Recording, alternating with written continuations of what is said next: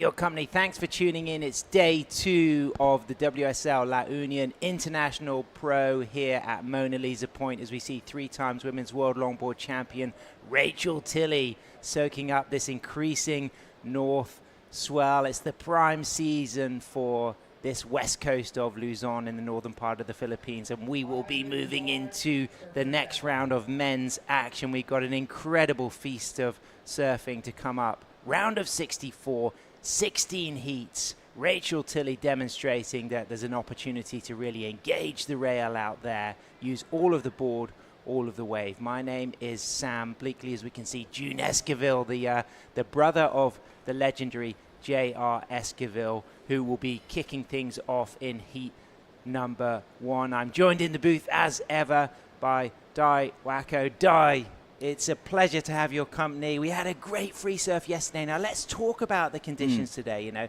the improvement, a bigger swell. You know, how is that going to change the energy and the strategy? Wow, it's looking super good and fun this morning. You know, it's bigger, just like as we expected from last week, and it's about 2 to 3 foot.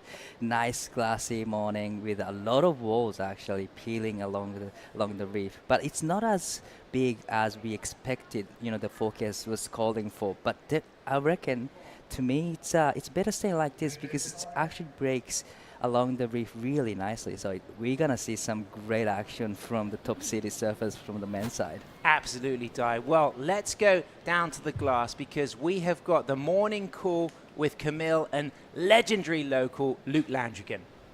Good morning, everyone. Yes, we are about to start day 2 of the La Union International Pro. The waves are looking so good, and no better person to make the call than Luke. Yes, we are running men's round of 64 of the men's, and we're running heats 1 to 16. And the women are off for today. Let's go, heat number 1.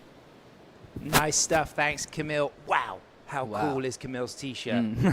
And how cool is that cool for the day? And how cool is Luke Landrigan? Of course, his father, Brian, one of the pioneers of surf tourism here in San Juan. As we can see, really the vista. I mean, talk about the setup here, Dai. What are we seeing on the screen? A lot of restaurants on the left side of the screen and a lot of hostels, a lot of hotels. So it's a perfect setup for surfers. You know, this is another Asia's surf destination here in San Juan, but look at this first heat matchup. It's a big one. There it is. It's the mighty Rogelio J.R. Esquivel, the goofy foot maestro, against Jordan Morris from Australia, Darry Robruck, the regular footer from the Netherlands, and John Brian Martinez, local surfer here from San Juan. JR, of course, a World Tour surfer, already in the top 10. He finished 8th at the WSL finals in Surf City, El Salvador last season. So he is a re-qualifier. So if he takes the win, then that means maybe 2nd and 3rd might qualify for this year's World Longboard Tour. But he's got some big competition.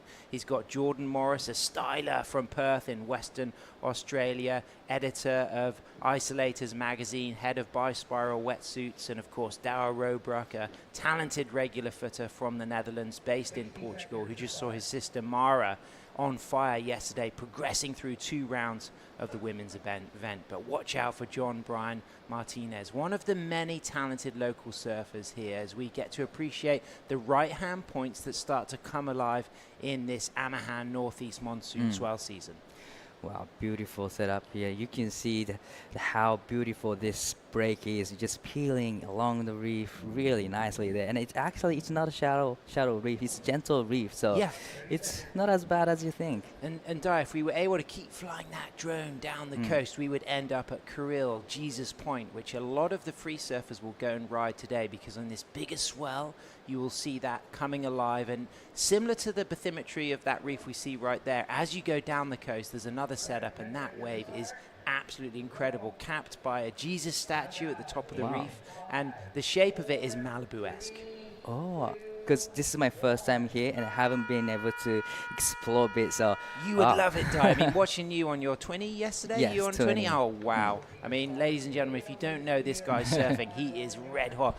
How long did you compete for in your career? About 20 years, I would say, since I was 8 till like 29.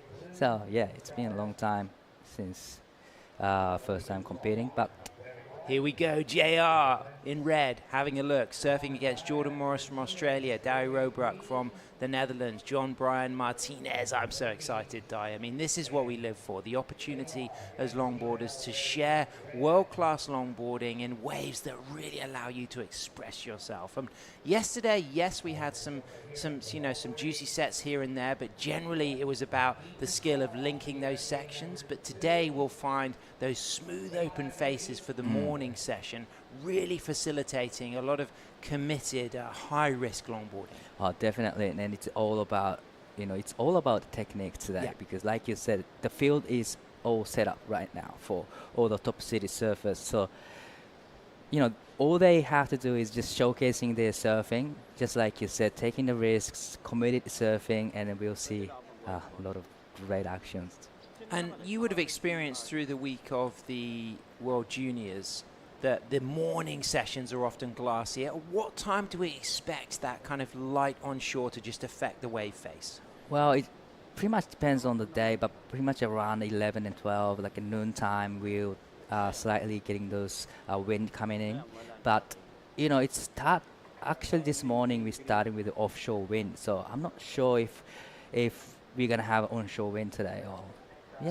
And this is the beach, Urbiztondo Beach, where you'll see a lot of the opportunity for the surf lessons as we move towards what they call Mona Lisa Point, where the surfers are competing. And as you go north up the coast, when you get these northeast monsoon swells, there are a number of great waves all the way up to Baddock Island and up in the far north. And this northeast monsoon swell season extends to hit all the likes of the Southeast Asia area, right down to Vietnam and Ryu Bay and Hainan. As we can see, Morris from Australia up and riding, our first taker today, the Perth surfer, clean in and out of footwork, nice start, composed, good kick out, active. Wave not linking up, but he will be so pleased to get his feet in the wax to just wash out those nerves, Di. Yeah, definitely. And you can see straight away how excited they are right now. They just want to get a wave, you know, because there's so many waves better than the wave he got, but definitely he just want to shake off the nerve first, taking the edge off, just like you said, he wanted to be on his foot. And we saw that a lot yesterday, that some of the surfers who were quite patient, it didn't always pay off. Some of the better scores could come from surfers who maybe caught a wave and then they were wide for a wide swinging set. But right now, JR, local knowledge, having a look, recognizes that was not a scorer. Dower kicks out. He's already got a 0.5, so that's his second wave. It'll also be a very low score. Could just see him looking over his shoulder. And right now, what we're noticing is all of the surfers just feeling out this rising swell, just recognizing that there's a bit of a shifty lineup. How much will tide play into today, Di? As the tide fills in, is it going to change the shape of the waves?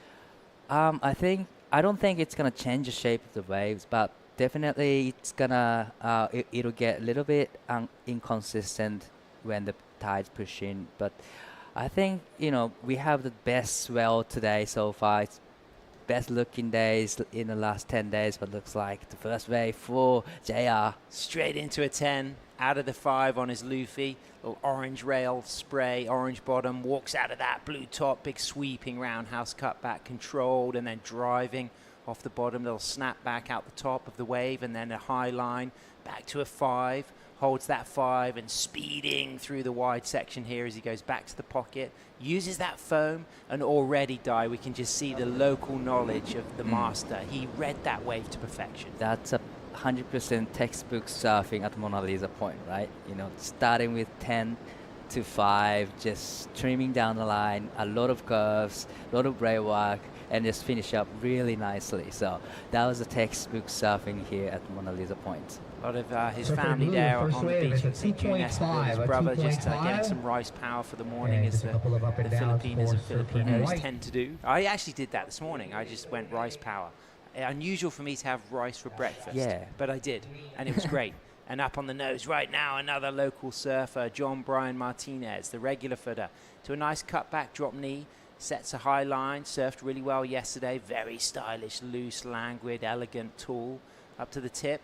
Unfortunate there was a lot more potential left in that wave. on a very traditional flat, fast trimming board. So he's going to drop a score, but here's the replay of JR. Beautiful surfing, straight to hang 5, to quick hang 10, steps back, just trim down the line, another quick 5, love that drawing cut back there, just back to the parcels of the wave, another beautiful trim turn there, and just waiting for the section to stand up, and that's another hang 5, and finishing up with a beautiful cut back turn there. So a great surfing.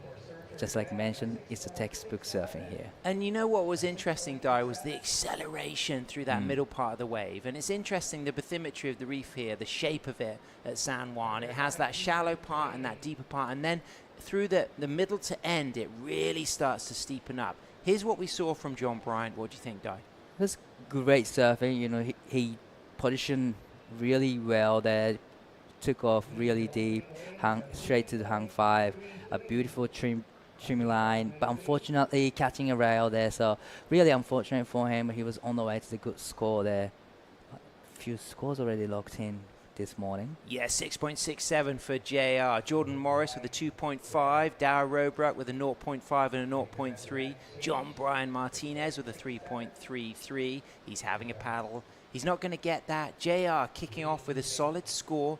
Talk about the psychology of the pressure of being the local hero, having the world's best at your patch. You know, how is that going to feel for JR? Oh, definitely. He had a little bit of edge this morning because, he's in first heat. He's wearing red jersey. That means he's a top seeded surfer, right? So definitely a little bit of edge, but he's, LT surfer, so he know how to deal with it. But this is a live action. Jordan Morris, beautiful setup there. Nice into a really nice radical drop knee turn. Great style, really using that rail, engaging it, stalling, setting up with cross steps to another 5, holding that 5, keeping it cool, pulling in for a tight 5. Great quick footwork, running out of that nose ride, as we can now see Dower up on the tip. Also a Luffy rider finds a second touch of the 5. He saw his sister Mara really performing yesterday out in the free surf. I said to Dower, congratulations on your sister. And he said, yeah, I was really proud of her. But now I'm feeling the pressure to perform because, like Jessie was saying about her relationship with True Starling, when your sibling does well in a contest, it puts more pressure on you to outperform them. Definitely. Sibling rivalry is a powerful thing. We saw that with the Slater family, with Kelly and Sean and the 3 boys. Skippy is a good longboarder, the youngest of the 3 boys, but of course Kelly's older brother, really inspired Kelly to achieve in surf competitions because he was always out surfing him. Have you siblings? I have younger brother, and we always compete in the same event. So I get that feeling. I always get the feeling when the brother got through, and I'm super happy for him. But also, I gotta do well. Otherwise, so much pressure. Yeah, I got 2 older sisters. They used to just beat me down, drag me around. It kind of it got me streetwise young. put it that way. But we didn't compete in the surf. Although they still they do surf, and it is a joy to share surfing with your family. And that's a big element of the surf community here in San Juan. Is there's a lot of surfing families, and we're now going into the second generation of local surfers who their parents have taught the kids, and that's special to see. Wow, it's a big community here. It's great to see all the families and surfing together and supporting each other, and actually they are surfing in the exact same event, so it's great to see them surfing in the same event, and especially on this big stage. Yeah, so we got the likes of JR's brother June in later today. We saw Daisy and her daughter Kyla surfing yesterday. JR, a little bit of frustration at that wave. It looked like he felt like he had the moment, but he's lost his priority. So he's sitting with a 6.67, but Jordan Morris chipping away at things now in first, as we can see some of the local surfers. 2004 Women's World Longboard Champion, Summer in the middle, Lucy Small, Emily Curry, Caitlin Mickelson, and then on the far right we saw Taryn King from South Africa, unfortunately eliminated yesterday. Christy Gilmore, Taryn King, 2 South Africans on the women's side, travelled out here together. Both were in the same heat. both surfed very well, both eliminated. And, you know, I had the chance to talk to them yesterday, and frustration but appreciation of the fact that they can now enjoy watching the event as JR goes into a 5, snaps back a turn, getting active and really nice foot roll over the tip there, gets a 5 to 10. And now as the wave gets a little bit foamy, he just quickly, elegantly whips that cut back and then drives back onto the face for some footwork. So he's going to back up his 6.67. How do you think about that strategy?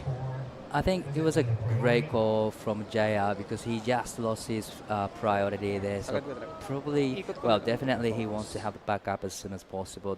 Then now he got the wave. He did some damage at the back, so pretty much he's now in the good position. Sure. So probably now he's gonna have a sit and wait strategy and just waiting for the right ones to get another great score. I really noticed that yesterday, Di, that when surfers either were in priority and they either didn't make a section or they missed a wave, sometimes they would get a significant score just by coming a little bit wider and finding something that the other in priority surfers weren't looking for. And we saw that with JR. I mean, I don't feel it's going to rival that 6.67, but if we look at the 4.33, which is Jordan Morris's highest wave, it could well be in that ballpark, and it puts JR in a strong situation then in first. Definitely, you know, the good thing about this Mona Lisa point is you don't always have to sit at the back because there is, like you said, there's another peak on the inside, and then you can sit wide and just paddle for it, and nobody noticed there's going to be a wave,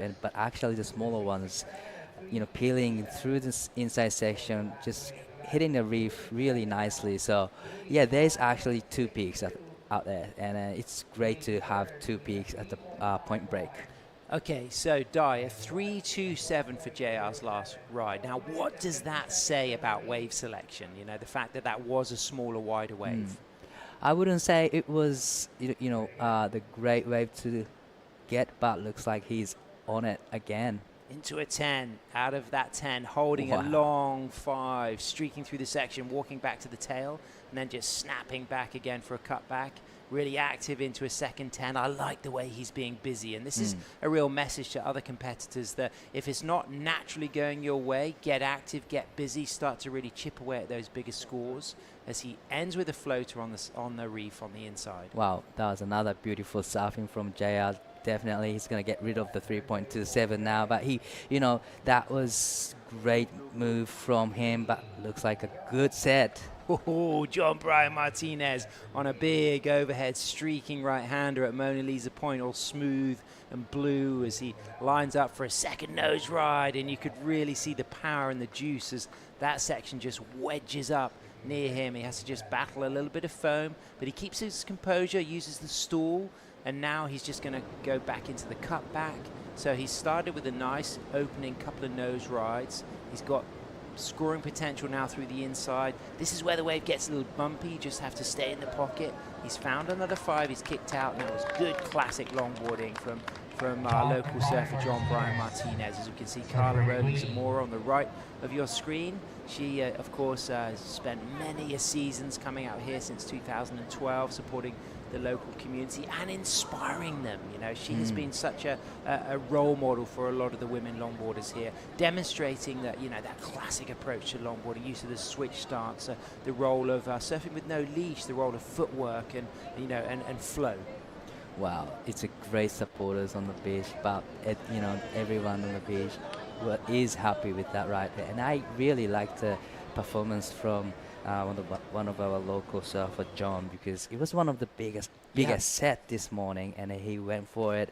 He got the 5 to start with, trim down the line, and the wave actually breaks down really fast on him. But come around the section, he had a moment on the inside section. So great performance from John Bryan. And I was just looking at some of the judging notes that our head judge, former Women's World Longboard Champion Tori Gilkerson, sent out today with Will Hayden-Smith, the director of the regional tours and longboard tours. And as we can just see, our surfer in blue coming up for our next heat. 10 minutes remaining. To be Shohei Akimoto. Of course, you would know Shohei's a legend. He's a legend. Absolute legend of Japanese longboarding. I used to compete with Shohei back in the day, and he's still going strong. He's been competing over 25 years. You know, he's been one of the legend and role model for all the longboarders in Japan. So it's great to see him back in the Philippines and just, you know, hungry for the title here. Here we go, John Brian Martinez up to a 10. Wow. Stalling on that 10, upright into a little drop knee turn. Very classic, very traditional. Scores coming through for his third wave as he sets up a nice soul arch bottom turn, and again using that drop knee. Cross-stepping forward, holding a 5. Walking cleanly out of that 5, going on rail. Classic approach from John Brian Martinez as he gets his 4th score. So his first score is a 3.33, second a 1.6. We're waiting for the 3rd score, which is that significant set. And it feels like these last 2 waves of John Brian will be his best 2 scores. Definitely. And then, you know, John and JL are just showcasing how to manage a heat. You're now in second. Surfer in Get the green, set now in wave, second. and on the way back, you gotta have one more roll You're on in the third. inside You need section. 3 That's how you get the good scores. Yeah. But we're still waiting So for one look, going more back to score those for judging green, notes last wave. about combination of white, major taking a maneuvers are a big 5.1. important element today. Variety and mixing critical nose rides with clean footwork and fully engaged rail turns in the pocket, as we can now see JR, and also natural wave reading will be rewarded, maximizing the scoring potential with effortless flow and timing, keeping things smooth and connected with that continuous speed, and of course style, flow and grace and commitment. And throughout that, looking for degree of difficulty and flow and precision. And some of the things that could negatively impact a score in today's judging notes are loss of control or excessive recovery from those maneuvers, you know, that wobbling. And we saw surfers getting penalized a little bit yesterday if they got stuck behind the white water and grabbed the rail for safety. Flowing through things is going to be really important, Dai.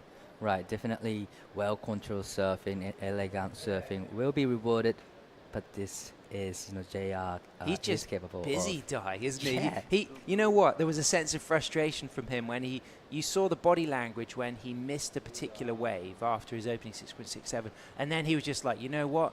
I am just going to get active. I'm going to get a lot of waves and work at this. I'm not going to lose my opportunity to stay in this event and get all the way to the final. Yeah, but I understand though, because yesterday was first day for the longboarding, but you know, we've been here over 10 days and probably he's seen all the actions from the juniors. He was pretty much psyched, stoked. Yeah. He was so ready to be in the water, and then now today finally with a lot of swells, you know, showing up, and he's in the water, so he's psyched up now. And it's been the opposite role for Dower, because Dower has played the patient game, but is it going to pay off? You know, he's sitting out there with first priority. Dower has had an incredible season performing on our regional European Longboard Tour. He's a fantastic talent from the Netherlands, based in Portugal, and he's here with his sister and his younger sister and his mum and dad. As we can see, Jordan Morris, all style. I love the approach Jordan shows. I like the use of the drop knee. I like that classic style, but also the way he engages the rail. And that's one of the exciting things about a new generation approach to longboarding. Is a lot of these surfers are on single fins, on soft rail boards, but they really want to get involved in the wave, and some of them will have a bit of edge in the tail to help that. And Dower is one of those all-round surfers from this new generation who's light-footed, but he gets a lot of thrill out of riding his longboard in juicy, quick waves. Now he got the wave. You know, he's been waiting for the wave for about quite a long time. So it's a hard one when you have to wait that long, isn't it? Here we go, smooth and clean.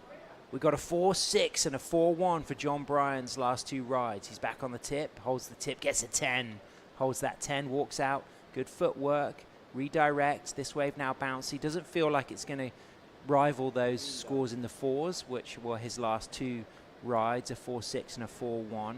Jordan Morris now in 3rd, chasing a 4.38. Dower Robruck will drop a score, waiting for that to come through. He's got a 0.5 and a 0.3 and a 2.77. So as it stands, Dower just needs a 5.93. Jordan needs a 4.38. John Bryan needs a 7 to go up into 1st, but we've got to wait to see some scores coming through on a big set. JR up to the 5, runs back, deep on that section. He knew that that wasn't worth staying committed to. He knew it wasn't going to go into his top 2, so he's going to go back out for priority as those scores start to come through, but it still feels like John Bryant and JR are going to be the front runners. Yeah, definitely. You know, the local knowledge is really working really well here. You know, by just watching how JR managed this heat, just showcasing his knowledge here at Mona Lisa Point. You know, usually when you get on the wave and you don't really want to kick out quickly. Yeah. You kind of want to just race down and see how the wave turn into. But on the last wave from, you know, JR, he just kicks out quickly. So yeah. that's how much he knows this place. Exactly. Local knowledge paying off. You know, he was patient at the start, waiting for a set. He got one. He missed a set, and then he opted to stay wide on the inside and get active. And he chipped away at that and was rewarded with a potential carrying score of a 4.93. Now he's going to sit things out as we get to see the judges are positioned in the top of Escape, that building, with the blue banner representing the sponsorship logos. And you can see the priority board there and the flags as well to indicate it's 25-minute heats. That flag will change when there's 5 minutes remaining as we move back to the lineup. Priority with JR. Second priority with Dower. Now that's an interesting opportunity for Dower because he's chasing a 5.3. He drops a 3.4 as John Brian Martinez gets a nice nose ride again, speeding through that section. He is wearing his leash, so that fall is not going to be a problem. I would imagine we're going to see a lot of the longboarders wearing leashes today. However, there will be some that won't. There are longboarders in this group who would rarely use a leash, and we'll notice that, and we'll start to point that out if we see, because it's full commitment out there with no leash. It's a full commitment. You know, it's yeah, if you fall, then you're going to have a long swim and long paddle back out. But definitely that's another beauty of the longboarding, you know. Just committed with everything, you know, no leash, no leggies, just committed nose ride in a critical section. So you're not hesitating anything. Absolutely. And of course, you know, not having the leash, when you're walking in and out of those nose rides, there's less opportunity for that leash to get tangled around your toes. Even when you're knee paddling, having that leash can be uncomfortable to flex low and sit back on your calves for the knee paddle. But right now, JR in first priority. He's going to take this wave. He's got a high line, stalls it, 4 steps to a 10, long lifting 10, double 10, holds that 5, walks out into a third 5, and another 10. So 3 hang 10s already in there. Look at that sweeping critical down carve. And already I look at this wave and I'm excited on the score because I feel as if this is already going to be higher than the 6.67, and he hasn't even finished the ride yet. Oh, definitely, you know, it's going to be highest score in the seesaw, for that's for sure, because we haven't seen a double 10, double 5, and at the back. So definitely it was beautiful surfing from JR, and he's just showcasing his skill set. But it's interesting, Dawa just got away, needing a pretty big decent score, 5.3. So it's interesting how it went down. Here's the Star Master from Perth, WA. Styling, stalling, nice bottom turn, Jordan Morris, but that wave not delivering. He kicks out. So he's chasing a 4.38, but that will change potentially when Dower and JR drop their scores. John Brian Martinez on a peaky one. He's going to come from behind the peak here and just fade in with a high line and 6 steps to a quick touch of the 5. Walks out of that nose ride, goes into the drop knee, and then just readjusts that back foot to the inside rail. That's a foamy one, so it doesn't feel like it's going to go into his top 2, but there's only now 45 seconds remaining. So Jordan Morris is now sitting out back with priority, waiting for scores for all of the surfers. We're expecting JR to drop a big number, definitely. For me, I'm thinking that's excellent range. Oh, for sure, 8 or 9 point range, that's for sure. But it's a clutch moment for, you know, all the green, blue, and white there, and a definitely nerve-wracking moment for Jordan out there by himself, having first priority now. But we didn't see Dower's ride. body language, when I looked at his face when he came in, for me, there wasn't that smile of contentment. Right. I was thinking maybe it didn't go his way, but up and riding. Jordan Morris holds that 5, all cool, gets the photo moment there, and then goes into a really stylish drop knee turn as he just sets himself up again, looking for a 4.38 as he moves through to the inside, and he's keeping that board in trim. He's keeping it cool, he's stalling, he's come right through to the inside as JR still waiting for a score. John Brian Martinez for a score that I don't think is going to go into his top 2. JR's is going to be a biggie, but it's all about how Dower's wave sits in the whole context of this, because Dower was only chasing a 5.3. I mean, you never know, he could have absolutely nailed a full soul arch hang 10 to hang heels barrel on the outside, and we didn't see it. Who knows? It didn't look like that from the smile on his face, though. Right, but it was an exciting hit, you know, from the start to finish. You know, just JR was dominating this hit, and one of the local. Oh, here we go, Dower. Did he go hang 10 to hang heels to barrel? He went to hang 10, and it looked good. Watch out, Di. This guy has done something strong, and there it is. It's a 5.67. Oh my gosh. He's moved up into second. What a massive moment for the Dutch surfer. I mean, that's put my hair on it. I'm so stoked. However, we're still waiting now for a score for John Brian Martinez. So it just didn't seem like that was going to go into his top 2. Also, Jordan's wave. You know what? Wow. 4.75 for Jordan, right? I think that Dower's done it. I think that's incredible. And due respect, he kept his cool. You know, he didn't crumble under pressure. And there it is. It's official. JR takes a convincing win, and Dow. Oh, wow. Maybe there's a change in situation, and Jordan Morris got the score.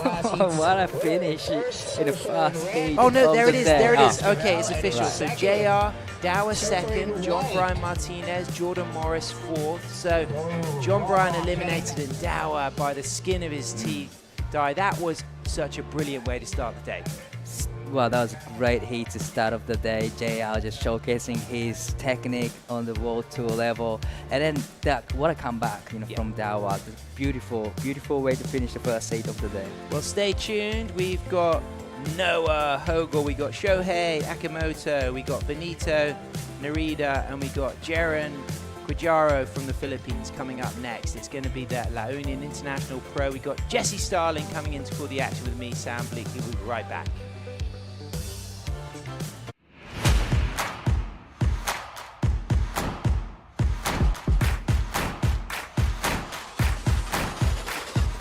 Let's get started.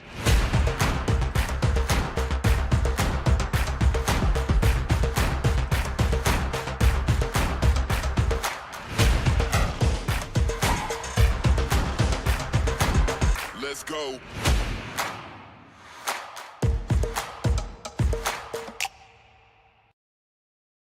Record revenues from regulated gaming has boosted PAGCOR's social responsibility efforts, bridging gaps in the government's education, healthcare,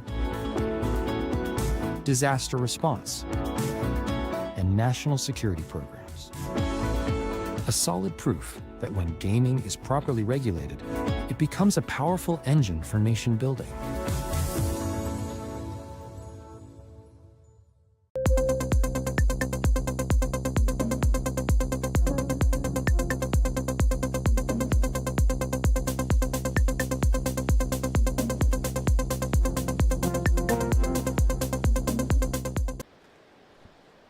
Welcome back to the action. Thanks so much for tuning in. A pleasure to have your company for day 2 of La Union International Pro, round of 64, heat 2 of the men's. Noah Hogel for USA, Shohei Akimoto, legend from Japan, Benito Narita, local styler from the Philippines, and Jaren Quijaro, also from San Juan, La Union. My name's Sam Bleakley, joined in the booth by Jesse Starling. Jesse, absolute honor, pleasure to have your company. It was great listening to you yesterday.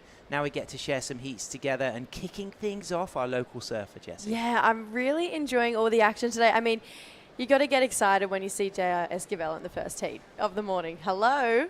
Well, talking of excitement, on the glass, the mighty maestro representing the hometown, JR, is with Camille. It was always going to be about watching this guy right here surf. This is his home break. He grew up right in front of Mona Lisa Point, and no wonder he dominated that heat. But talk to me about the last few minutes of that heat. There was a flurry and exchange of scores, and sayang for our fellow Filipino Bitongski. What is your assessment of what just happened? Yeah, I feel so sad for my fellow Filipino Bitong because he's in the second position on the last few minutes, and then the white got the wave and he cannot manage the priority. So yeah, I feel sad for him, and yeah, stoked for Doe because he's a Luffy rider. I remember you saying something along the lines of just having the best in the world right here in La Union is already a win. And that is a major quote I want to repeat because it's absolutely correct. So even if Bitongski is not advancing to the next round, what a great experience for him. Now, JR, aside from being the top surfer in La Union, you're kind of everybody's coach. So how do you manage giving away pointers, tips, your strategies, but at the same time, keeping something to yourself? So, diba, you don't show all your cards on the table. Giving them all my advice, and yeah, trying to share what I've learned from the World Longboard Tour. And yeah, I want them to be one of the best in the world too. So that's why I'm sharing everything I have to them. Okay, and I know recently you and your girlfriend opened up a nice little coffee shop, so also trying your hand at business. Why don't you say a shout out to them watching over at Stoke House? Shout out to Stoke House, to Reina, Willette, and Marcus, and Gab, and to all the supporters and sa lahat ng sumusuporta sa amin, lalo na sa mga Pinoy, maraming salamat sa inyo. And yun, punta kayo dito sa beach, panoorin ninyo para mas lalong lumakas yung loob ng mga Pinoy na magko-compete ngayon. Absolutely. If you're not here yet, get down here already. That was just heat number 1, and we've got heat 2 right on the live action. Oh, great stuff, Jesse. He is such a legend, JR. He's so cool under pressure, and he's such a role model. As we can see Noah up on the tip, holding that nose ride into a beautiful down carve sweeping turn off the top, back up to the tip. Comes unstuck, but he's kicked off with a 4 and back to JR. I mean, I've always been pushing in the World Longboard Tour commentary for them to build a statue of him in Manila because he's such a you know, wonderful human and a huge role model for sport over here. They should definitely have a statue of him here as well. Absolutely. JR, you know what, as we take a look at the replay here of Benito, you're looking at a 6-point ride for his opening wave here. And JR, like he just kind of mentioned in that post interview, he is such a big influence on every single longboard surfer here, including Benito, and just the advice and the feedback he wants to give it. And him setting the standard in that first heat, it would make surfers like Benito, who's locked in, like I mentioned, a 6-point ride already on his first wave. It would really rev up this local community. I've had the privilege of commentating 2 longboard events now, and they've both been in the Asia region, and JR's won both of them. Yep. And was that the Belair event? Belair and this event last year here at La Union, She and he's just this incredible human. Obviously, he's so talented, but just the kindness that he gives back to this community, it's unwavering. And what I recognized then was the pride of winning, but also the awareness that his teammate John Bryan didn't get through. But let's now switch attention to our surfer in white, Benito, an absolute legend. He's got a 5th at the Belair contest last year that you worked at. So he is a strong surfer. He's older than JR, so JR also would have been inspired by him growing up. He's a very powerful poise surfer, surf coach at the Beach Boys Surf Club. And coming up next in white, you can just see our competitor there. It's Tim Rader for the USA. So a lot of cool cats have traveled out here, and you know, it's a long way to come. So, and there's a lot of gratitude from the local community that people have put the travel time in to be here. I've really enjoyed, like I mentioned, I've only done 2 Asia QSs in the longboard scheme of things, but I'm really enjoying this international field, not just based on the talent, obviously it's incredible, but based on how much everyone is enjoying their stay here in the Philippines. You can see La Union putting on an absolute show. Conditions absolutely pumping today. I'm loving seeing all the local boys have a dig. It really is. It's silky, it's smooth, and we can see now Benito has dropped to 6 and he's going to back that up, and Joe Ren has got a 1 and he's going to get a second score. Noah out there in the lead as it stands with a 4 and a 2.67. Shoei, a Japanese surfer. I used to compete against Shoei in the likes of the Biarritz Festival going back like over 20 years ago. He's probably about 40, so he's a lot younger than me, but he has been on the scene for a long time. He's been a full trendsetter for Japanese longboarders. Again, I've been introduced to Japanese longboarding through Natsumi. Yep. And Natsumi, the level... how good was she yesterday? Oh my gosh. She was a standout. Honestly, the level of talent that these regions... I've only really been introduced to Filipino and Japanese longboarding. It's a good start, Jessie. It's just beautiful. And like the technique and the poise that they all have, and just the tiny increment steps, and just the way that you can even see like just the minimal ankle movements that help change away from a 4-5 to go to a 6, you know, and the way they read the ocean, you see it really does transfer through the entire population of either Japan or the Philippines for longboarding. Obviously the Tucker family, incredibly talented as well. But to see someone like Shohei, who's got that real stamp of authority, come over here to the Philippines, compete and try and fight for a spot on the World Longboard Tour, even with so many years of experience, you can see, I feel like this crop of athletes in this event, they're all really pushing each other to lift right now. Absolutely, and we could see our surfer in blue, Rico, local styler as well, coming up next. We've got a lot of the Philippine surfers represented here in the men's draw. 64 surfers in this round. We got 16 heats. That will be what we'll be focusing on today. It's going to be a brilliant day of action, and Shohei up and riding 6 steps to a 5 into a nice tight 5, holds that nose ride, and then puts that board into a nice downturn, and then off the middle of the wave, stretches for another 5. You like that, Jessie? Yeah, I did. Felt like that was in a nice steeper part of the wave as well, which is obviously super critical and clutch for getting those points up on the board. But I'm really loving just his poise on this wave. It's easy to watch. And what's interesting today is the transition between those cleaner faces and the way the surfers now navigate the little chop in the channel there as that water just kind of gets turbulent on the shallow reef and then starts to wash back out to the lineup. Yeah, it's interesting. It definitely, we spoke about it a lot yesterday, Di and I. Just wave selection through that inside section is really critical, because you can have an amazing outside, but then have the inside let you down a little bit. 2004 Women's World Longboard Champion Summer there on the inside. She works as a nurse. I mean, you know, not only have we got Rachel Tilley here as Women's World Longboard Champion, we've got Summer and Caitlin Mickelson next to Summer, and Daisy. I mean, Daisy, you know, not the tallest person in the world, but her surfer is statuesque. Her surfing is world class. Oh, it is. And she's just got she's kind of takes that role similar to JR, where she's got so much knowledge to give back.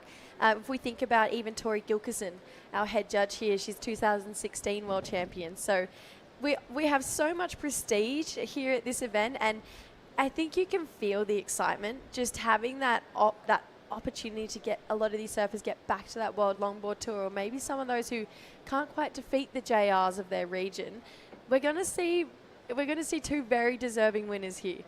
And Jessie, how different now does it look in that lull? I mean, talk about the strategy of wave positioning when you're in priority, and not to be lured too deep out of position. Yeah, it is. It's tricky, especially here on the low tide, because you can get kind of caught up looking up the point, and there's another wave up there, or there's another wave up there, but you really do, especially on the low tide, need to sit on that wider bank, because it's going to close out too deep. I can see some familiar faces. That's Grover's LU next to Surfstar, run by Mylene, who's a famous actress from the Philippines. She's busy working at the moment. She'll be Love back that. here for finals day. A lot of the surfers are staying there. We see Ben Skinner. He's going to be coming up. Tony Silvani. Big news about Tony yesterday. He proposed Yes, I his saw fiancée. that. I loved it. The turtles got unleashed, dropped the knee. So that's Hello, the lovebirds romance. on the right there. And the Julian Schweizer's talking to them right now. I mean, that was a cool moment. I saw that, and I was honestly, who would have thought they're letting out little baby turtles to start their life, and then drops the knee, and they're going to start their life together as fiance or husband and wife. So yeah, pretty cool to go back home and be like, I got proposed to in the Philippines. Brilliant. Noah just giving the wave to the beach announcer just to get positions, scores, priorities. So he's in third priority. He's got a 4 and a 2.67. So what will be going through his mind right now, do you think? Yeah, it's an interesting one there because you look, obviously that 6-point ride for Benito, it's a real standout here. But when you look at first place, Shohei's got pretty much a 5 and a low 4. Yep. So for someone like Noah, it's really only a 5-point ride and you're getting yourself in the lead. Sure. So that's just one really composed wave from start to finish. I don't feel like you have to surf out of your skin to get a 5-point ride, Yep. but just a really beautiful start to finish, has the rail surfing, has the nose riding, even just that a little bit of extra personality I feel like is getting the judges' attention as well. Yeah. We saw a competitor yesterday start, Rachel and I didn't even know what to call it. It was like a step back hang heel. Nice, nice. I Right at the start remember of the hearing wave. about that. I was in the booth. I didn't see the monitor, nor was I watching Yeah. the live action, but I heard the excitement of you both talking about it. It's just moments like that I think are going to really grasp the Sure. judges' attention. And when you're in a field of athletes as talented as this round is, I mean, we have 16 stacked heats. There's Sure. not one easy heat in this round. I feel like you're going to need to bring a little bit of X factor to your surfing. But right now, for someone like Noah, 5 points. It's just it's just an overall ride, start to finish. Get that, and then build from there. And some cool names coming up. We got a local surfer, Roger Casagay. We got Phil Rasman, 2 times WSL World Longboard Champion from Brazil, in remission from cancer treatment as well. Wow. And an amazing recovery from Phil. Amazing. It's really special to see him back at the top of his game. We got good talent, Joe Maria Bueza. He's been on the World Yes. Longboard Tour. I'm not going to lie, I'm a fan of Joe Marie. He's one of my favorites. That's Moana. You know, Moana worked in the water safety team for the Olympics in Tahiti from a legendary Tahitian surf and lifeguard family. Has his own surf school in Tahiti. A very good longboarder, very lively, very dynamic, and really represents Tahitian culture to the core. I can't explain to you how exciting this is for me because so many of these names I've never been introduced to before or even seen surf before. So when I feel like when you get to know a surfer and see them, once they get into that rashy, that competitive fire really starts to come out, and then you hear the backstories, it's really easy to create an attachment to that person and get involved in the storyline. Hence why I mentioned Joe Marie. I'm a massive fan of his surfing. He's amazing, and his brothers are competing as well. Yeah, 2 of his Justin, brothers yep. are in the draw. But Joe Marie, to get on the World Tour last season, that was a huge achievement because not only did you have JR, you also had Joe Marie, and there was, the scale of the diaspora of the Philippines globally, the people that live and work abroad is huge. It's the biggest diaspora of any country. So wherever they go and compete, there's a good Philippines population to come down to the sand and cheer, particularly at Huntington Beach in California. Yeah, you definitely feel the love there. And I think as well, Joe Marie has this incredible approach to his surfing where it's fluid. Yeah. It's just so Very beautiful good to watch. description. When you think back to Belair last year, it was JR and a Joe Marie final, and you can't help but, you have this real just authority of JR. You can't help but kind of fall for the underdog story of Joe Marie a little bit as well. And I just think how hard he's worked to get to where he is in his career. It's really easy to get behind him as a surfer, and then to watch what he does on the wave, it's easier again after that. Okay, hustle here, Jesse, for a set. Who's got the right of way? Well, Benito's got priority here, and he's actually in the best position out of all of these competitors, although he's currently in second. That 6-point ride, it's at least a point better than the next highest score for our surfer in the lead with Shohei, so he's sitting really comfortable.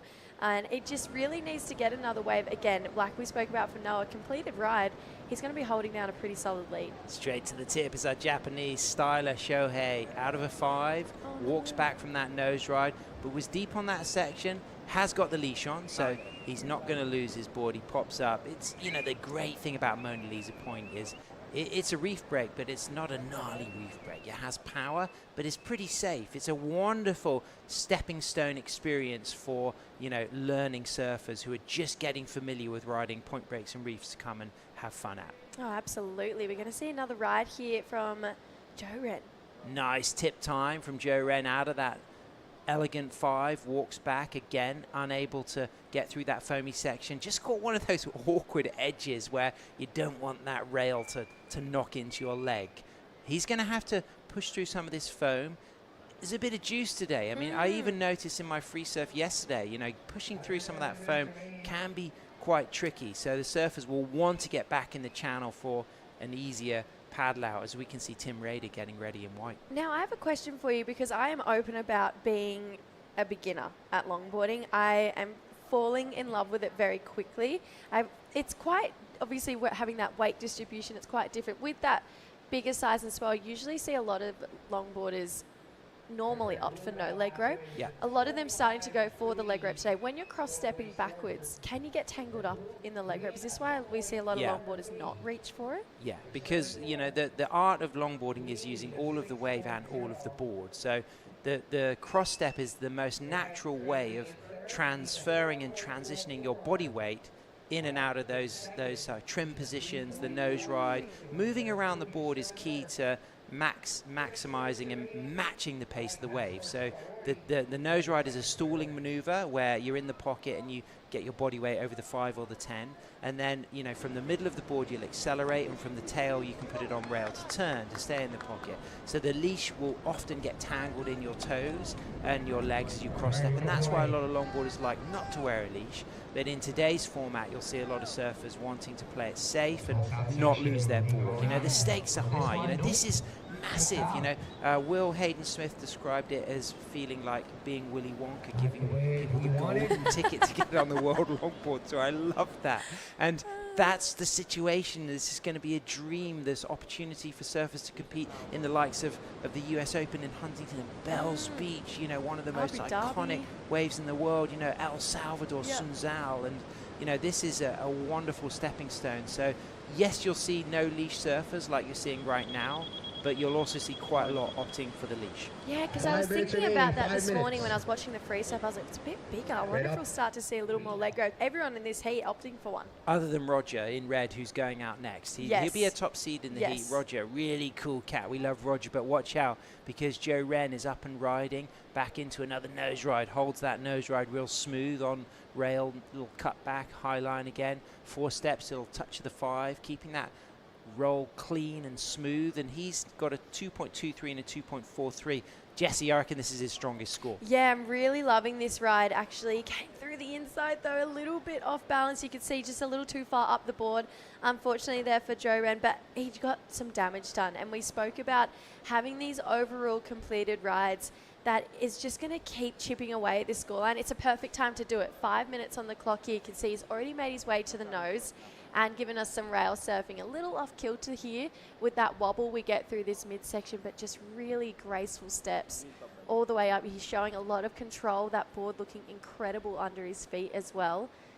And then this inside section here, you can see he knew he needed to add some more points to the board. Starts to walk his way back up to the nose for a 5, quick 10, and then didn't quite get back down enough there. So maybe a little couple numbers left begging on the inside, but some beautiful outside work done. Noah on a long 5, good overhead section, great nose ride, clean footwork back to the tail, off the bottom, accelerating into a big smooth float, landed with panache and complete flow and engagement of the rail, and still in trim and just coming cleanly into a drop knee turn, and then stalling for a quick touch of the 5, walking back to the tail, down carve using the bottom of the wave, and then just readjusting to get that line high for a touch of the 5 again, and runs back into another drop knee turn. And already this is feeling like it could be kind of sitting close to excellent range 3 minutes surfing. remaining. Yeah, that's definitely the most exciting wave I'm going to say that we've seen in this heat. I've come to love those big power turns that you see these guys, just the way they can maneuver such a big board. It really is incredible. They must have the strongest quads. You have to have a lot of calf strength to be a professional longboarder as well. Benito, though, he wants to hold on with this 6-point ride here. Sets a nice fade in, holds the 5, 10, soul arch, all cool with his arms down low. Back to the tail, and now just a little chandelier of white water. He'll stand tall, he'll eye up the opportunity for a reform. He's got to navigate some bumps and some chops, but he wants to stay in the pocket, and there it is ahead of him. Touches the 5 with control, walks out of that nose ride, turns on rail, and he's getting close to the channel on the shoulder here, but he's still got more scoring potential for a little bowly 5, right through to the inside. So I now start to feel our surfers in second and third, white and red respectively, have really got very significant scores to add. With just 1 minute 50 seconds remaining, we may well see Noah moving up into first and Benito moving up into second as we get the replay. Oh, interesting to note Benito was looking at that, but wow, how is that 10 here in this big section? You could see he started to gain his speed, comes up to it, a lot of control to come back down as well. I was like, oh, watch that outside rail. I was thinking it might be easy to clip that, but he just surfed this so beautifully. Can see just working his way back to the nose. This next section through here, I really enjoy. Just really fast, quick footwork to get all the way up for a quick 5 there. Just drops that back knee back and gives us that rail surfing. As far as an overall performance, incredible. Loved that. He gave us everything to work with on that wave. Benito wants to stay in this heat, and that's a way to do it. Soul Arch 10 there. Love the style that we're getting to see from Benito. Puts it on rail. You can see a bit of a down carve. And I just love the patience that he has, especially with this wave. He knows exactly where to push and pull. He starts to push through this middle here, gets to the nose again quickly, and you can see he can pull back, try and find a little bit more through the inside section here, and now starts to work a little bit harder, gets back to the nose again.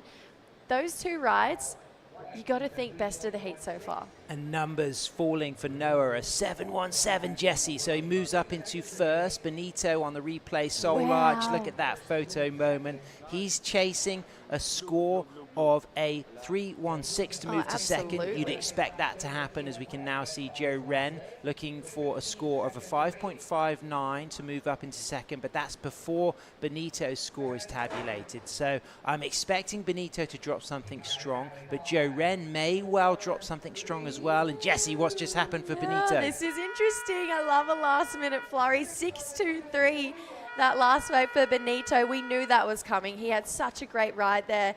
But perfect time to answer back for Joe Wren. Needs to be the best wave of the heat, though, a 7.6. Okay, I don't feel it's going to be a 7.6. I don't think so either. I liked that big outside turn there of Noah.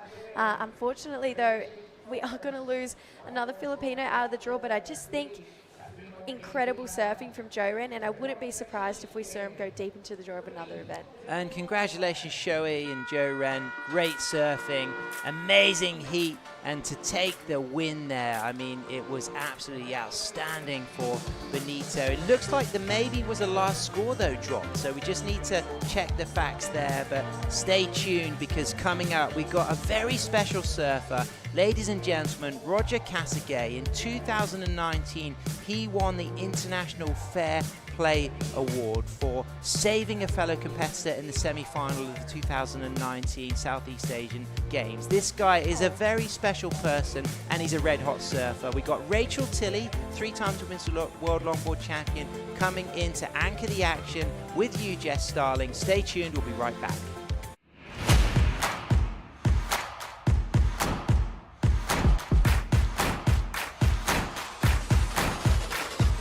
Let's get started.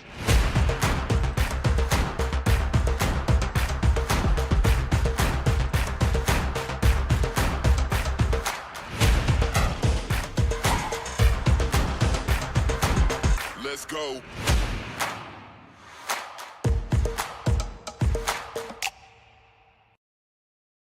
Record revenues from regulated gaming has boosted PAGCOR's social responsibility efforts.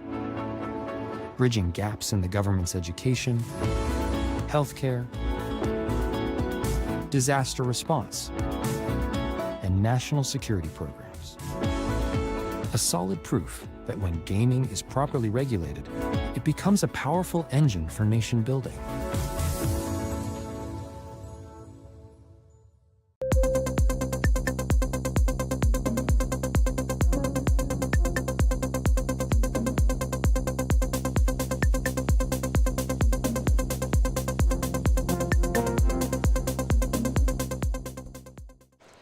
Welcome back to the action. We are here at the Union International Pro, and we are into Heat 3 of Round 64 of the men today. You're joined here by Rachel Tilley, and in the booth with me, Jessie Starling. Hey, good morning. I'm excited to be back calling heats with you again. Yeah, we have a great heat. We have Roger Cassidy, Rico Dumiguin, Tim Rita, and Archie Bemrose up and riding right now. Taking this one and getting a little unstuck. You can see he's having a bit of fun, wiping the nerves off. But it looks like Roger has already dropped a big score in. Wow. Let's take a look at this one. Yeah, Rico getting his campaign underway as well. Wow, lovely outside 5 there. Can see these bigger looking waves, they're starting to throw a bit of water here. We get a quick soul arch 5 again from Rico. Great control, even with a bit of backwash on this wave. You can see his board bouncing around a little bit. I'm just loving the use of this inside section though. We're seeing a lot of points on offer here. He gets back to the nose again for a 5 and then shows us a little bit of that power surfing that he has in his repertoire as well. So great all-round ride here for Rico. But looking at that number for Roger, a 7-5 to open up his campaign here as well. We're going to take a look at it here. Oh, you're kidding. Wow. Outside 10 in a really critical part of the wave. Just typical Roger. Just got style. He's going to go critical here and give us some good-looking carves as well. There's not really much more you can ask for than a steep pocket, getting to the 10 toes over the nose out the back here. It had to go as high as it did. Yeah, I love his maneuverability as well, coming into the inside. And seeing that he's not wearing a leash as well, Crazy. Very impressive on a big day like this. Archie answering back. Yeah, Archie, I'm not going to lie. Let's be real. I'm going for the Aussie in this heat. Yeah, that's not a surprise to me. Yeah, let's not sugarcoat it. Archie, I'm a big fan of his surfing. I loved watching him yesterday and what he could do on some small inside waves. Now looking at him on a bigger looking wave and just carrying so much momentum, especially through this inside. Obviously got a little bit bounced off there, but Archie with that really relaxed, composed style. And I think these bigger looking waves are going to be good for him to really showcase that talent he's got.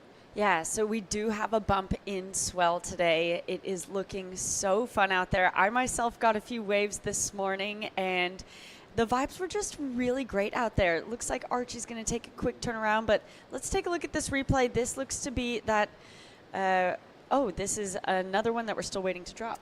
Wow, another 10. You can see that tail getting thrown around in the foam a little bit there. Soul Arch 10 again. He goes for the end section, but just getting a moment like this on the wave, having that tail kind of be thrown around a little bit by the whitewater behind you, the control it takes to do that is, and the ease that he makes it look, I'm like, why can't I do that? Because he's making it look so easy. Roger, definitely a way to stamp your authority at the start of a heat.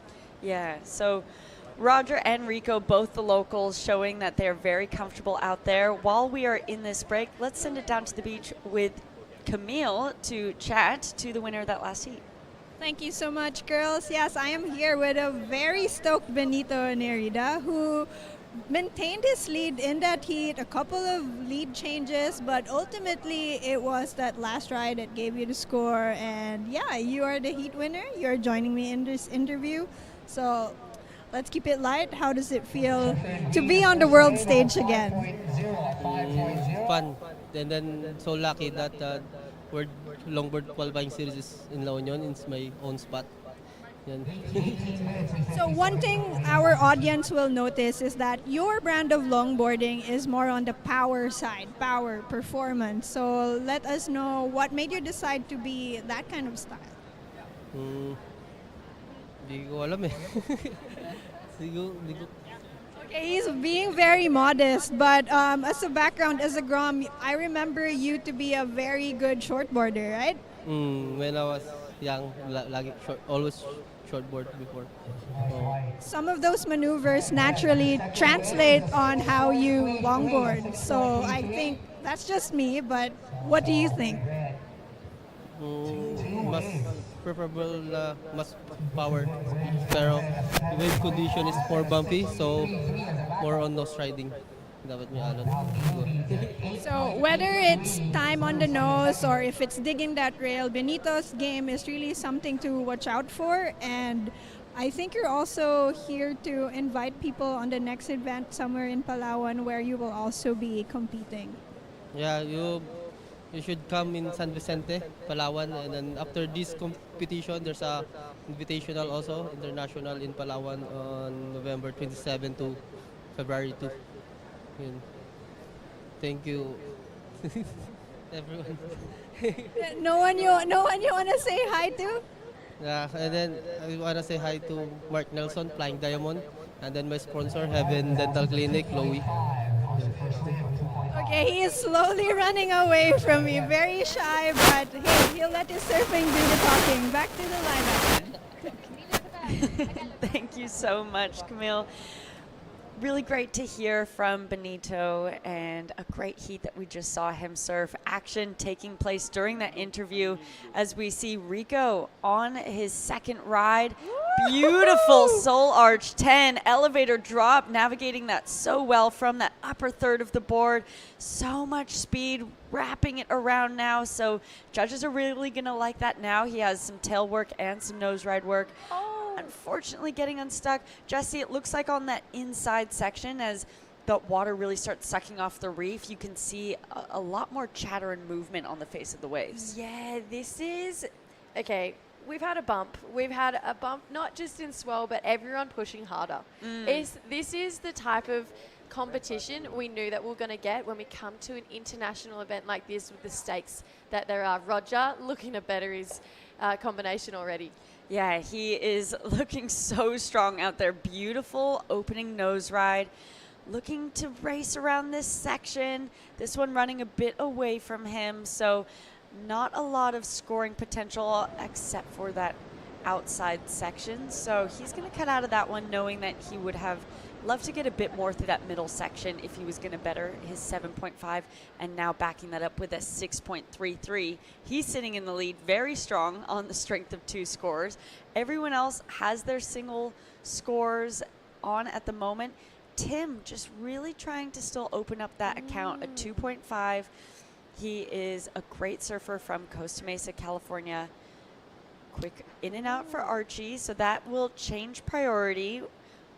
That going back to Tim, but talk us through this one. I love this guy. Rico with a really cool 10. I love the way he pushed the hips out, had that soul arch moment, adds for a little bit of drama on the wave, and just look how much speed he's got on his board. Puts it on rail, brings it back around to this power source, and then starts to push again. Back to the nose. Unfortunately, pushes a little bit too hard. You can see just not in total control of his board, but a moment for this 10-point ride. That is picturesque. You snap that shot, it's going on the wall. Yeah, absolutely. So beautiful.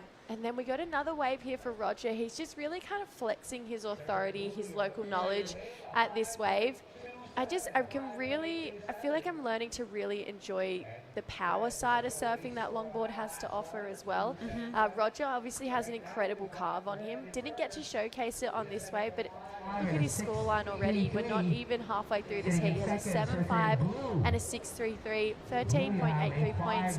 Exactly what June Esquivel would be looking to do, considering his big brother put on an incredible performance earlier today. Yeah, we saw JR, his older brother, go excellent this morning in that first heat of the day. And so you can see him now watching Roger and Rico, just preparing for that heat. He has a big one coming up as we see Rico on another one. The locals are really showing their knowledge of this lineup and navigating it, their wave count being the highest for both of them of the heat so far.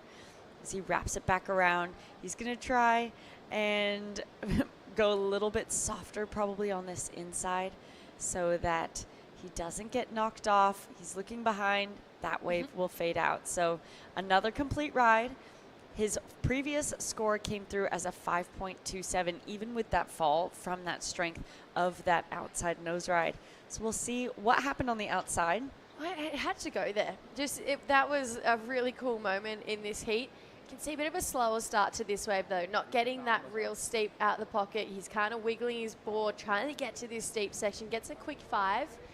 In a pretty steep pocket, love that carve down here for Rico. Gets back to the nose again, holds it for a little bit longer this time, and you can see just really using the length of his board beautifully, trying to get that momentum through the inside. Unfortunately, not much on offer here, but potentially the start a little tangled in his leg rope here for Tim.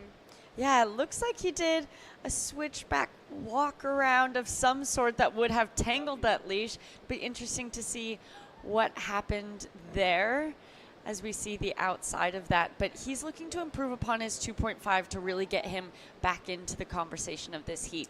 12 and a half minutes remaining. Tim has been a competitor on the World Longboard Tour for a number of years, about a decade ago, and now is, as well as his wife, Amy Rita, back home with their 2 kids. I'm sure they're watching. Hello to you guys. Yeah, this one was interesting here. A little bit of wobble out the back. You can see, though, he's just, like you mentioned, he's got experience, and he's going to try and rely on it here. Gets to the nose. Oh! Heels over the nose. Loved it. And then I actually don't know the term for that one, but I love just the walk around there. Is this a turn that you would essentially not do with a leash on your foot? Yeah, that's very technical hang heels. Really looking beautiful there. Excellently executed. And as we take a look at Archie, looking to build upon his scoreline as well, the surfer from Kingscliff, Australia, finding a really nice one, racing through the inside and cuts out. So we'll see what that outside looked like to see if that's really going to shape up against Roger or Rico's waves. Tim's wave, I'd say, really excellent hang heels that he had there, but not a lot on offer outside of that. So I don't think that'll go much greater than kind of that region that he already has. Judges drop it in as a 2.77. So strength of that one maneuver was really great, but a smaller wave, and judges want to see that variety. And I think if we're looking at the 7.5, the highest single wave score of this heat from Roger, they're really showing that they want to see those hang tens in the critical spot of the sections along with the variety of turns. Yeah, it's definitely a statement they've made. You can see this is that outside work that Archie's chasing. Smaller looking wave, but got a really nice hang 5. Love that float here for Archie Bemrose. He's going to really, you can just see how much water is coming off his board as well. He's really putting power behind those turns. Long hang 5 through that inside where it gets steep as well. So really critical moment on this wave here, but just looking so composed, so in control, and a lot of people getting unstuck on that inside section yesterday, that nose getting buried, but just that quick footwork for Archie Bemrose needs to be a 5.28. We saw him on a wave similar to that yesterday go above that number, but like we just mentioned, the judges really making that statement of they want to see strong outside surfing. Yeah, you know, and the scale being reset today, looking at what the conditions have on offer, and Archie staying busy. He's going to whip around underneath everybody on this one. Really nice fade takeoff straight up to the 5, racing around this section, gets around it, but doesn't see much more on offer through the inside. So when I was surfing this morning, Jesse, I got the opportunity to really get to know the lineup, and seeing that you can see we have Roger all the way up the point, and then we have our surfers in blue and white farther down the point.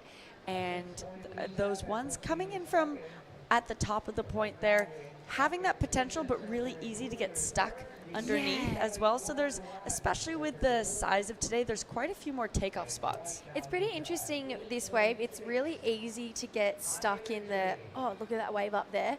And during this time of year, there's massive tides. So there's only one tidal change here at La Union, especially at Mona Lisa. And so the tides are about 12 hours apart, which if you're from back home in Australia, we have a tide change every 6 hours. Yep. So it's quite different for us. So this time of year, they call it the mono tide, where the tide stays pretty similar throughout the day.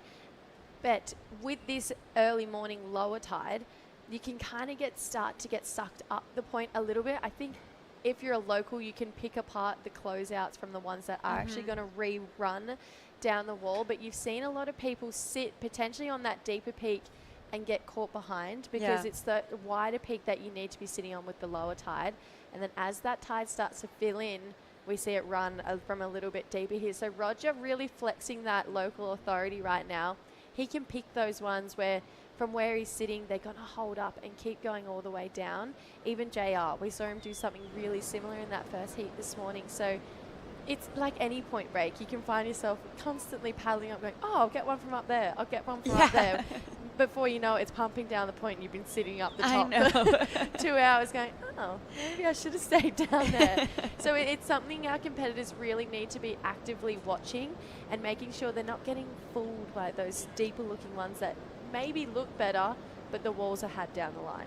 Yeah, and I love this strategic choice from Archie to actually go up the point. He's in that 4th priority, but knowing that blue and white both have a higher priority over him, instead of sitting even farther down the point where at that point then he'd just kind of have that last section on offer, he's just going to try and take those ones out from underneath Roger, as those are kind of those 2 different takeoff spots as we were talking about. Tim trying to get a little bit more busy, 4 steps to the nose, nice hang 10, a smaller wave, but offering a lot of variety, getting back up to the nose. Love these turns. So he's staying really busy, looking really nice on his feet, hoping this one's going to stand up a bit to the inside, and that is that bobble section towards the inside that we've been talking about. Yeah, it's gotten the best of a lot of our competitors. See how Rico goes with it. Yeah, so Rico now looking for a 6.11 to get back into advancing position. He's on his way there, I'd say, with that opening nose ride.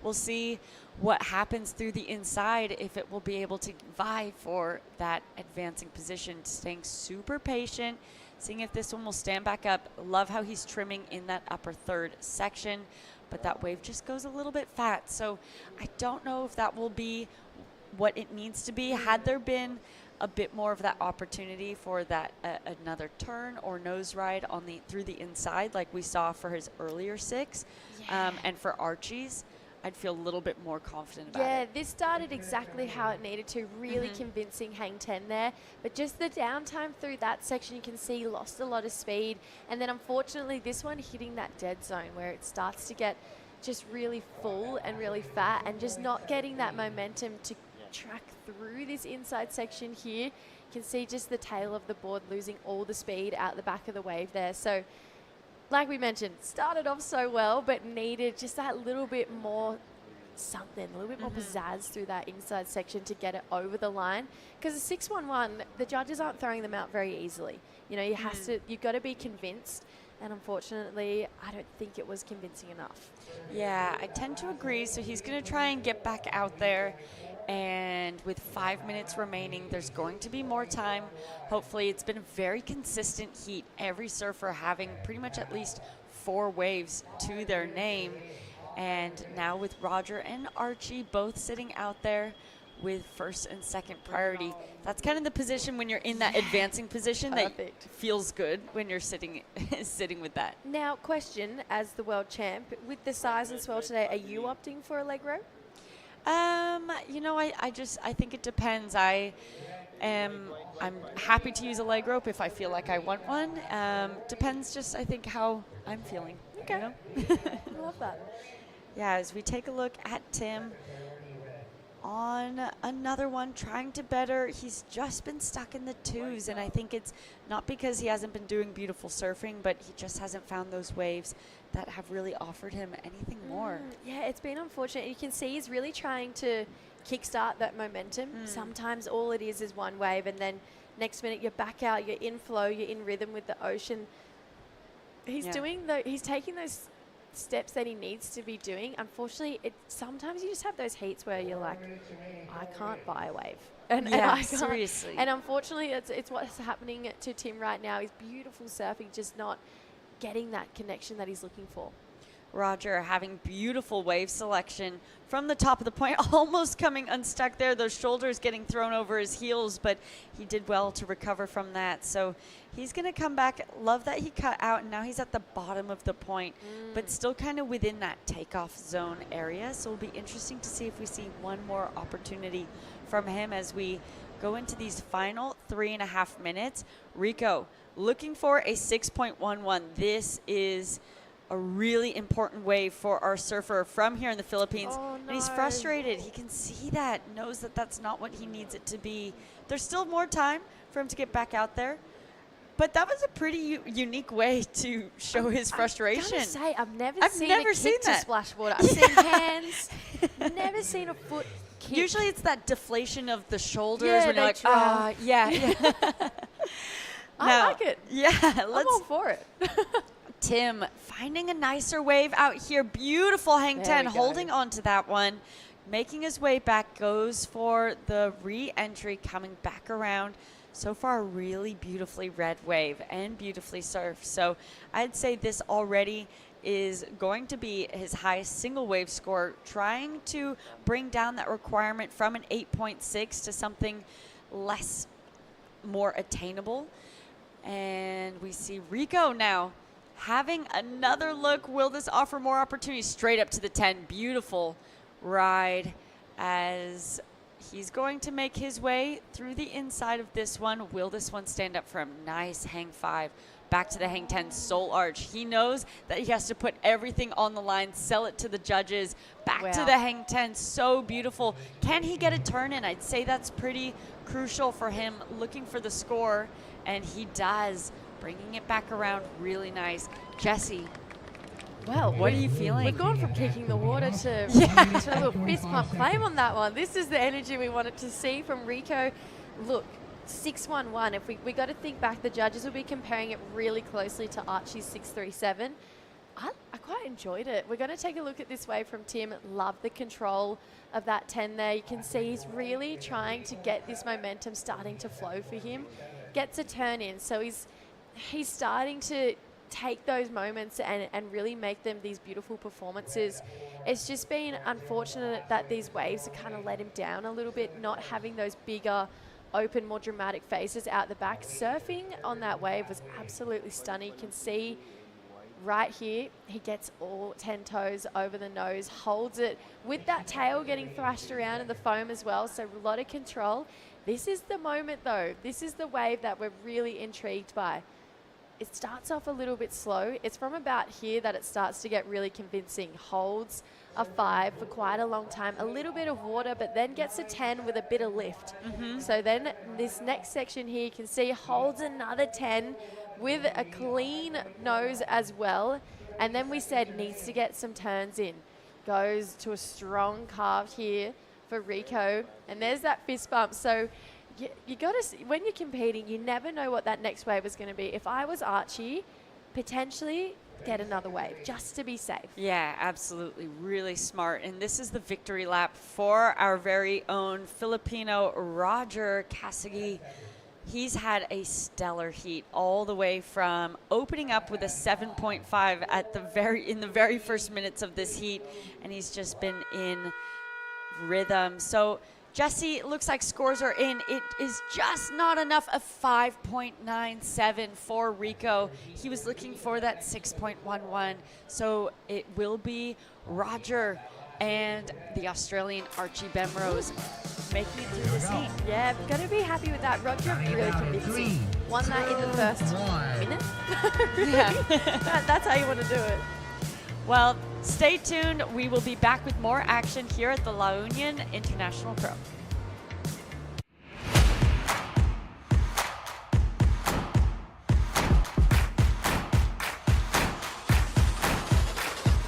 Let's get started.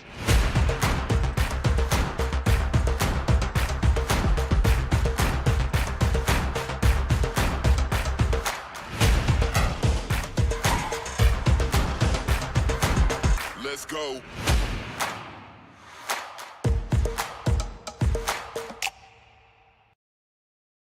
Record revenues from regulated gaming has boosted PAGCOR's social responsibility efforts. bridging gaps in the government's education, healthcare, disaster response, and national security programs. A solid proof that when gaming is properly regulated, it becomes a powerful engine for nation building.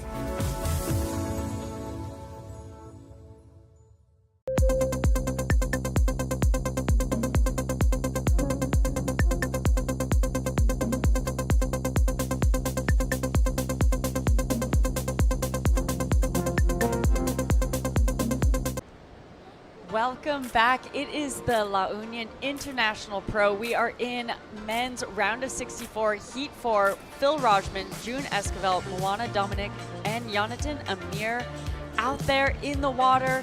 2 advance, 2 will go home from this heat. A really stacked heat. You were joined here by myself, Rachel Tilley, and Dai Waiko. Good morning, Rachel. Nice to see you. Nice to see you in the booth. This is the first time actually talking to you in the booth. So, and this is a great matchup. Actually, we have former world champ in his heat. So it's a stacked heat, like you said. Yeah, absolutely. As we see Moana opening up his account here, coming from Tahiti, making his way into the inside, navigating this bumpier section, really stylish.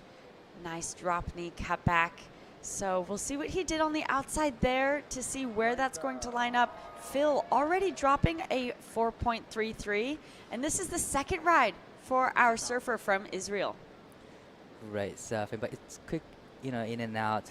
But Moana is from Tahiti, and then I checked his Instagram account. But let's back to it. The live replay of the last of Red, former world champ. Beautiful hang 5 to start with. Love the drawing out carve there. Just back to the parcels of the wave. Just waiting for the section to actually stand up. Nice trimming turn. Just staying in the pocket. Beautiful hang 5. Yeah, it's a beautiful first wave for him. He's been waiting for the to surf in heat for a couple of days now. But another beautiful ride here. Back to hang 5 there, holds it quite a long time. Waves kind of shut down on him, so unfortunately didn't really have the opportunity after that. Beautiful surfing. Wow, a lot of surfing is going on from the start. Beautiful surfing again from Moana. He's a very talented surfer. He's charger as well, Yes. He's from Tahiti, charges, Chopu, and then he's incredible longboarder here as well. So showcasing his skill set here on every single surfboard that he can get. Yeah, absolutely. So scores to drop in for every surfer in this heat. Let's take a look at, wow, beautiful cross-step bottom turn for Phil.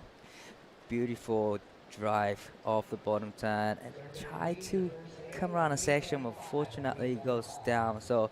But so many waves have been ridden in about 4 minutes in, so there's so many opportunities out there. And I know you had a surf this morning.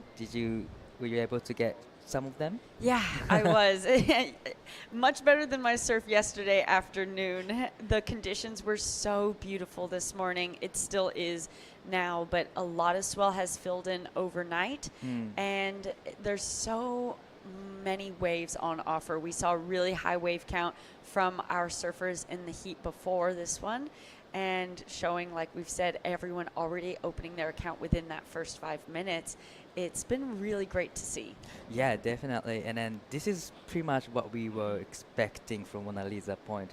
Glassy, a beautiful long wall of the right hand point break here. So it's finally, starting to show up, and this is what we were expecting, from the longboard event. Yeah, absolutely. And like we said, a stacked heat. We have former 2-time WSL World Longboard Champion Phil Rajman out there in the red, but we have our very own local June Esquivel here from the Philippines in the blue. He's the younger brother of JR.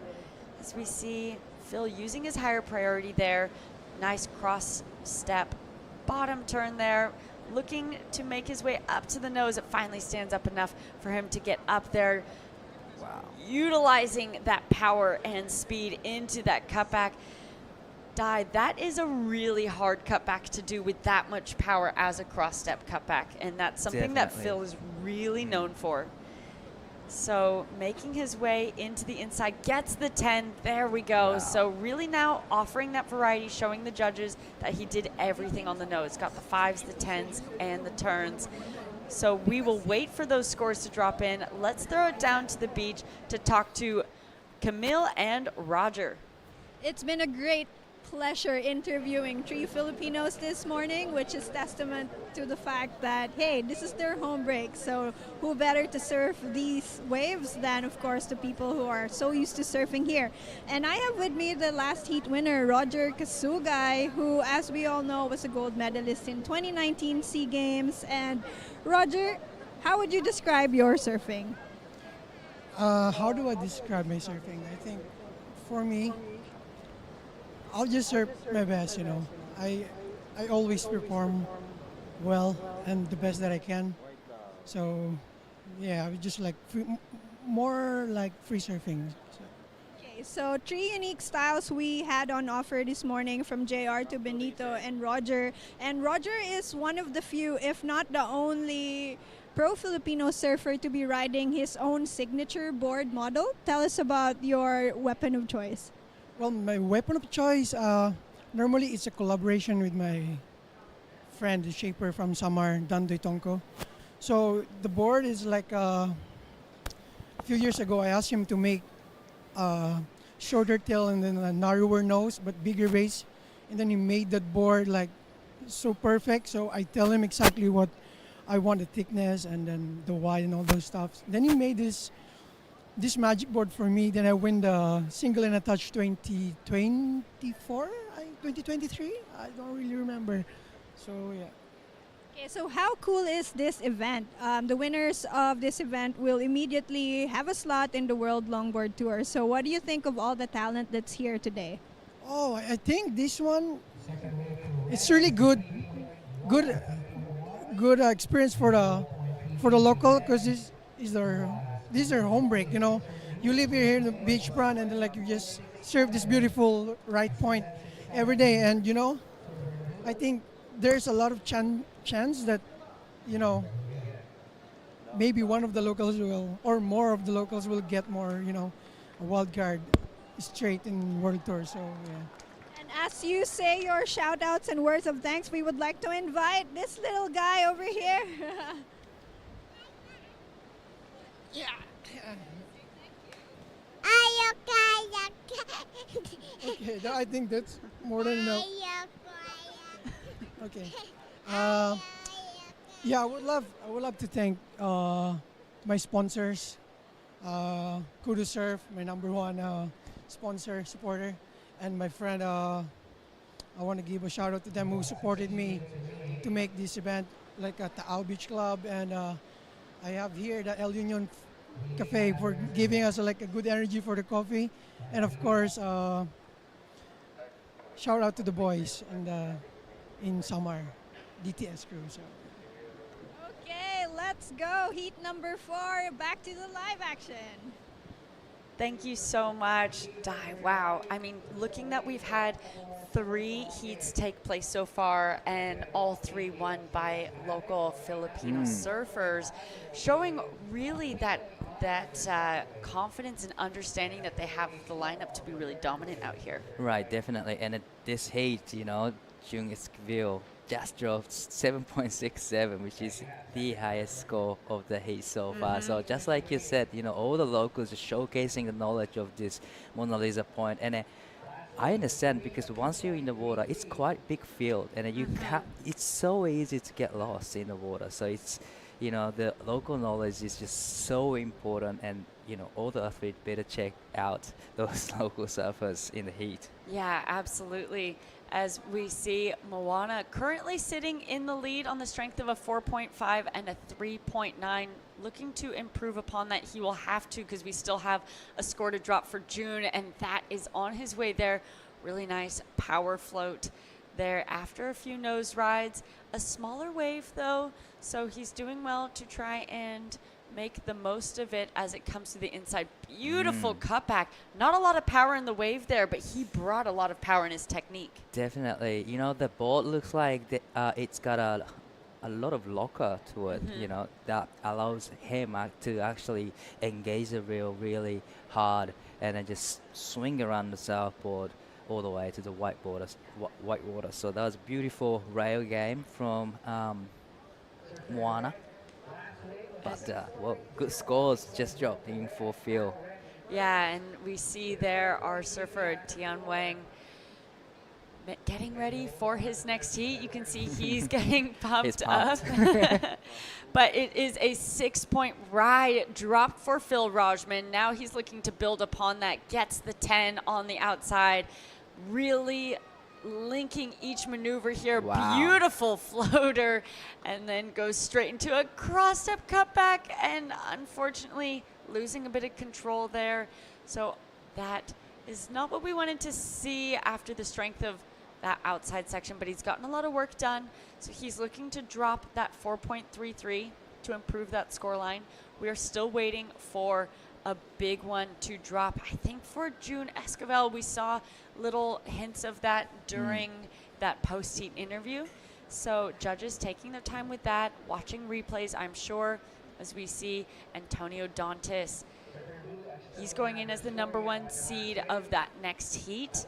He is a really strong surfer from Portugal. His brother, João Dantas, also a strong longboarder that we have seen both of them compete on tour, looking for spots back. But talk us through this one. Hang 10 to beautiful, drawing calves, throwing buckets of sprays, and allowed the float. So much speed through the turns. Unfortunately, like you said, a little bit of out of control there, but still managed to recover from it really well there and goes back to the nose, hang 5 to hang 10 to finish off the wave. So beautiful surfing. There's a little bit of a downtime there, but beautiful skill set, you know. Yeah. Hang 5, back to it. I love this powerful calves, throwing a lot of spray there. So much power in surfing. Yeah, I love that he cut that one cutback a little bit short as well and really projected through that bottom turn right here because he could see that section standing up in front of him, takes advantage of that. We haven't been seeing that floater all that much. A lot of surfers kind of taking that underpass way to get around that section. So that was fun and different way to see that wave red. So we're still waiting for that score to drop. So far, scores now in for June Esquivel. It's a 5.67. That shoots him back into the lead. 7.67 is his stronger of those two scores as well. So Phil now into second. He's looking for a 7.35 to get back into that leading position.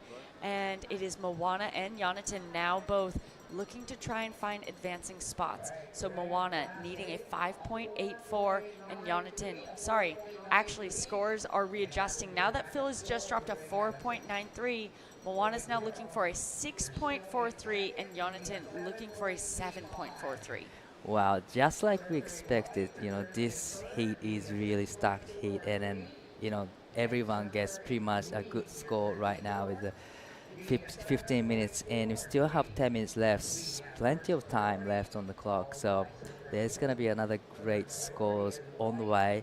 It looks like, you know, Jonathan is interested on this wave, paddling really hard. Wow. That was great strength to get into that, straight up to the nose, coming around that section with lots of speed.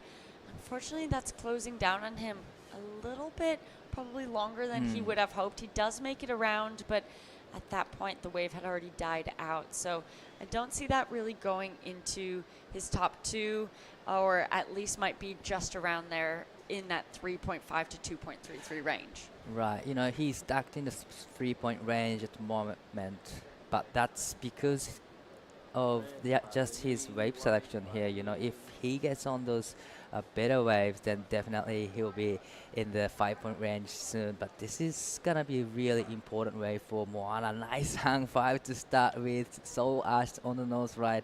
I love that dropping knee cut back from Moana here. Yeah, really, really nice work done so far. I mean, knowing that he needs a 6.43, he's putting all the bells and whistles into this wave as he's looking towards that inside, gets back up to the nose. Can he finish this out cleanly? He does well to hang on there and might find one more opportunity to the inside. Little cut back and cuts out there right on the reef practically. So I really liked that wave. What do you think, first impressions, will that be the score that he needs? So now he needs 643. It has to be better than the previous wave of the field. So it was a great surfing from Moana, you know, hang 5 to so large, beautiful, stylish surfing, and love the drop knee turn there. And there's so much damage at the back, and it gets this hang 5, tight hang 5. And then, you know, there's a little bit of downtime here, just waiting for the section to stand up. And he got another section here to this hang 5, a little bit of wobble there. So it was a great surfing, but I wouldn't say it's going to be 643, you know, compared to the previous wave of fields. Yeah, I tend to agree. Really nice outside nose ride here. Love him throwing those hips forward and adding in that style factor. I think, though, he's looking, if he drops a 4, if he improves at least upon that 4.5, he will lower that requirement. And I think it will go above that 4.5, but we'll let the judges be the judge of that. Yeah, definitely. But yeah, I totally agree. Definitely it's going to go into his top 2 score, that's for sure. He's going to better his situation now. And even, you know, bettering the 4.5 will get him a big chance to get back into the second position here. There's still 7 minutes and 30 seconds left on the clock, so there's plenty of time left. But you know, oh, it's another wave from surfer June. Nice hang 5 to tight hang 5, just so composed and poised on the nose. It gets a float. Wow. Great technique, great read on the wave. Just hold on to it. Probably he sees something. And then there's an inside section here, another hang 5. Another beautiful surfing from June, brother of JR Esquivel. Definitely he's so psyched that his big brother just got through the heat. Yeah, absolutely. And I think he's doing some great work that is solidifying him into that first place position. He's looking to improve upon that 5.67. You know, looking at the score lines right now, he only has 2 waves under his belt at the moment. And so you can see he's been a lot more patient, a lot more selective, and that's really paying off, sitting on the strength of just those 2 scores, sitting in first place. And that was another really strong wave. Definitely he's going to beat the 5.67 with that ride, but it's hard to do sit and wait strategies in water here at Mona Lisa Point, because sometimes you kind of, you know, I don't know why, but at the point break like this, you tend to go up the point. You tend to paddle up the point and just out of position. But, you know, Jun is one of the best local from here, this area. So he knows exactly where to sit. So sit and wait works really good for him. Yeah, and it paid off for him here.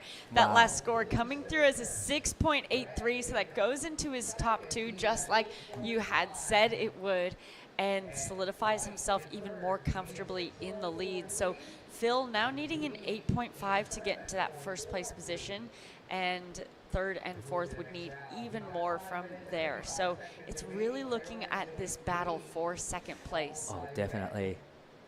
As we take a look at this replay, I mean, wow, what a beautiful nose ride to start out, straight into a beautiful carve. And then beautiful, you know, floats the section, and then he holds on to it, and he managed to find an inside bonus section here. So that's a local knowledge there. A beautiful hang 5, and he's gonna get another section. A little bit of layback in the end, so great surfing and a lot of variety in surfing. Yeah, I was just going to add that. That's what really stood out to me on this wave, is every single maneuver was different from the last one. Even with this turn, going for that layback, adding that in, he already had 2 nice carves. He had, well, that 1 nice carve, a floater, and then a layback cut back as well. So just adding in some beautiful variety making it a really interesting wave to watch and learn from as he goes for that floater. He is having a stellar heat. Definitely, and I love this drone shot here. And I can see what line they are getting, and they stay in high line here. And beautiful footwork and beautiful rail work there from, you know, our local guy June Esquivel, showcasing his knowledge here. But you know, waves like this, you know, we have seen the wave got so much bigger than yesterday. And last week in the juniors event, we see a lot of people switching the equipment when the wave height changes. Do you think there's going to be the switching equipment come into play? Yeah, potentially. You know, I'd say that as we look at this one from our Israeli surfer, great power carve, downward carve there. Unfortunately getting knocked off, so he's looking for that 7.43, and I don't think that will do it, or, you know, might go into his top two. Really nice out the back section, but he'll need to do a little bit more.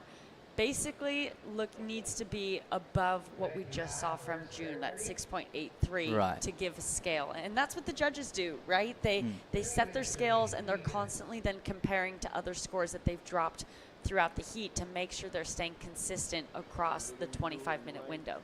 Right, so has to be better than the last wave from June, but yeah, like you said, I don't see, because you know, June's wave had a longer walls to walk on actually, so it have to be one of those better looking wave that actually breaks along the reef nicely.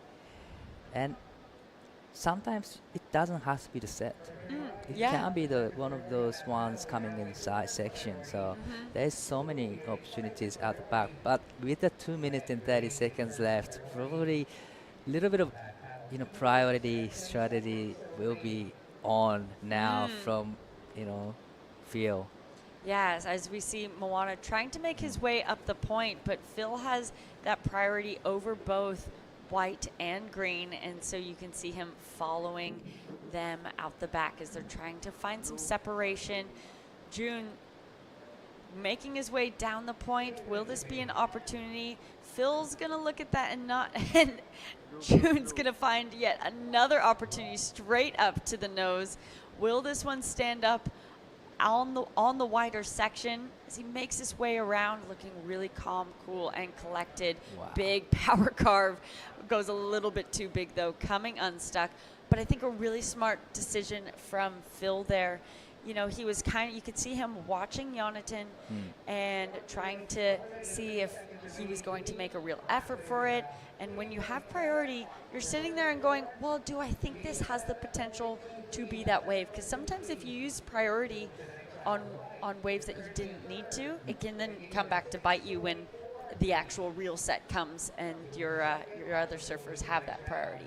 Definitely, you know, when that happens, it stings a lot. Oh, you know? I've had some losses like that. Yeah, me too. It stings so much because you really do think, oh, I did the work I needed to, but I made a mistake. Right. And it feels like it's all on you. Yeah. And it's nobody else's fault. Yeah. Where sometimes when it's up to the ocean, yeah. you know, you're like, oh, the wave didn't come. That's a bit easier to swallow. But the priority-wise, it's all about you know, it's just everything is on you. But I like how now Phil is just positioning himself. He's not just sitting up the point. He's just following, you know, Moana right now. But he's kind of sitting in the inside of it, of the position, so that he can see both, you know, Moana and then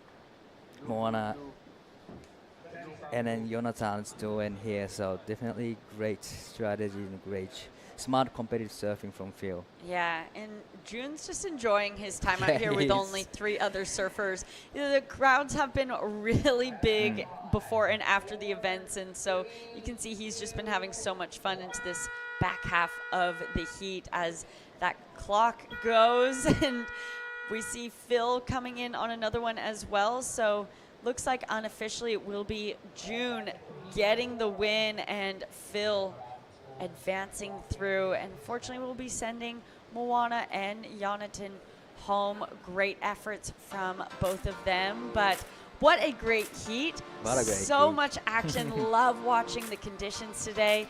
Stay tuned. We have plenty more to come here at the La Union International Pro.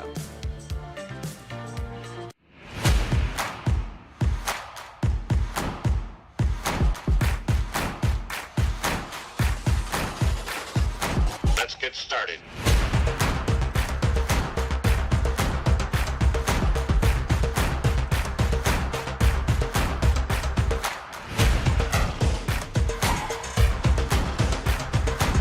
Let's go.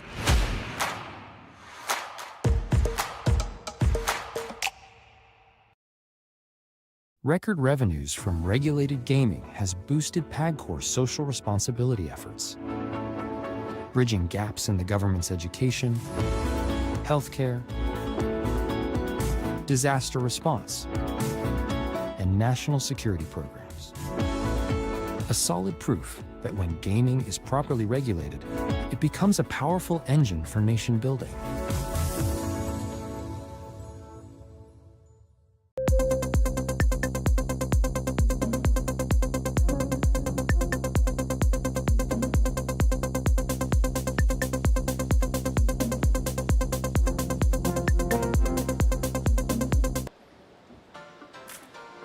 Welcome back to day 2 of the La Union International Pro, our World Longboard Tour qualifier, as we move into heat number 5, round of 64. Antonio Dantas from Portugal, RJ Chico Lopez from La Union here in the Philippines, Rico Kikuchi from Japan, and of course up and riding right now Antonio Dantas, who's surfing against Tian Yang Wang from Rioan, China, known as Sky, and it's Dantas who surfs a fantastic place called Sao Pedro Estoril in Lisbon. Recently he won his European longboard title there, the European Tour of Longboarding. He's a Luffy team rider out here with a big contingency of the senior players in European longboarding, from Palix to Joao to Ricardo to Luffy himself, so he's going to have a lot of support from his Portuguese comrades as he kicks things off. I'm Sam Bleakley back in the booth, still here with Di. Di, that was a really special heat, that last one, thinking of Phil Rajman being in remission from cancer treatment through the last year, and also June Esquivel himself. When he was a young kid, he had an accident on a skateboard, hit by a car, had a major brain injury, and has made an outstanding recovery to come back to surf at the level that he's surfing. Wow. It's pretty impressive sports stories. Impressive surfers, you know, and then 2 of them got through to the round of 32 now. So great work. Absolutely. So 23 minutes, 15 seconds remaining. Scores coming through. Antonio Dantas kicks things off, waiting for that. This is Tian Yang's paddle, looking for his second wave. Kicks off with a low score of a 0.73. Ricky Kikuchi from Japan, a low score of a 0.83. RJ Lopez, local surfer out there. He's actually got a birthday coming up later soon, is February 22nd. So he was born in 2001, so that would make him would be his 25th this year. Yes. But Antonio kicks off with a 4.07. Good start for Antonio in red. Definitely, you know, probably I would say he's the most experienced surfer in this seat. Currently, the Longboard Tour surfer coming at 17th, finishing at 17th last season. So he's going to be the one to just watch. Well, one to watch. June Esquivel, the brother of JR, has taken the win and is down there on the glass with Camille. Thank you, guys. Yes, I am with a very happy June Esquivel, again, the 4th Filipino today from La Union to advance to the next round, dominating that heat once again. So during your heat, I saw your brother watching very closely, and at the end of the heat, he also was the first one to approach you. So could you share possibly some of the things JR is telling you, or are these top secret? He teach me how to use the priority, then where I can go and where I can get the waves, good waves, and yeah. And you got super good waves. My favorite from that heat was that sick layback over at the inside. Tell me about that. How'd you set that up? I I don't know how to do that. So I do my best and do everything I can. So that's Out of all the top talent that are in La Union right now, who are some of your favorites? my favorite is my brother. And he teach me everything what I can do in the water. Yeah, that's it. Okay, awesome, June. All right, now do you want to say thank you to anyone or special hi and hello? Special thank you to Surf Town, Groovers, and to Kuya Errol and Ate Shana for always supporting me. And to my brother, JR Esquivel, for always teaching me. And to my team, LU Surf Team, shout out. And yeah, to my family, shout out too. Yeah. Let's go, LU Surf Team. Surf Team. Let's keep it going. Okay. Let's go, LU, all the way. June Esquivel taking the win and looking strong, up and riding right now. Another local surfer. It's RJ on the tip, holding it, locked in. RJ got charisma. He's a cool cat. One of the real local characters that you'll meet when you visit here. Regular at the Longboard QS events in the last couple of years. He got a third in Belair at the LQS in 2024, of course, Belair, where they filmed the surfing scenes for Francis Ford Coppola's Apocalypse Now, the screenplay written by John Milius. Of course, John Milius wrote and directed Big Wednesday with Denny Airberg. So there's a bit of culture there to the history of surfing in the Philippines, that those surf scenes in Apocalypse Now filmed in Belair. That's amazing. That's cool stuff, isn't it, Di? What about this, though, from RJ? Another amazing stuff here. Hang 5 to hang 10 and back to hang 5 there in a critical section of the wave. And that lays in powerful, turn. isn't he? Yeah, that was a powerful turn from him, RJ, just showcasing his powerful surfing. But love the technique on the board there. Rice power turn that was. But how's the lift on the nose as well, combining power with grace? And in a critical section and at the back, so it's kind of, and I love this big powerful curve throwing buckets of spray off the back foot, driving through the back foot. That was great technique, but this is another great wave. Tian Yang, yeah, live action known as Sky. Good stretch 5 through the foamy section, hangs on in trim, speeding out of that nose ride into a classic drop knee turn, staying low again, using that drop knee turn, throwing a little bit of spray out of that turn, just washing the water off his face. A little fist pump as well. He's feeling it. He's happy. Fist pump, so he likes it. Did you hear his posty interview yesterday? I'm not sure if you were on that. He was so good. He just said that he wants to win. That was his aim. I can tell he's really hungry for the win, but beautiful hang 10 to stretch hang 5 there, and just navigating all the way, and it just trim down the line and love the drop knee turn there, and he loves it. You know, that's why I really like this ride as well. But beautiful stuff there. A lot of damage at the back. A 7 for RJ's last wave. Where do you think this is going to come in on the scale? I would say the 5-point range to 6 range possibly. But beautiful technique there, and it holds it quite a long time. So that will be rewarded by judges, and there's some rail turns in the end. So definitely beautiful combination of turn and nose ride.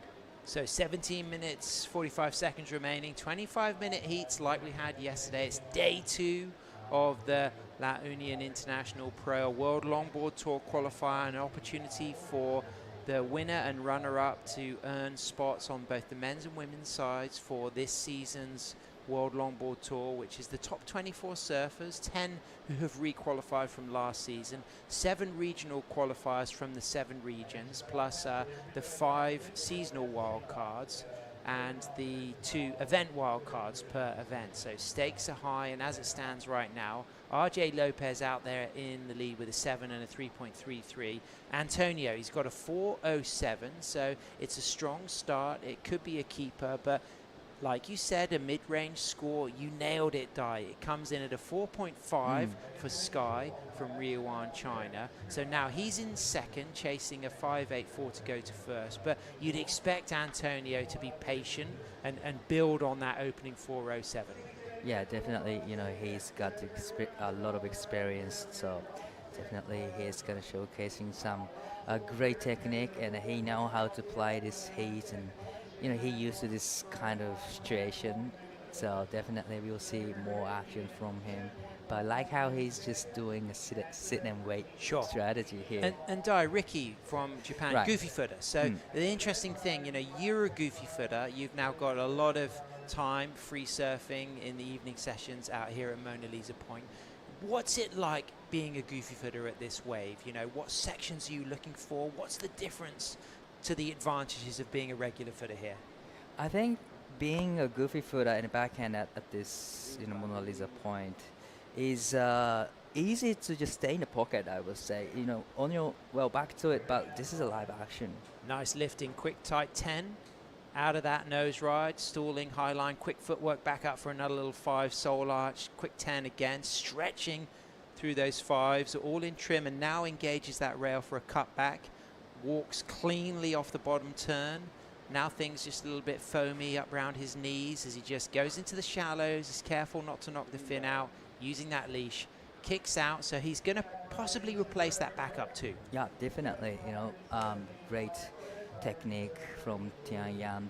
Definitely he's gonna get rid of the 2.0 quickly. But yeah, back to what I was saying, being a backhand at this point, probably easy to be in a pocket. Sure. Being a front side, like a natural footer here, you can kind of race off the wave and just go too far. Sure. And then run away from the critical section. So it's easier for me to be in the critical section on my backhand. And do you think it favors like fading in as a goofy footer here at Mona Lisa Point, or is it about like trimming from takeoff and really kind of like lining up in the direction you're going as soon as you pop up? Yeah, lining up the sections, but I love how, because I'm from the shortboard division, and I love doing those drawn out carves through the steeper sections. But I think it works for longboarding as well, because you guys have to be in the critical section to the nose riding as well. So definitely it works on your backhand. And that's a big part of the scoring element as well, is the panel of judges are looking to reward the higher degree of difficulty surfing that happens in the critical section. There's Antonio Dantas there. She will lose priority. So he's gone now potentially to third priority, because Tian Yang Wang, known as Sky, is not in the lineup yet. So a little bit of a missed opportunity for Antonio to just hold his priority. But maybe it could be advantageous because it will take the pressure off. He can sit a little bit more inside and he might be able to find something. But it looks as though RJ is up to the tip, power surfing off the nose, back into another 5. A little streaky, little flick of the hair there, little shampoo advert for any endorsements that the Philippines want to promote. I think he would be a good... He'd be a good person to support, a bit of like men's aftershave, a bit of cologne. Oh, look at that power turn as well. This guy's got juice. He's juicy. He's powerful. And he's back up to the tip as well. And I appreciate that he's also very light-footed. Wow. He's so good at engaging the rail there. And I love the powerful hack. And it looks like we have a Ricky on the wave from Japan. Kikuchi, what a nice surname. Is that a family name you're familiar with in Japan? Yeah, it's a common name, common last name. But beautiful surfing from RJ. It was a tricky wave to actually surf on because he had a too peaky break, but he did a really amazing job to just navigating all the way to the inside with that great nose ride technique there. So a lot of speed, but love the powerful carve there. And what's really interesting there as well, Dai, is there's an element of functionality to the classic drop knee. It's a way of maneuvering a heavy board. When you drop that knee, it allows you to lever it, but he had that nice functional element to it. But what about this from Ricky? Well, he's Ricky from Japan, just trimming down the line, waiting for the section to stand up and just trying to set up for the nose ride there, and this is where he went for the nose ride, quick hang 5 there, and probably he's going to get another one through the inside section. A great guard, but unfortunately he didn't really have the steeper section. Here we go. This is our replay of Antonio Dantas, waiting for this score to come through. Right, this is an important way for Antonio, but quickly kicks out. So interesting call from him. But I would say, RJ got the best of the last exchange here.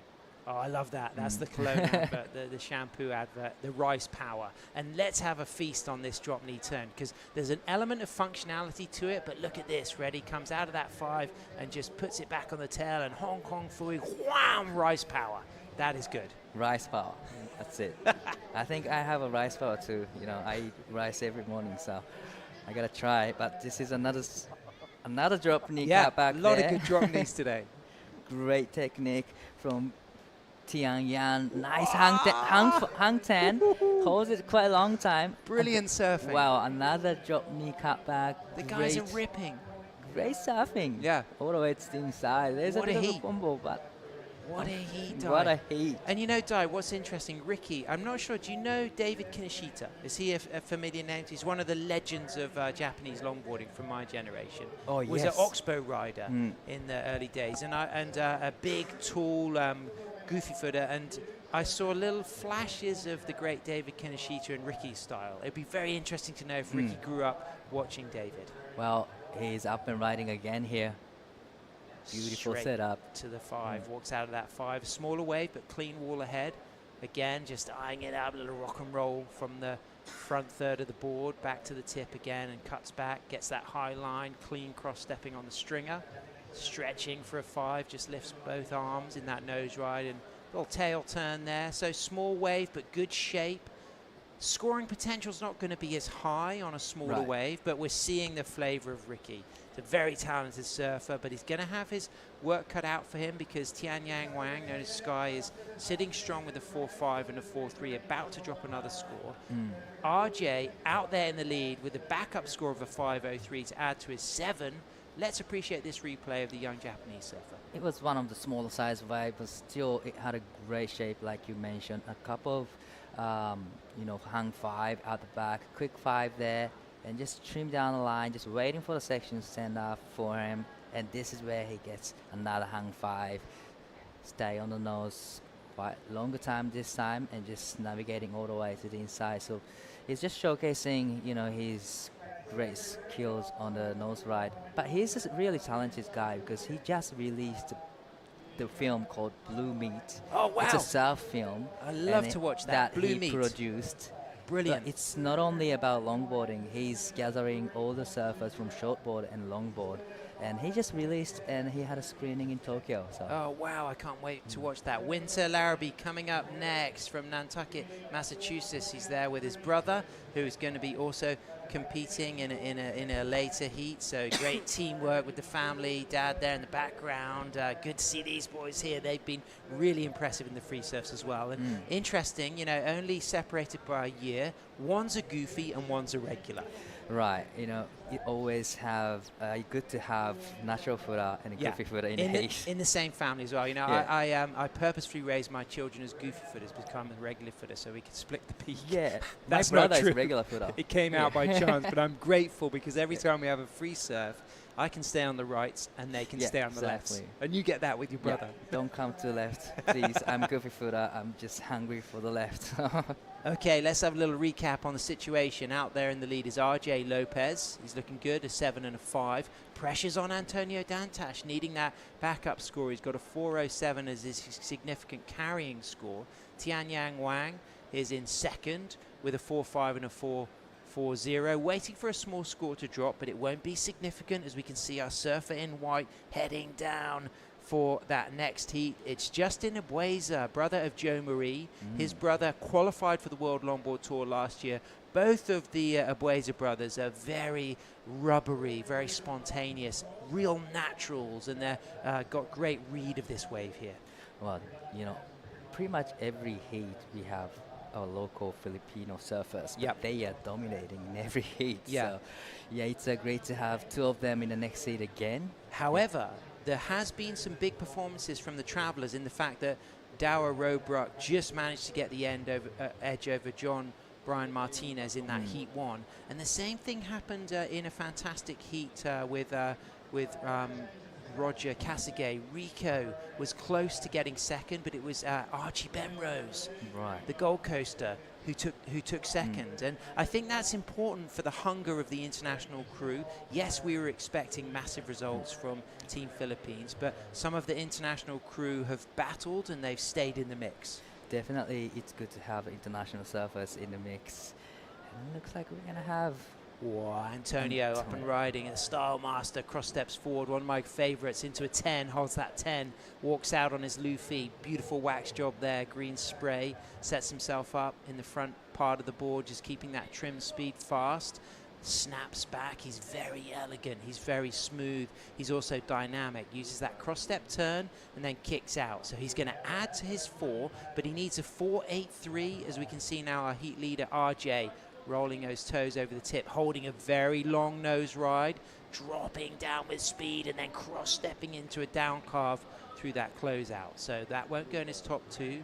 Tian Yang up and riding, holds that 10, soul arches, accelerates out, jumps off, nearly takes out RJ. Luckily he's got a leash on, and RJ is probably one of the toughest competitors in the field. I don't think that would have hurt him if it did hit him. Right. Well, it was an interesting, exchange. Antonio definitely have to have great backup to back into the second place with 5 minutes remaining on the clock. So I liked what I saw. I mean, me the too. wave didn't cooperate massively, but I feel as if it may be the score he needs. I think he demonstrated high degree of difficulty, critical work. He could have had a little bit more luck with the run of the wave, but it might well put him back up into second, or it might just fall short. Yeah, totally agree with you. This is a replay blast of Antonio. Great hang 5 into the tight 5 there, and I love how he just trimmed down back to the parcels and have another turn there. So it's pretty much all the point coming from the hang 5 into the hang tight hang 5. And it's not enough. It comes in at a 3.53. Now on the replay, I could see that it needed a bit more section. But what about the control out of this nose ride from RJ? It was so clean. There's no wobble. A little bit of wobble in the end. So I wouldn't say it's gonna be his situation here. But this was another interesting ride. Hang 10. Nice. Holds it quite a long time there. But pretty much that's all he got on that wave. So. Yeah. He's playing a little bit of cat and mouse with RJ as well. But good nose riding, and these the front runners, blue and green. And Antonio, on instinct, I was feeling, could get the score. But when I saw the replay, I appreciated the critical nose ride. It didn't lead to a second backup nose ride. And I felt like if the wave allowed, he was sitting on a 6. But I think the judges were right on the money where that score fell.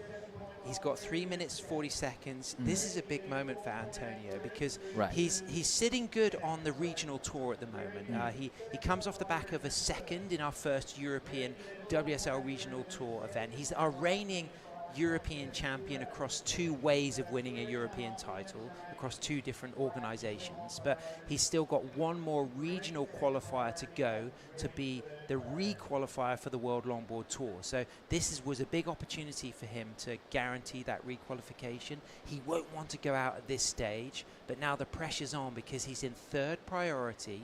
He's, at the top of his game. He comes off the back of winning the recent European Tour at his home spot in Estoril, São Pedro, in incredible form. So he would have been coming out here expecting to get in the final or at least get a semi-final or higher. Definitely, it's a lot of pressure just building up here for Antonio. Needing 4.83, which is not a big score, but with 2 minutes and 40 seconds, it seems like it feels like you gotta have a 6 point right here. Even if it's a 4.83, it feels like 6 point. But looks like he's interesting. Ooh, no. He's got to play it sensible here because a wave too small is not going to get that score of pretty much a 5 that he needs. Right. Tian Yang is in a good situation because he's 2nd priority, holding 2nd position. RJ out there in 1st is 4th priority, but Ricky's chasing only a 5.7 as well, and he's in 1st priority, and it looks as if Ricky Kikuchi is going to have a strike at this. It's a high line, a smaller wave, but a clean wall. Nice footwork up to the tip. Holds that 5, runs back, but this wave just not really shaping up through the midsection, but he does get the reform. It's a bit foamy, and now it starts to speed up, and I love his style. And I'm really I've written down in my notes about the Blue Meat film. And I love to see surfers really getting inside the media of it, producing their own films. Look at this soul arch from Tian Yang Wang. He's been an absolute standout, demonstrating this new generation of Hainan surfers, inspired by some of the real pioneers. Monica Guao, Darcy Liu have been two of the front runners in longboarding in Hainan from going back 15 years ago. He would have been inspired by them. What do you think of this? Definitely. It was a beautiful surfing, you know, hang 5 to hang 10. Managed well to come around the section, a little bit wobble there, but still managed to get another hang 5 there, a quick 5 to another 5 to 10, back to 5, Good little bit stuff. of soul arch on the nose, and this wave actually providing a lot of walls through the inside sections. A beautiful wave selection there. And big shout out to TZ Tejuan, who was one of the pioneer Chinese longboarders, whose brother had moved down from Mongolia to Riyuan to work teaching horse riding on the beach, and then inspired his younger brother TZ to come down to Hainan many years ago. And TZ became one of China's top longboarders, and now it's the likes of Tian Yang Wang who would have looked up to TZ, Monica, Darcy, the first generation of Chinese longboarders, and look at the performance that they're doing on the world stage. Wow, they got the skill now, you know. Hainan, Ryu Bay is one of the best fields for longboarding, that's for sure, because I've been there. It's a great wave of the left point, so he's just showcasing his skill here, but this is very important moment for Antonio. It's a smaller wave, but it's got shape. Fades in, sets a line, back to the 5, holds the 10, hangs on that 10, walks out of that 10, chasing a big score. Feels like the wave is not going to give that score. The surfing is there, but I think Antonio is going to be eliminated. RJ Lopez is going to take the win. Tian Yang Wang is going to take second, and Antonio is now going to have to apply his focus to the second European Longboard QS qualifying event that will happen in Ferrol, Galicia in the European summertime in a few months. Well, it was a shocker probably for Antonio, you know, getting knocked out in the round of 64, but great surfing from all the athletes in this heat. What a heat. Congratulations, RJ Chico Lopez and Tian Yang Wang. Sky from Riyuan still on a roll. He takes second. Antonio Dantash and Ricky Kikuchi eliminated. We've got more good action to come. We'll be shifting gears into heat number 6. We've got the Uruguayan Julian Schweizer. He's going to be coming up. And we got some other big names. Stay tuned. It's the Union International Pro. Jesse Starling will be coming in to call the action with me, Sam Bleakley. We'll be right back after these messages. The WSL La Union International Pro LQS 1000, presented by the Philippine Sports Commission, is proudly hosted by the province of La Union, the municipality of San Juan, and the Department of Tourism, Region 1.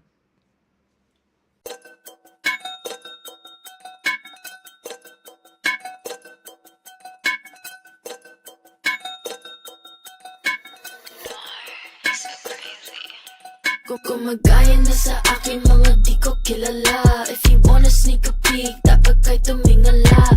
You know I put the work in, hindi to himala. I don't wanna cause a scene, so wag kang magpadala. They call me most high, I'm the prophet. Busy on the uprise, don't you try to stop it. See me at the front line, everybody watching. Do it all in one try, you look exhausted. You know I'm pretty, never modest. I don't ever wanna hide. I wanna be the best. I know one never asked to step aside. I always want attention, I'm always picking fights. If I don't get what I want, better hope that you'll survive. I got on my six, they tryna copy all my tricks now. Sticking to my that's why they think you need to sit down. I got the drip, kaya maginaw. Don't think you understand, you're in my lane, you better get out.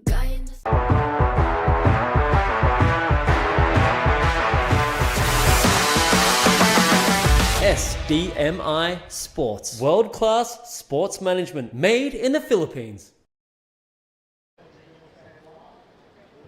Welcome back to these gorgeous vistas. It's Luzon, the northern island of the Philippines on the west coast. San Juan, La Union for the International Pro. Julian Schweizer, Uruguay. John Kennedy Martinez, Philippines. Justin Abueza, also Philippines. And Winter Larrabee from Massachusetts, Nantucket. I'm Sam Bleakley, joined in the booth by Jesse Starling, as we now see up and riding Winter, traveling here with his brother. He's the older brother, 17 older to Kaiden. And what's interesting is this is the regular footer and the younger brother is the goofy footer. I think that was a smart move to raise a regular and a goofy footer. But what do you think of this from John Kennedy Martinez? Yeah, real quick footwork to get to the nose there, and I liked that little bit of lift, slightly out of control, but then regained it through this midsection, and I just fully jinxed him. Sorry about that one there, John, but I've had the privilege of commentating John a couple of times now. This is the first for me for Winter, the natural footer, like you mentioned. Bit more of a slower pace style. You can see he's starting to really take his time with his footwork.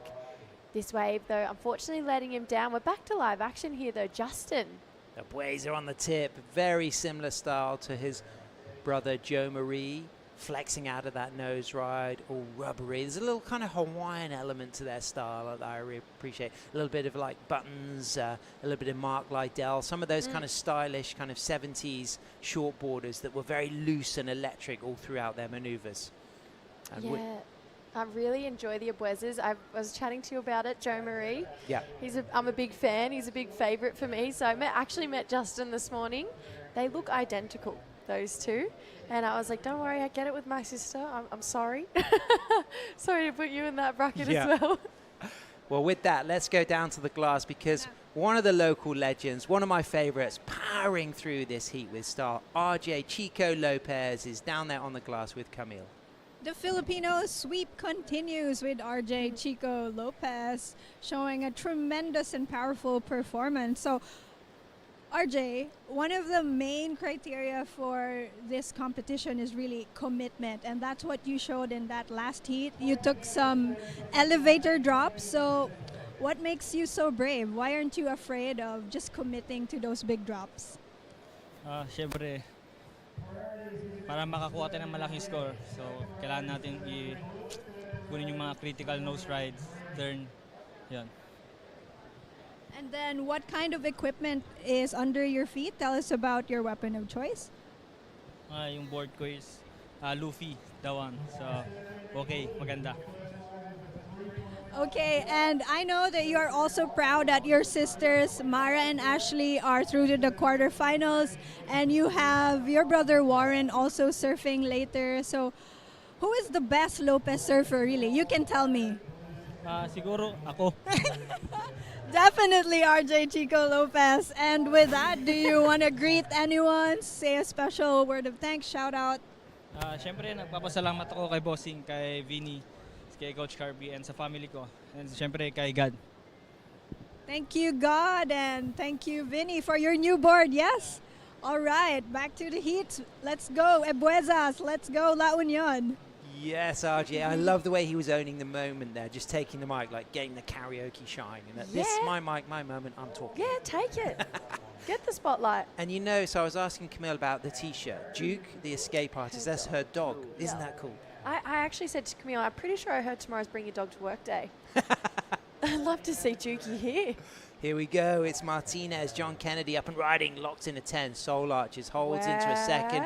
Beautiful elastic 10 with the arms down, back to the tail, cut back, high line, wave getting peaky using the drop knee, some variety in the approach. He kicks off with 3.5, pouncing through to the inside with a kick out. So demonstrating charisma, poise, an element of elegance as well to his longboard riding. I've really grown to fall in love with the nose riding, especially when that tail is stuck in the foam. It's really deep in that pocket there, and I feel like it adds that extra element of technique because think about it, their tail will be thrashed around by the foam there, so he's looking so in control even in moments of hardness. Winter up and riding, cross steps forward and back, now finds the 5, holds that 5 with style. Winter also a very, very good short boarder, had good results at the Steel Pier Classic and the LQS at Pismo as well. Back up to the tip, finds that 5. You can follow him at Winter Hero on Instagram, and his older brother is going to be competing later. So the East Coaster representing USA as we get the replay now of Abueza. Yeah, Justin looking really great. You can see, like you mentioned, that style really similar to his brother Joe Marie. Having an older sibling achieve something just like Joe Marie has, this would really fire up Justin here. His board looking really fast under his feet too, and loose. Nice and controlled when he does need to go to the nose. So looking sharp. Unfortunately, just the end of that wave. Needs to clean that up if he wants to stay alive in this heat, because big names like this guy, Julian, gets to the nose already. This one looking in at a 2.63, so maybe just that one nose ride is where we're going to see this wave. You can see it looks like it's going to start to hit a little bit of dead water, and he's not really interested in it. And Winter, he's going to keep swinging. I love this busy approach from him right now. Those arms looking super stylish, really relaxed. There's that nose that we were talking about. He looked really calm. And you can kind of feel when a longboarder also has a really strong shortboard game. I feel like when you see a traditional longboarder, maybe the arms don't come into play as much, but they do when you see a surfer start to cross-pollinate between the two. And then John Kennedy, a 5-point ride for this wave. Yeah. So best of the heat so far. That 10. That's the moment. That's the photo moment. I love when they can like push the hips out, have that full soul arch, real stylish moment, and that's kind of the moment all of these guys are chasing. Yeah, and you talked about the surfboard design and wanting to get the tail locked in the pocket. So what you see now here, the lift facilitated by that tail creating suction and being locked. So you want those moments where there's no splash around the toes, and the tail design is very fundamental to facilitating that. It takes being in the pocket, good skills, footwork, but it also takes the right type of board to allow those nose rides. Yeah, that board looking good. Unfortunately, there's that water on the nose you were talking about. So if the board starts to scratch the surface of the water and that spray does start to come up over the toes, the tail starts to lift a little bit more, and that's when we see the surface boards go down. Yep, absolutely. As we can see now, nice kind of Prussian blue setup here with a little bit of jockeying for position. Abueza's in first priority, Winter in third priority in green, and it looks like Justin is going to be up and riding. The goofy footer, 4 steps to a 5, holds that 5, back up for a second 5, more critical, now dropping down the face on that nose ride, and then cleanly coming in and out of that rail turn with good footwork. And just like his brother, the Abueza family, they're so elastic, it's very difficult to tell the difference between them both. They surf with such similar styles, as we can now see him back on the tip, holds that, gets that rail hold, and just comes out of that. Stays tall, stands back up to the shoulder here. He's going to finish that ride as Uruguayan Julian Schweizer, very fantastic all-rounder. Still in his late 20s, you know, he's very young and lively. He's got a great drop knee turn from La Paloma in Punta del Este in Uruguay, but spent a lot of time in Costa Rica as he does a really nice float to end things off there, Jessie. Yeah, 2 really interesting waves there. Kind of that. We got to see a lot more power surfing on those on that exchange. Justin a little bit more on the rail, and then those big moments on the foam here from Julian. I love the different styles that we're getting to see from everyone. Justin, like you mentioned, looking really similar to Joe Marie. I just think his board looks particularly whippy in comparison to his competitors. It feels like he's got a really nice amount of drive through it. So you can feel like those turns that he's putting on rail, the judge is going to love that. Maybe not the cleanest execution on the nose ride at the end. Got it done though. But I feel like Joe Marie and Justin, this is going to be Julian, sorry. Wait, no, hello. Justin and Julian. Just in time. Yeah, just remember just in time. Just in time. He's never late. He's never late. Never late. Yeah. Neither is he early. He's just in time. He's just in time. Yeah. I feel like those 2 waves are going to be a pretty fundamental pivot point in this heat to see what exactly the judges are looking for and what they're going to be favouring. And you know what's cool about Winter? So you only have to look on his social media to find out this. He's a yoga instructor, a Reiki master, and an ISA judge. And he's 17? He's 17. That's some serious accomplishments. Due respect, and great to see him here. East Coaster. He's got good results already on the LQS tour across last year. So as it stands right now, Schweizer out there in the lead, Julian with that second score just being tabulated, a 6 and a 2.63. And John Kennedy Martinez from the Philippines is in second with that solid 5 and that 3.5. And Justin Abueza in third with that 4 and that 3.1. 1-0, and that leaves Winter Larrabee chasing a score of a 5.60. Winter with priority. What do you think about this positioning, Jessie? Yeah, this is interesting. On the wider part of the bank here, he's going to take this one, though, so let's see if it pays off. Little leg rope caught around the toes there, so we were talking about that a couple of heats back, but he readjusts and gets some really nice controlled, clean footwork into that nose ride. But this wider wave, it had a lot of potential when he took off, but you just feel like it's not allowing the steeper wall that he needs to get that 5.6, but we're seeing some world-class longboarding with his control and his poise up to that point. Wow. As we get another lifting 10, soul arch, rail dag.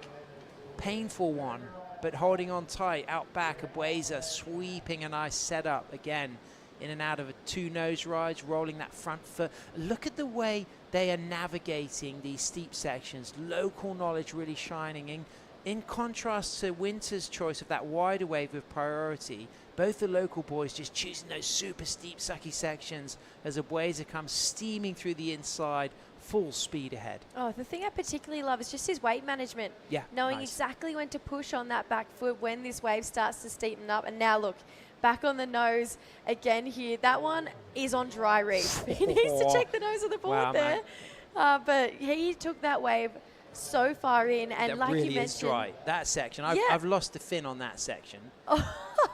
The first time I ever came here in 2001, I remember taking my very first wave all the way through to the inside and losing a fin right there. Oh, you're kidding. But a local guy actually glassed it back on. It was in the days of me having glass on fins, so a little bit of team support there. Winter, what do you think of this? Readjustment, great footwork. Yeah, great footwork, but again, it's poor wave selection, unfortunately. When you look at the comparison of the two that came pretty quickly behind this wave, this was with priority, this decision. So I feel like Winter here, he would have been paddling back out, watching Justin, obviously John going down on what would have been an incredible nose ride, but watching these waves, you've got to be thinking, wow, I need to wait for one of those. Look at this. There's that levitation you're talking about, the lift in the nose, and just a pretty awkward fall there. But commitment. Commitment was there. This one I particularly love. Justin regroups, that down calf, gets to the nose, and watch this, that weight really shifting to the back hip to make sure he's keeping that nose out of the water. Exactly. Good analysis. And I love the way he drove off the middle of the board as well. And then he comes through this inside. He's not done. Damage. He goes past his competitor. There's that watching of Justin here that Winter would have been doing. And then this inside section, he just found a wave that had really great pace. He met it in forms of excellent. Got to the nose plenty of times. But that outside nose ride, this one here, it's particularly good. And what's really cool here as well is if you look at the way he comes out of this nose ride and then drives with a wide stance, but look at the way he just leans off that back foot from the middle of the board to come up to the top section to then allow the cut back and all of the work to get back active again here. And what we really notice as well is the local crew, when they come out of the nose rides, there's a massive amount of acceleration because they choose those steeper sections to find the nose rides. And their local knowledge really shines in the speed at which they're surfing. I really can't get over this board. I really love the look of it. I feel like it looks the most lively piece of equipment I've probably seen today. And I think just in comparison to his competitors, he's throwing it around more with a lot more ease. Julian Schweizer, footwork up to the tip, holds a really nice 5, smooth wall ahead, walks back, floats it, and then just drops out of that floater. And then he's just pounced, ready to eye up the section with the drop knee cut back. And then just sets himself up with a stool and now back up for another 5. Nice roll of the toes over the tip then. But already you can see the difference in wave size and speed between the sets that Martinez and Abueza caught and those wider swingers that Schweizer and Larrabee have caught. And I think that says a lot about, you know, the value of good wave selection today, Jessie. We're going to take Winter. Hopefully this one's going to be better than that last. It's a great start here. Hits that 5, tight on the nose ride, back to the tail. Good footwork, back up for another nose ride, comes up for another little sneaky 10, and then eyeing up a little snaky turn to stay in the top part of the wave. Is a peaky one. It's just running out of energy as he kicks out. So he's chasing a score of a 5.74. Abueza out there in front. Are we waiting for any scores? Yes, one from Schweizer. So he's going to probably improve on that backup score of a 2.63 to add to his 6. And up and riding right now, Martinez in blue. cross steps forward, holds the 5, gets the 10, lifting sole arch, nearly nose dives, very steep, deep in the section again. So getting that critical opening nose ride, but having to deal with a lot of foam. And now he's got another section for some nose riding in the middle of the board, just widening the stance to keep control. Look at the speed he's covering through the inside here, Jessie. Yeah, this was impressive. Obviously, that outside nose ride, the judges will note that maybe it's not the most clean ride out, but here's a paddle battle. USA v Uruguay. Who's your money on? Right now, I'm going to go USA. Feels like he's got a little bit of reach on Uruguay. He's got the leg kick as well. Sometimes helps. You know, the cool thing about longboarding is because your knees are not buried under the water because of the length of the board, just takes the pressure off your spine when you lift those legs up, and it's good for back health. Yeah, well, perfect. We need that for longevity in the sport. Really stretched out 5 there. Held that for a really long time here for Julian. And again, he's carrying quite a lot of speed through that inside section as well. Starts to wipe it off a little bit here to stay nice and tight in the pocket. Gets out in front. There was the tail in the foam that I was saying I loved earlier as well. This inside section you can see gets back to the nose one last time here. So he's creeped his way back into second. And then that's a really nice opening 5. Gets low to keep his speed here for Winter. I'd say this is better wave selection than what we saw on his last wave. Agreed. Again, gets to the nose for a quick 5 and walks his way back up, maybe some bigger steps through that section here, and then just doesn't have that inside track. And then the local boy, John Kennedy. Full risk on these nose Full rides, risk. And I love that he's putting it all on the line. You did well to keep his nose out of the water there, but the judges will make note, not the cleanest exit of that turn. Gets a 10 from Urbiztondo out of that 10, and then just readjusts there. Now high in the wave, cross steps forward, stalls off the bottom, and then sets himself up with speed. Got bumpy on the corner there, so we get to appreciate the replay here. Yeah, pretty solid paddle into this one. It had a great bowl, so I understand he could get a critical nose ride. 2 5s straight away. Lots of really quick, lightning fast footwork. Control through this second part. Again, gets that bit of water on the nose, though, when he hits a little bit of bump. Has the reset, pulls the rashi down, and then just kind of all came undone here. Started, you could feel like maybe wasn't backing his footwork through that part of the wave, and his energy a little bit too much over his chest and his toes. And those first 3 nose rides, that front foot was so far off the nose. I mean, it was just the very heel hanging on there. Feels great, but sometimes when your foot comes that far off and you're in that tempo of hanging on the edge, sometimes it all starts to unwind later in the ride. Now, another question. Do the amount of steps to the nose before the nose ride help add points? Not necessarily. It's about where you are nose riding in the wave, in the pocket. Awesome. As we can see, Justin's brother Joe Marie coming up for the next heat. So that's a nice moment as Kennedy, John Martinez, he takes a fall on the inside. And it is nice when you see longboarders use a lot of steps in and out of nose rides, but the judges won't necessarily be considering how many steps, but they do want controlled, clean footwork in and out of the nose rides and rail turns. And it's about matching the footwork with the pace of the wave. So if the footwork allows you to lock into a critical 5 or 10 in the pocket, whether it's 2 steps, 4 steps, or maybe even 6 steps, the judges won't be counting, but they'll see how the degree of difficulty is for that nose ride. Okay, yeah, I thought so, because I've heard a couple 4 steps to the nose. I was like, oh, I wonder if that comes into play. Here we go. Winter gets low, in and out of a couple of nose rides, chasing a 706. Justin Urbiztondo out there in the lead. Winter standing tall now as this section offers more scoring potential through the inside. Great style, good flow and control. Liking the spray on that blue board. Looks to be like a kind of resin swirl, probably where they pour a bit of the paint in the resin and get that lovely marbly effect. As he just, you can see now the kick in the tail. I mean, that's a design feature that helps allow lock in the nose. Think of the downforce of the spoiler on an F1 car. You know, you're trying to keep that car on the ground when you're going with G-force around corners. Longboards are trying to do the same thing. They want to create lock and hold and lift on the tail. So sometimes that's why you have a wide tail or a kick in the tail, because all of it facilitates allowing the board to lift up in the pocket so you can have your body weight on the front of the board. Yeah, I've always wondered about that, actually. It makes them look like they're flying. When you see a long nose ride with the lift out of the pocket, and they can just hang there, It's a even do great that feeling. soul arch. It looks like they're flying. Yeah, I mean, it's one of those things you get hooked in when you're growing up as a surfer. And for me, you know, I learned as a shortboarder, but I always had access to longboards because we had some old 60s longboards in the house because my dad was a 60s surfer who'd become a shortboarder. But there was something special for me about the bigger boards that I would always use on small waves. And once I started to feel the flavor of the nose ride, I was always very tall. I just recognized that was me. That was that style of surfing, and I was part of the group of the kind of younger Renaissance longboarders getting back into it in Europe. And I just knew the nose ride was the thing I was searching for. Shortboarders are hunting for the barrels and the rail turns and the airs, and for me it was small wave nose riding that really turned me on with surfing. And I think it's interesting, like, to know like when to push to the nose Yeah. as well. We had a couple of really small days here, and there's a left point just around the corner. So I took out one of Luke Landrigan's longboards, and I was like, well, I'm going to give it a go for myself. It's not pretty, but it was so fun just like to carry that speed all the way through.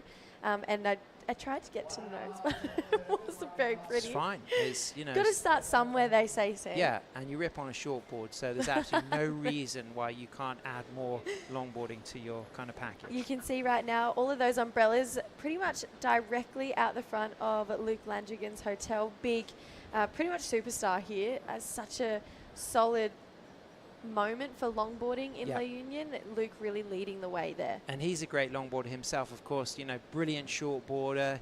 You throw airs in, he rides everything, raising a great family. Of course, his dad, Brian, an Australian who moved out here in the 70s, fell in love with the area, empowered the local community, built the San Juan Surf Resort, and set the trend for the surf tourism revolution that's now really coming to fruition here in San Juan. There's a nice lock nose ride again for John Kennedy Martinez, chasing a 5.34 in and out of that first nose ride, back to the tail there, and then keeping things nice and active and lively, drops the knee and then comes off the middle of the wave, cross-stepping for a 5, holds that 5, back to the tail. Well, Jesse, what do you think? Chasing an attainable score. I can hear some cheers on the beach as well. I get the feeling that the local crowd are excited about this ride. Yeah, definitely. They want to see more Filipinos. Camille said it perfectly in that last post-it. That Filipino dominance, they want to keep it rolling here. Perfect time to do it. There's less than 10 seconds on the clock. As far as an overall performance, great surfed wave from start to finish. You could see the nerves in his face on that wave, knowing that he needed to complete that ride and keep that energy moving all the way through. We're going to see Justin Ebueza moving through no matter what. Actually, Winter got away, but it looks like a small score. So Justin, he's going to be taking it through to the next round, the round of, I believe it's going to be 32, that next round. But it's going to be an interesting number, that last one for John Kennedy. I actually quite liked it. Yeah, a good moment as well, because Joe Marie Ebueza, the brother of Justin, I mean, they look identical. They don't do. They? Very different to you and True. You're not identical. No, we're not. No. We're not even twins.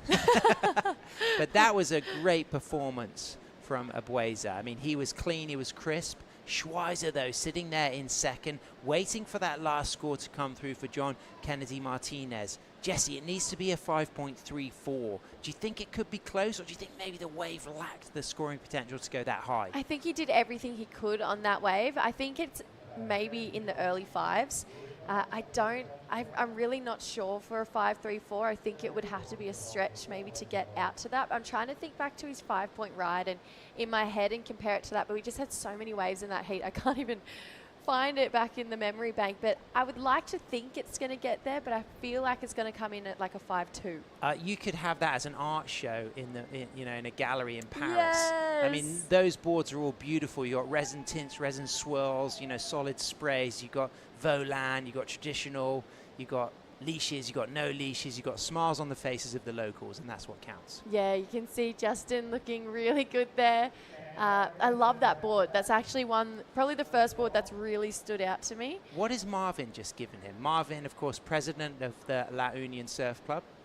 What do you think? Gave him a little kind of ID card. It was maybe he got him the golden ticket. Well done. You won your heat. Here's a burger and a coffee on me. So JKM, John Kennedy Martinez, still waiting for that score. Needs to be a 5.34. It's coming in. It's going to be close. I don't think it's going to be enough. It's a 4.8. So Abueza takes the lead. Schweizer stays in second. Jesse, that was a good heat, though. That was a great heat. And you know what? You got to, I know that we're going to see the competitors not moving through, be pretty disappointed, but such an awesome showdown between all four surfers. Well, coming up next, we've got Jo Maria Bueza for the Philippines. We've got Zoe Po for Mexico. We've got Noah Ishii for Japan. And we've got Lucas Skinner from Cornwall in the UK. And we've also got Rachel Tilley coming in to call the action with you, Jesse Starling. Stay with us. We'll be right back after these messages.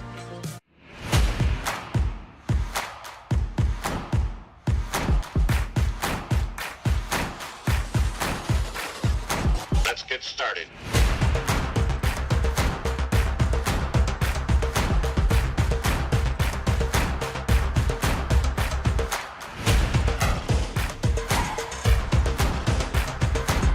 Let's go.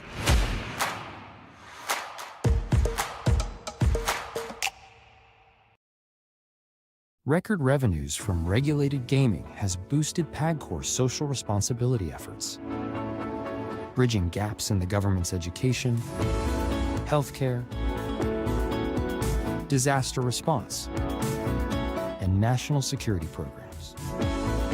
A solid proof that when gaming is properly regulated, it becomes a powerful engine for nation building.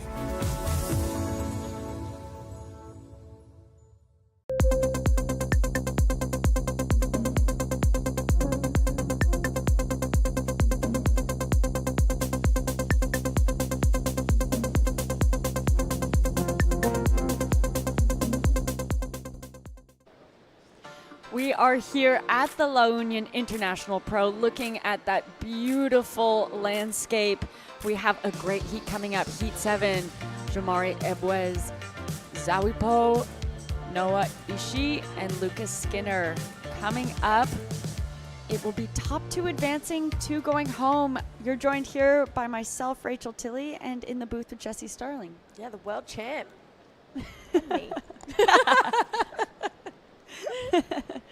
It's been fun. The level of the talent today out there has been honestly incredible. I'm quite excited about this heat, if I'm being really honest. Yeah, well, we just saw our surfer in red, his brother, take the win out in that heat previous. Justin is down on the beach with Camille.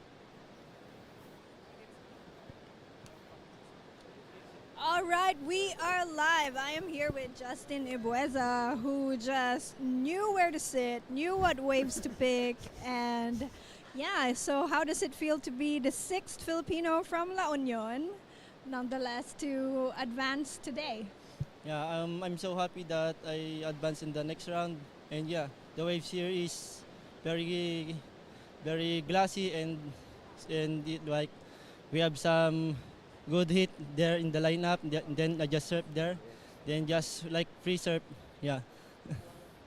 What does it mean for you to have all of longboarding's top talent in La Union right now? Here in La Union, like we have so many, like La Union surf team is like very focused on longboarding. All of us here in LU, so that's why like we just practice all day from the longboard, and yeah. You seem very calm. Were you nervous at all out there? I just stay calm there and just get the waves that I get a big score, and then yeah. So enjoy in the lineup. So many cheers for you here at the beach. You have your friends, you have your fans over there. I guess they want a shout out, so don't forget anyone. Yeah, shout out to June, Clay, Andong, and Taj, Ashley. Yeah. And shout out to kay Marbs also. All right, guys, we ain't seen nothing yet. We're not even halfway done. We still have Perry, we still have King, we still have Marvin and Taibo, all from the LU surf team. But, you know, we also have Ben Skinner and Tony Silvagni. So, yeah, let's keep watching these heats, and hopefully you advance again, Justin. Thank you so much. Well, speaking of Ben Skinner, we have his son, out there at the moment getting his opening ride. Lucas Skinner having a great heat yesterday in that round one, but it is the brother of Justin getting an insane opening hang 10. That was incredible. I didn't even notice that part of the wave. Wow, that was so sick. There's that lift that you guys are talking about, and just having that speed, that control with the tail in the pocket there. Critical surfing from Joe Marie. He's loved this board for a really long time now. It's supposed to mimic the Filipino flag, and he took that to a second place in Belair at the end of last year. Noah Ishii getting his campaign started. Nice turn to kick this one off here, and he's kind of not feeling it, so he's going to get out of there. And then Lucas Skinner, he's kind of been the dark horse, but I feel like everyone's been really enjoying his surfing. Gets a little caught up in the foam there, but great control to hold on with a lot of turbulent water coming back his way. Now starts to get some clean face. He's back up at the nose for a long 5, then a cruisy looking 10 here for Lucas Skinner. He is absolutely ripping. Honestly, I didn't know he could surf a longboard like this. Yeah, neither did I. This has taken me by huge surprise. So great to see him here going back to back, competing in events at the Junior World Championships just last week, and now here vying for a spot on the World Longboard Tour. I mean, honestly, he has the talent to be a double threat like that, I think. This has been an incredible wave. So judges still to drop the score for this one, but he did well to open up his account. I was talking to him yesterday afternoon. He said he was so nervous from that first heat, but you wouldn't have been able to tell because he's looking really smooth on his feet as we see our surfer from Mexico stylishly making his way into the inside. Love that cross step, cut back, adding in some of that variety, and slowly just seeing if this inside is going to provide a little bit more opportunity. Gets back up to the nose, another hang 10, and finishes that wave out clean. I mean, a really well surfed wave. So much speed on that wave there for Zhao. He's looking really strong. I loved the rainbow board shorts. They were awesome, a really nice addition there. So I feel like interesting. This is something I've just clocked right now. 5, 6, 7 for that first wave of Justin and Bueza. I really liked that opening 10. So the judge is keeping that score relatively low. Obviously, I'm still learning the scoring of the longboards as well. Maybe just the inside was lacking just a bit of, I don't know, grunt to it maybe? Yeah, I think the judges too keeping their scale a little bit on the lower side, knowing that there are some incredible waves out there. So taking a look at the replay of this one from our Mexican surfer. Yeah, this is that speed I was talking about, especially through this section. Gets really low to make sure he's keeping that nose out of the water. Step back carve there, so giving us heaps of variety. A lot of flair in his surfing. He seems to be that kind of guy who wants that speed and use it to his advantage. I feel like we're going to see some pretty critical nose rides from him as well. Took this one all the way through. There's a quick 10 for the completion there. So our Mexican surfer looking nice and sharp for his first wave. Like I mentioned, I feel like just that speed really separating him from his competitors right now. Yeah, I love the lines that he chose to draw to a bit of a different take on some of those cutbacks that he had and down carves. Really beautiful. As we see some scores drop in, Lucas getting the best of that opening exchange out of the 4 surfers, a 6.33 for his opening ride. It'll then be Joe Marie now sitting in second with a 5.67 on his opener. Zowie getting a 4.33 for that last one that we just watched. And Noah only a 2.5 for that quick one that he had. Still plenty of time on the clock, and these have been really busy heats. Lots of wave surfed, high wave counts by the end of each heat. So no doubt we're going to see quite a few shift ups as we see a look at Noah now trying to get more in the mix with an opener, dropping that 2.5, bringing it around, getting a little bit hung up there, getting a lot of speed from that pocket there. So I love that, finding some intentionality of staying in that pocket there for that cutback, because you really see him project out of that for a quicker, more powerful cutback. Yeah, it's such a shame this wave didn't have much more to offer. It kind of TP'd on him. This powerful cutback here just, wow, really lays into it. I love how that back arm went back as well. Oh, straight back into live action here. Yeah, Zowie now looking to try and build upon his scoreline. Oh my gosh, that was a dramatic board save. Not wearing a leash, that's really important for him to hold on to that as we see Joe Marie making his way back up to the nose, having beautiful wave selection, navigating, keeping that inside rail engaged through those steeper sections, looking really nice.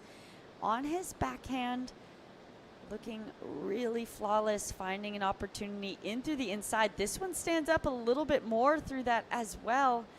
And I really love that Philippines flag as his board spray. How cool is that? Really patriotic, and that was a really solid end turn here. Lucas Skinner looking to add to the lead. Wow. Oh. Unfortunately, just getting a bit unstuck there, but his nose ride's just looking so strong. So we'll see where now we have Zowie having a good backup.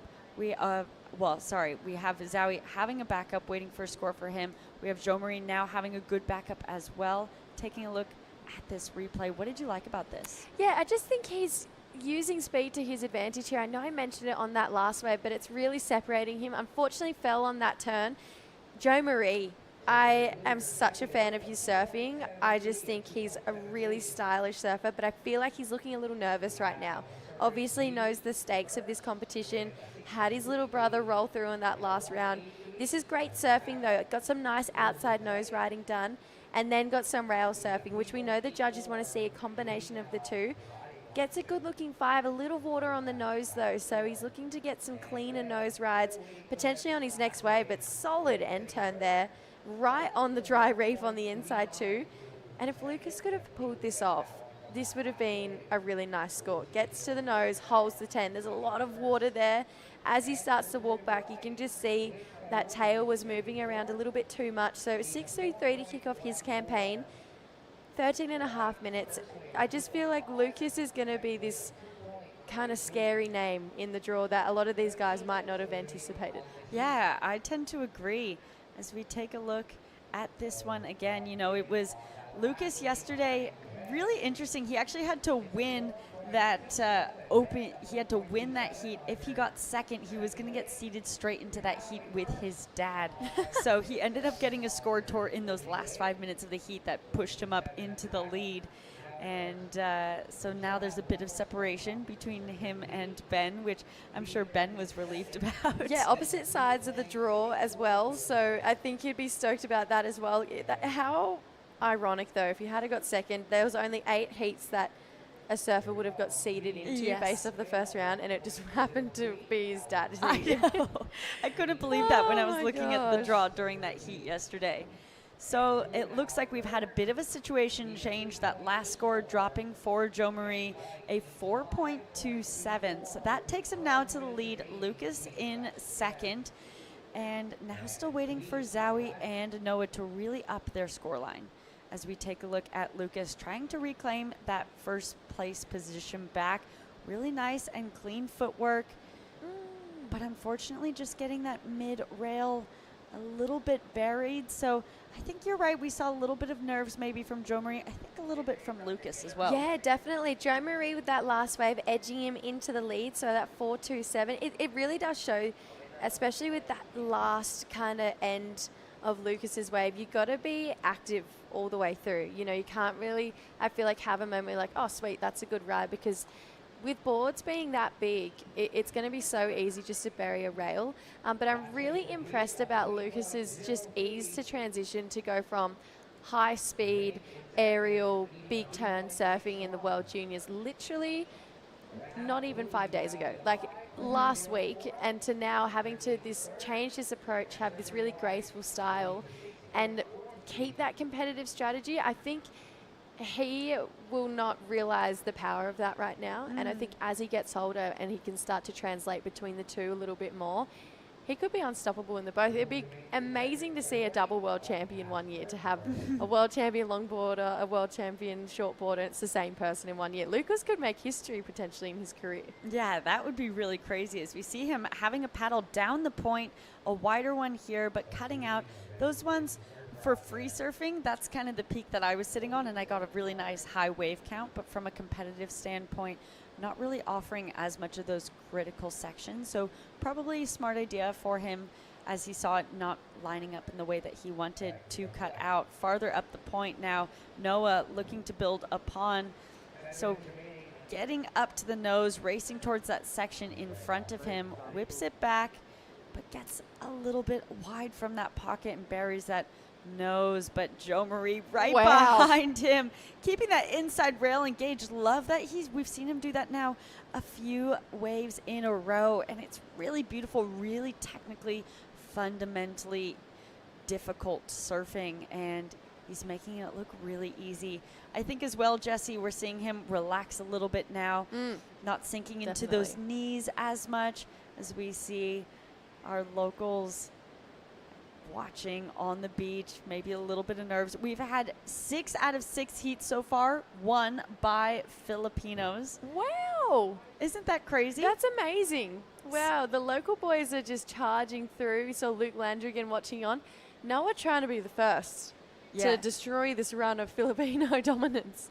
Yeah, exactly. As we see a bit more of a stretched out 5 there and just going a little bit fat. So seeing that kind of midsection where it fattens up a bit really change with this tide, I think, changing throughout the day as well compared to what we were seeing early this morning. But, you know, outside of Joe Marie, obviously, who would have the most experience out there, talking about Lucas competing here last week as well. He's had the opportunity to really understand the lineup now for the past, I think he's been here for 2.5 weeks at least.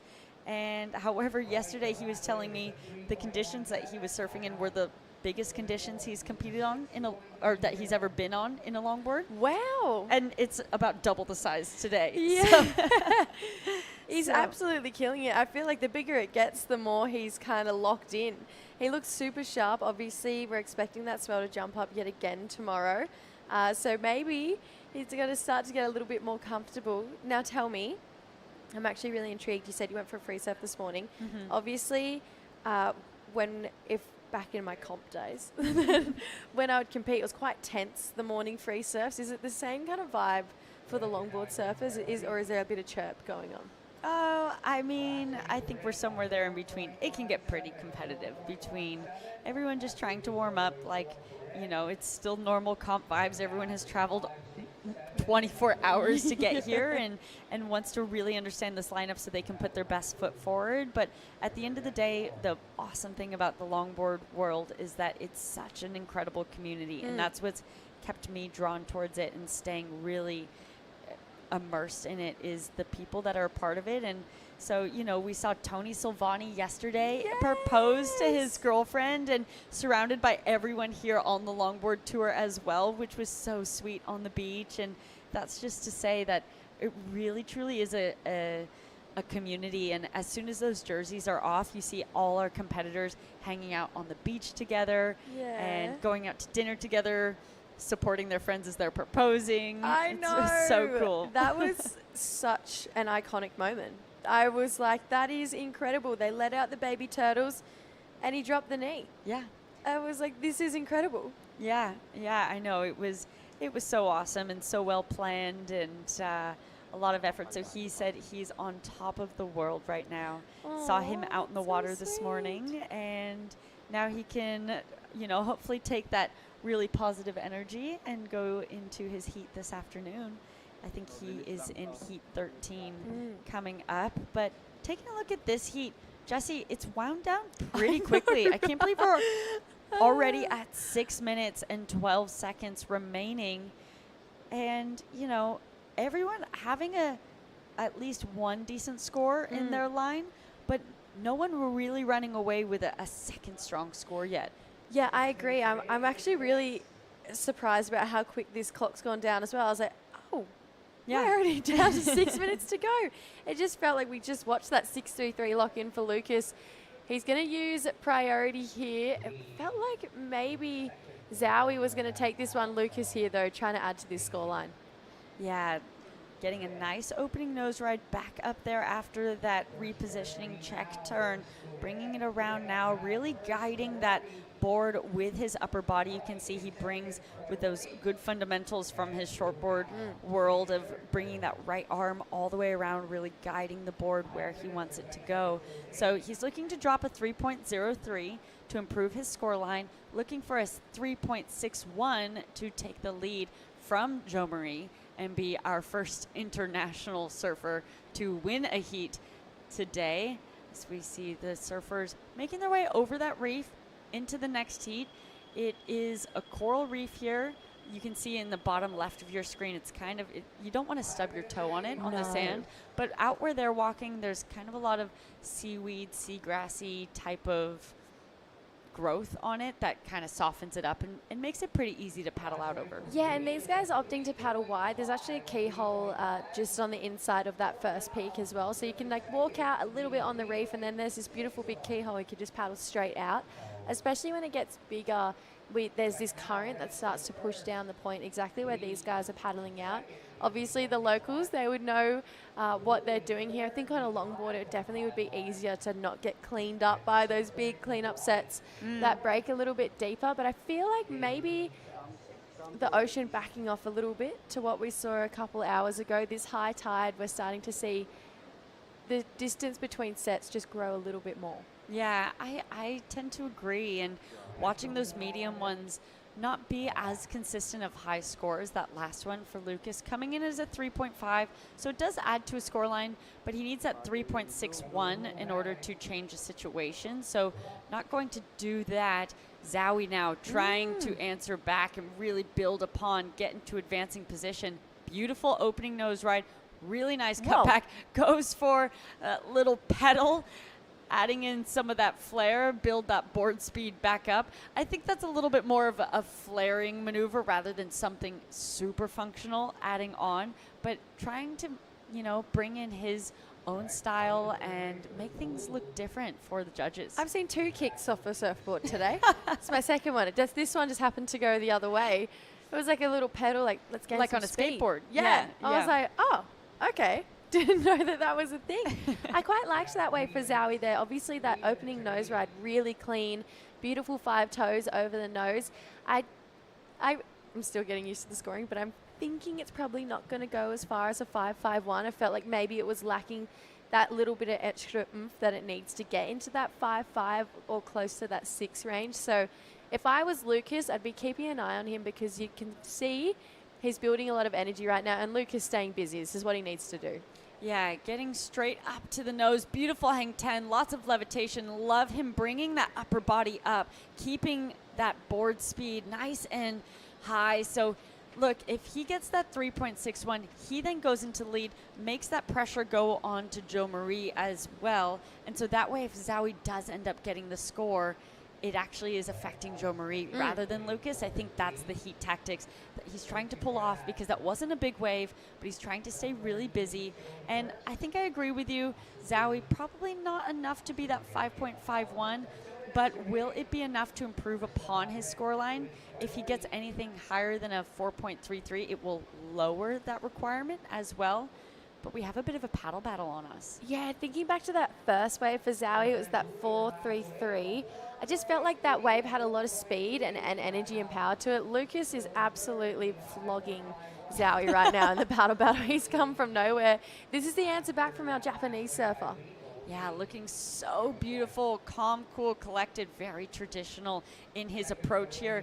Finding a little wobble on that nose ride, but does well to recover without too much flare-ups. But as he looks to find more opportunity to the inside, I'm thinking, look, he has a 3.17 as his highest. I think that's throwing away that number and going to build upon that, and that will at least lower that requirement for him going into this last minute. However, I don't know if it'll be enough time for him to get back out there and find another opportunity. No, I agree. Lucas, I was just about to say watch out, because this one looks like it's going to run deeper here for Zowie. Yeah, this could be a huge change up. But unfortunately, Zowie finding a few wobbles, and I think that's putting him a little out of sync for the rest of this. He's trying really hard to find it back.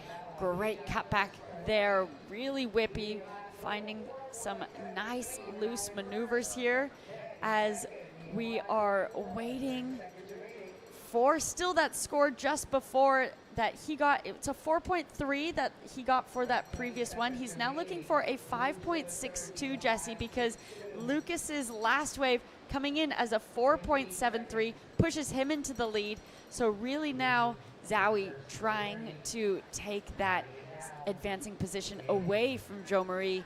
Will be interesting. Is there another wave maybe out there for Jo Marie, or is Lucas the first non-Filipino surfer to win this heat? Looks like he's definitely going to be that first non-Filipino. He's going to take out the lead here. So Lucas, he's going to take this one out. I'm feeling like that last score for Zowie, we're still waiting. I don't think it's going to challenge it for Jo Marie, but yeah, go Lucas. Yeah, wow, huge result for him. Really exciting stuff here. Waves just continue to be so beautiful. So we will go to a quick break, but we will be right back with the action here at La Union International Pro.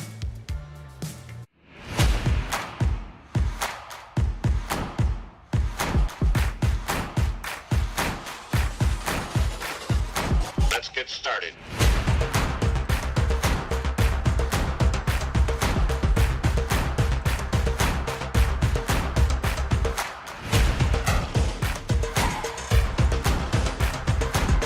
Let's go.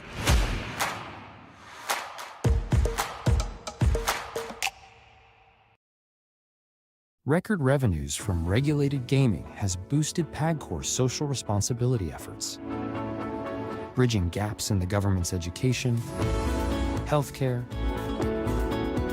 disaster response, and national security programs. A solid proof that when gaming is properly regulated, it becomes a powerful engine for nation building.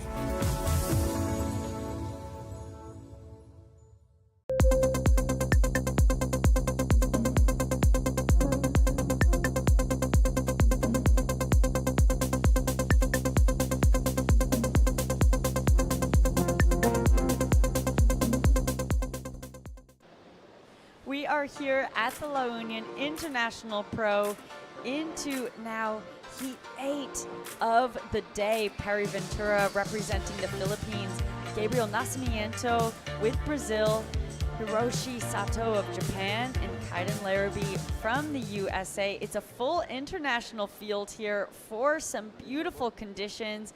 I am Rachel Tilley, joined here by Dai Waiko. Hey. Hi. Hey. It's a great afternoon. I mean, it's not even afternoon. Not it's even 10:30. afternoon. Still morning. Yeah, but we have seen just such incredible surf happen all day. Take us through a few of these replays that happened while we were on break. Well, beautiful backhand setup. I love the drop knee bottom down there from him. Beautiful hang five. And a switch stance. I mean, actually, which is the natural stance? I'm not too sure yet, but probably she's a natural footer here. But beautiful off the bottom and into the goofy foot again. So transitioning is really smooth in between natural footer and goofy foot. Yeah, you know that the switch stances are being performed at their best when you're actually not sure what their normal stance is. As we see this one from our USA surfer making his way in. Also a goofy footer finding a really nice wave into the inside, and one for our Brazilian surfer, a very, very tall surfer at that, finding his way on one but getting a little bit hung up, and an opener for the Japanese surfer. Yeah, this is Hiroshi Sato from Japan, one of the long-time competitor here from Japan. Nice hang five to start with, nice cross step drop knee cut back to just stay in the critical part of the wave and back to hang five there. It was one of the small size waves that still gets to finishing down there. So beautiful surfing from Hiroshi Sato. He's been competing probably over 20 years. He has a big career back in Japan, and he's been on this international tour as well for quite a long time. He's traveling with Shohei Akimoto and Noah Ishii. Another beautiful looking wave. This is a live action. Yeah, for Kaiden here, getting a really nice opening nose ride. So this is his second wave, building upon that first. We're still waiting for that first score to drop. getting hung up here. Will he be able to get back into it? He does, and immediately skyrockets with that speed, laying it on rail. Love the spray coming off from that, finding more footwork as well, and he did well to get back into the wave when it got a little bit fat there. But it is our local surfer, Perry, here on his backhand, getting a nice opener, but unfortunately cutting out there, not finding much more opportunity. So while we're waiting for their scores to drop, let's send it down to the beach with Camille to hear from Lucas Skinner. Yes, breaking the streak is Lucas Skinner, the first non-local boy to make it to the glass with me for an interview. But yeah, you were telling me how fun the sets were, how fun that heat was for you. Yeah, the waves are really fun today. That heat was definitely a slow one, but yeah, I picked off some good shape waves. I had a couple waves where I messed up, but all good, and yeah, stoked to make through. I'm just really excited to surf some more heats. So the Philippines is kind of a newcomer into the surfing industry, the surfing community worldwide. Now that you've spent some time here, what can you say about the pool of talent, especially on the longboarding end here? Yeah, the talent here is next level. Getting to serve the heat of Joe Marie, it was super sick, and all the local boys. JR is definitely an inspiration for them all, and yeah, it's been super nice getting to know them all and surf with them, and yeah, it's pretty mad to see how good they all are. So yeah, it's been real cool. Do you think you'll do more longboarding from here on, or is this a one-time thing? Definitely not a one-time thing. I'll do some more comps if me and Dad are there together, and yeah, I'm just loving competing. I love having a rashie on, and yeah, I think just why not? If I'm here in a longboard event and there's an opportunity, I'll definitely take it. Awesome. Okay, anyone you want to say hi to? There's Taka at the back. Yeah, just skinned on surfboards. Boards are feeling amazing, longboard and shortboards, and yeah, Mum, Lila, 11, and Lucy, they're all watching at home. It's late, but yeah, stoked. Okay, back to the booth with you girls. Thank you so much. Yeah, Lucas, always making sure to shout out, traveling with his dad, Ben, who has been a staple on our tour, and Lila, Levin, and Lucy back home, along with his mom, Michelle. So hello to all of them. They would be so happy to see him through another heat. Very excited. We have Ben coming up this afternoon in his heat as well. So he's going to be taking notes from Lucas there. As we go back to live action here, Perry finding a beautiful wave up to the nose. This one standing up so tall. How stunning. I mean, seeing this wave surfed right now is making me wish I was out there. He goes towards that regular stance to try and make it around this section, but unfortunately hitting a bump and coming unstuck. Did some beautiful work out the back. So he's looking to drop a 2.43, and I think that'll do it. Definitely, you know, really unfortunate for the end section, but beautiful flow all throughout the wave, and he had everything under control, well controlled surfing, and straight up from the start. Hang five, love the joint down, cut back there, and love the close step bottom sand, love the hang five there, and beautiful transitioning, you know, between turns and nose rides. So beautiful surfing and the techniques here. Yeah, I love that trim line that he has just there too, that roller coaster from that mid-board, really using that upper body, and that's just classic longboarding for me there. That was beautiful surfing. Gabriel Nascimento up on this one. We didn't get to see what happened out the back, but he's taking it into the inside, so hopefully some good things happened out there. But unfortunately, getting unstuck there on the inside. Looks like he's on a smaller board, maybe more of a high performance board. He's known for his power, straight up to the nose, gets that nose ride.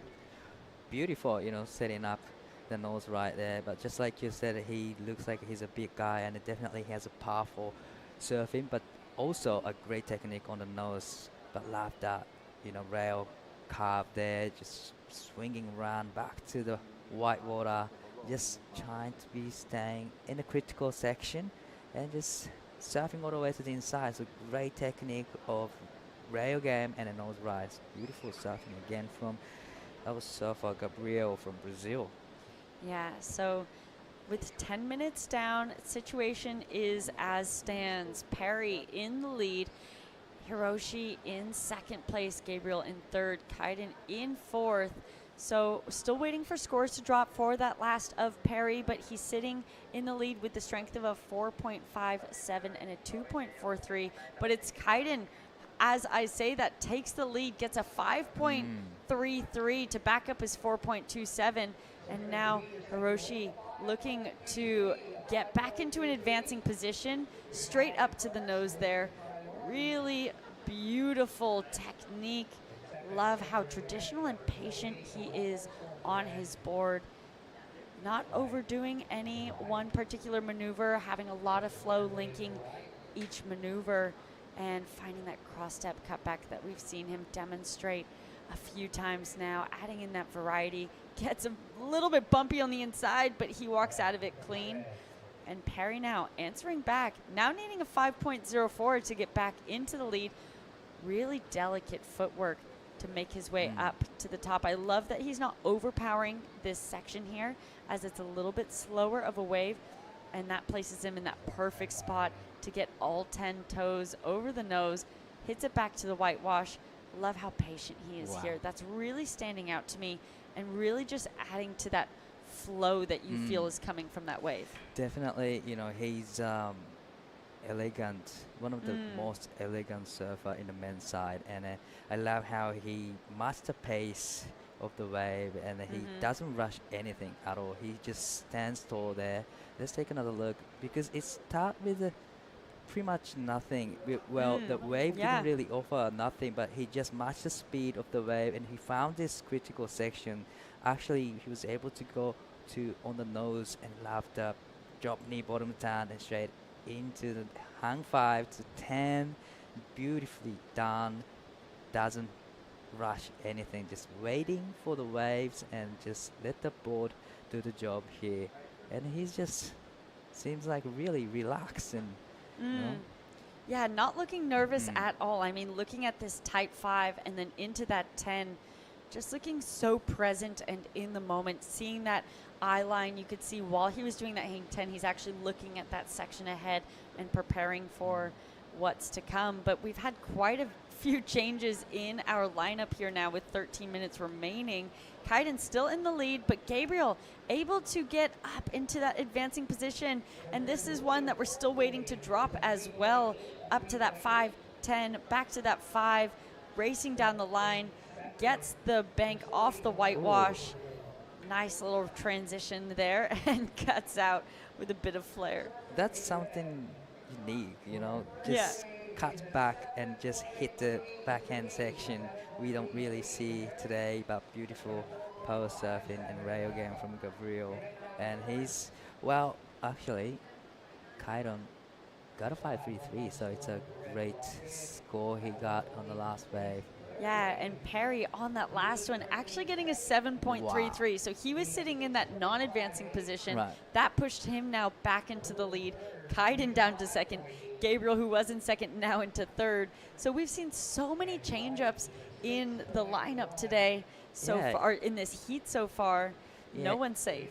In the last two exchanges, everything changed a lot, and still waiting for the last of Perry as well. So previous wave was 7.33. It was one of the shorter wave. Yeah, but it was bigger. It was bigger and critical. So he got 7.33, which is the highest score of the heat so far, which is great. And Perry, you know, has a great relationship with Japan. Actually, he's sponsored by one of the legendary surf shop in Japan, in Hamamatsu. So probably people from Japan are watching and cheering on him. Yeah. It looks like there's a lot of people cheering for him too here on the beach. Yeah, absolutely. The beach has just been so packed and busy. And is that potentially Danilo Fontanella getting ready for his next heat there in the green jersey, sitting with his family and watching Perry just light it up. So still waiting for that last score of Perry to drop, and he's looking to replace that 4.57. Remembering back to that, I have the feeling I think he might. Yes, I have same feeling because I really enjoy watching that Mhm.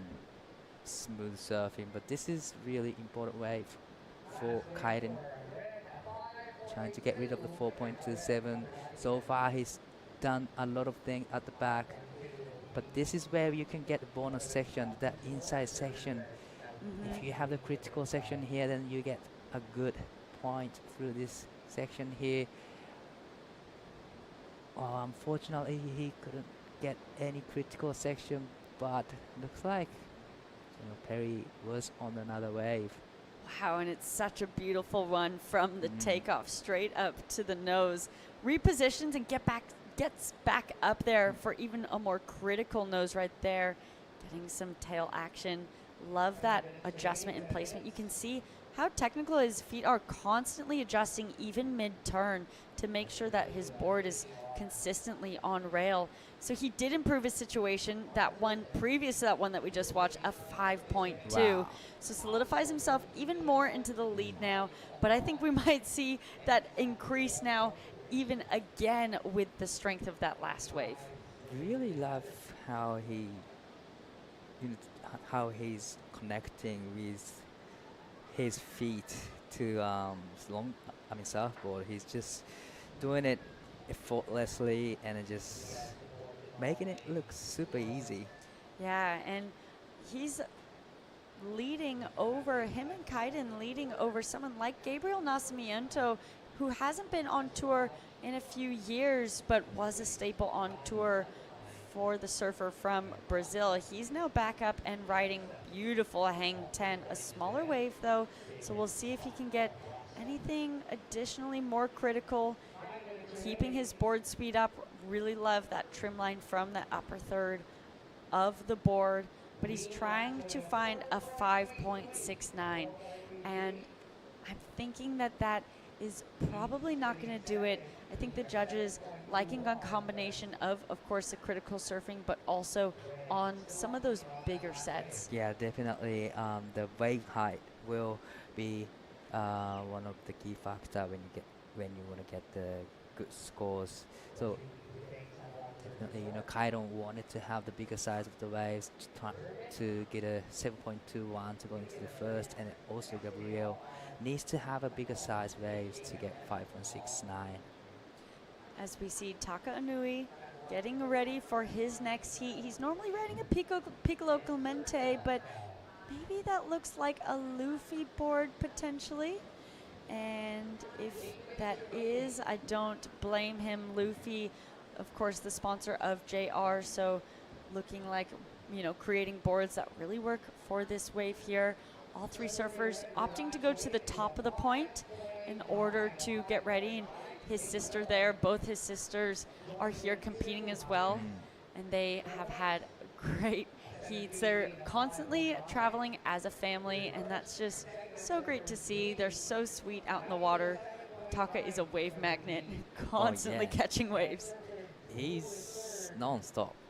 Even in a free surfing, he's just constantly paddling and getting the waves. So, like you said, he's a wave magnet here. And I love the relationship with his sisters. They help each other, they support each other. Even they use the same board in one event. So it's a great teamwork from Inoue family. Yeah, absolutely. As we're taking a look back at this situation, 7 minutes remaining. Situation still stands the same. So that last one of Gabriel coming in as a 3.1, that doesn't go into a score line, and it's not enough, but he's standing up on another one trying to make his way back up. Love his nose rides. That board just giving him a lot of lift as he gets up there, but unfortunately it's a wave that's not going to provide much more opportunity through that inside. So he's going to keep chipping down the door, coming back out with fourth priority. It's a pretty smart idea strategically to try and find those wider ones that have been giving some good scores on your way back out. Yeah, definitely there's a lot of opportunities like those ones, smaller ones that look not so great at start, but it definitely has a moment that gives you a lot of walls through the inside section. Just like this wave, Hiroshi is getting on the smaller waves, but managed to get in this inside section and gets the wall there. Unfortunately, this wave actually shut down on him. Really unfortunate for Hiroshi. Now on his 6-point ride. It's a pretty big score, to get 6-point ride here. It needs to be, I would say, on a bigger size wave to get 6-point ride here. Yeah, I agree. I think, once you're looking, of course, wave size isn't an actual element within the judging criteria, but the bigger the wave, the more critical your maneuvers do tend to become.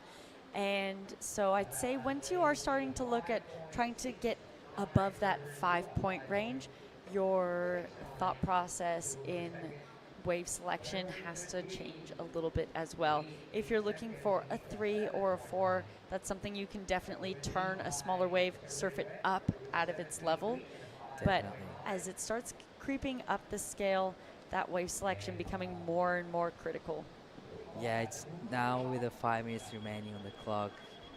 Gabriel and Hiroshi now probably needs to change their plan to just sit and wait. Probably, there is not much time left, but still, I reckon the sit and wait strategy is working. It's gonna work well for them. But looks like Gabriel is on the wave again. Nice hang 10 to start with. Unfortunately, goes down. Yeah, so with those 4.5 minutes, will be interesting. Kaiden having that first priority, sitting in that second place. So he's really going to try and use that to defend that spot away from our surfers in blue and white.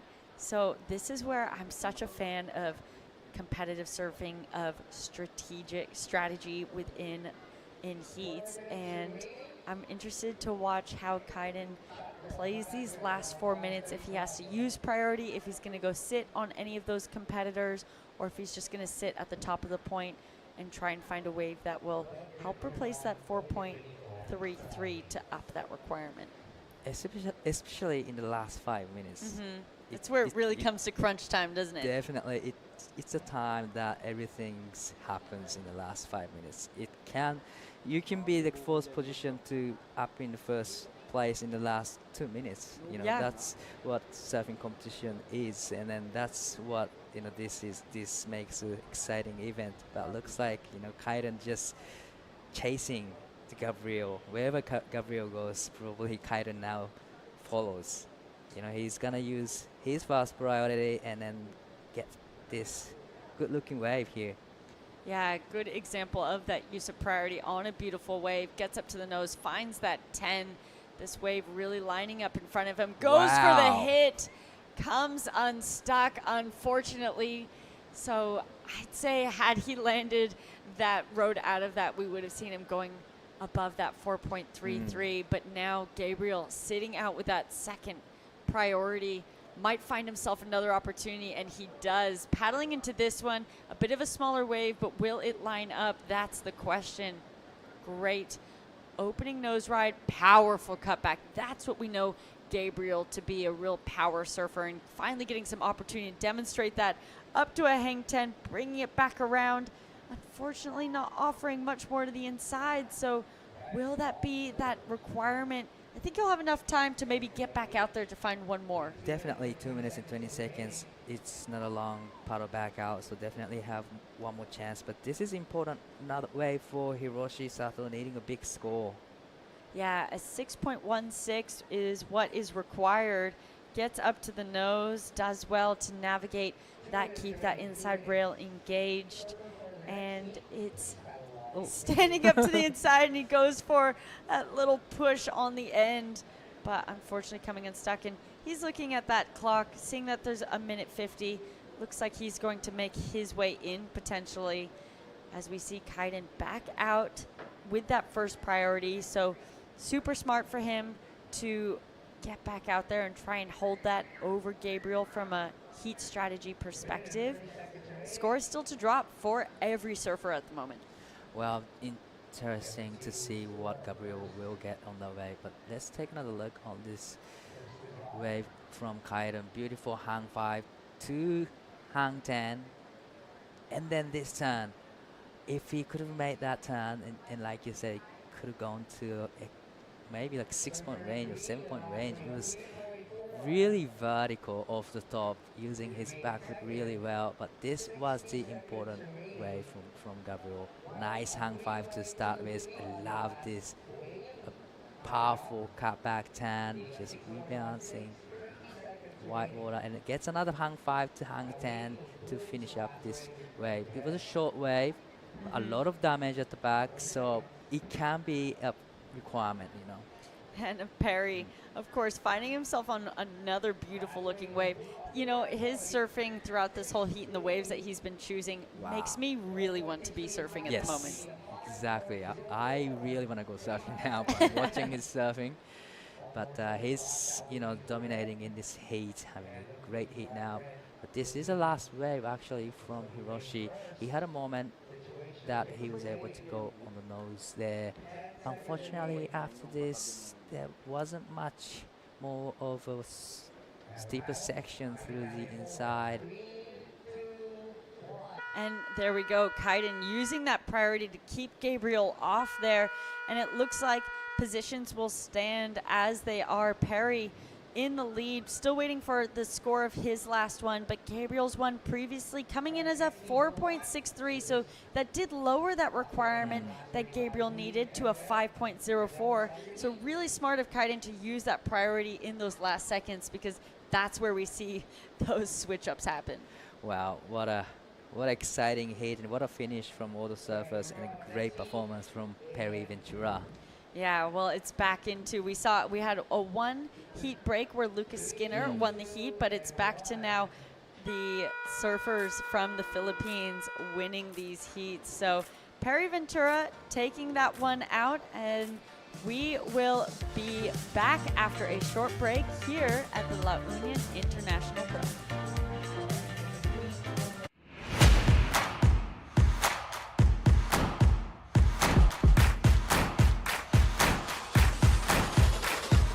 Let's get started.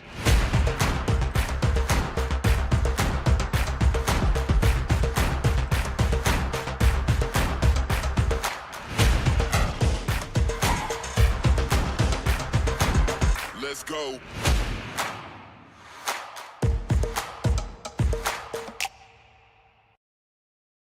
Record revenues from regulated gaming has boosted PAGCOR's social responsibility efforts, bridging gaps in the government's education, healthcare,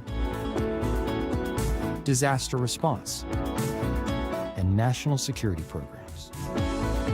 A solid proof that when gaming is properly regulated, it becomes a powerful engine for nation building.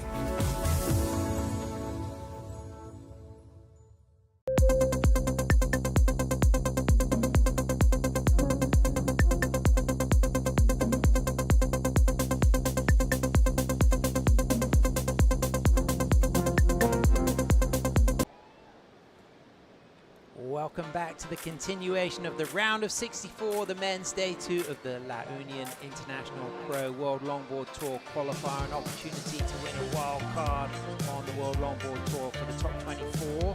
It's Taka Inui coming up against Tony Brigante based in Kauai, originally from Santa Cruz, a celebrity chef, works as a private chef on Kauai, a really fantastic traditional surfer who shapes his own board, surfing against the king, Crisanto Villanueva, up and riding on the replay here, and also Danilo Fontanilla, also from the Philippines. I'm Sam Bleakley back in the booth with Dai. Dai, two mullets in action. We just saw the master of the mullet, Perry, backed up by another maestro of the mullet. This is the king, Crisanto. King mullet. Yeah. He's surfing right now. Beautiful surfing here. He had a great run last season, second at the Korea event, 5th at the Ballet Pro, so he is another great competitor from the Philippines. And this is Danilo. Danilo had a good run yesterday. Locks of 5, locks of 10 on that.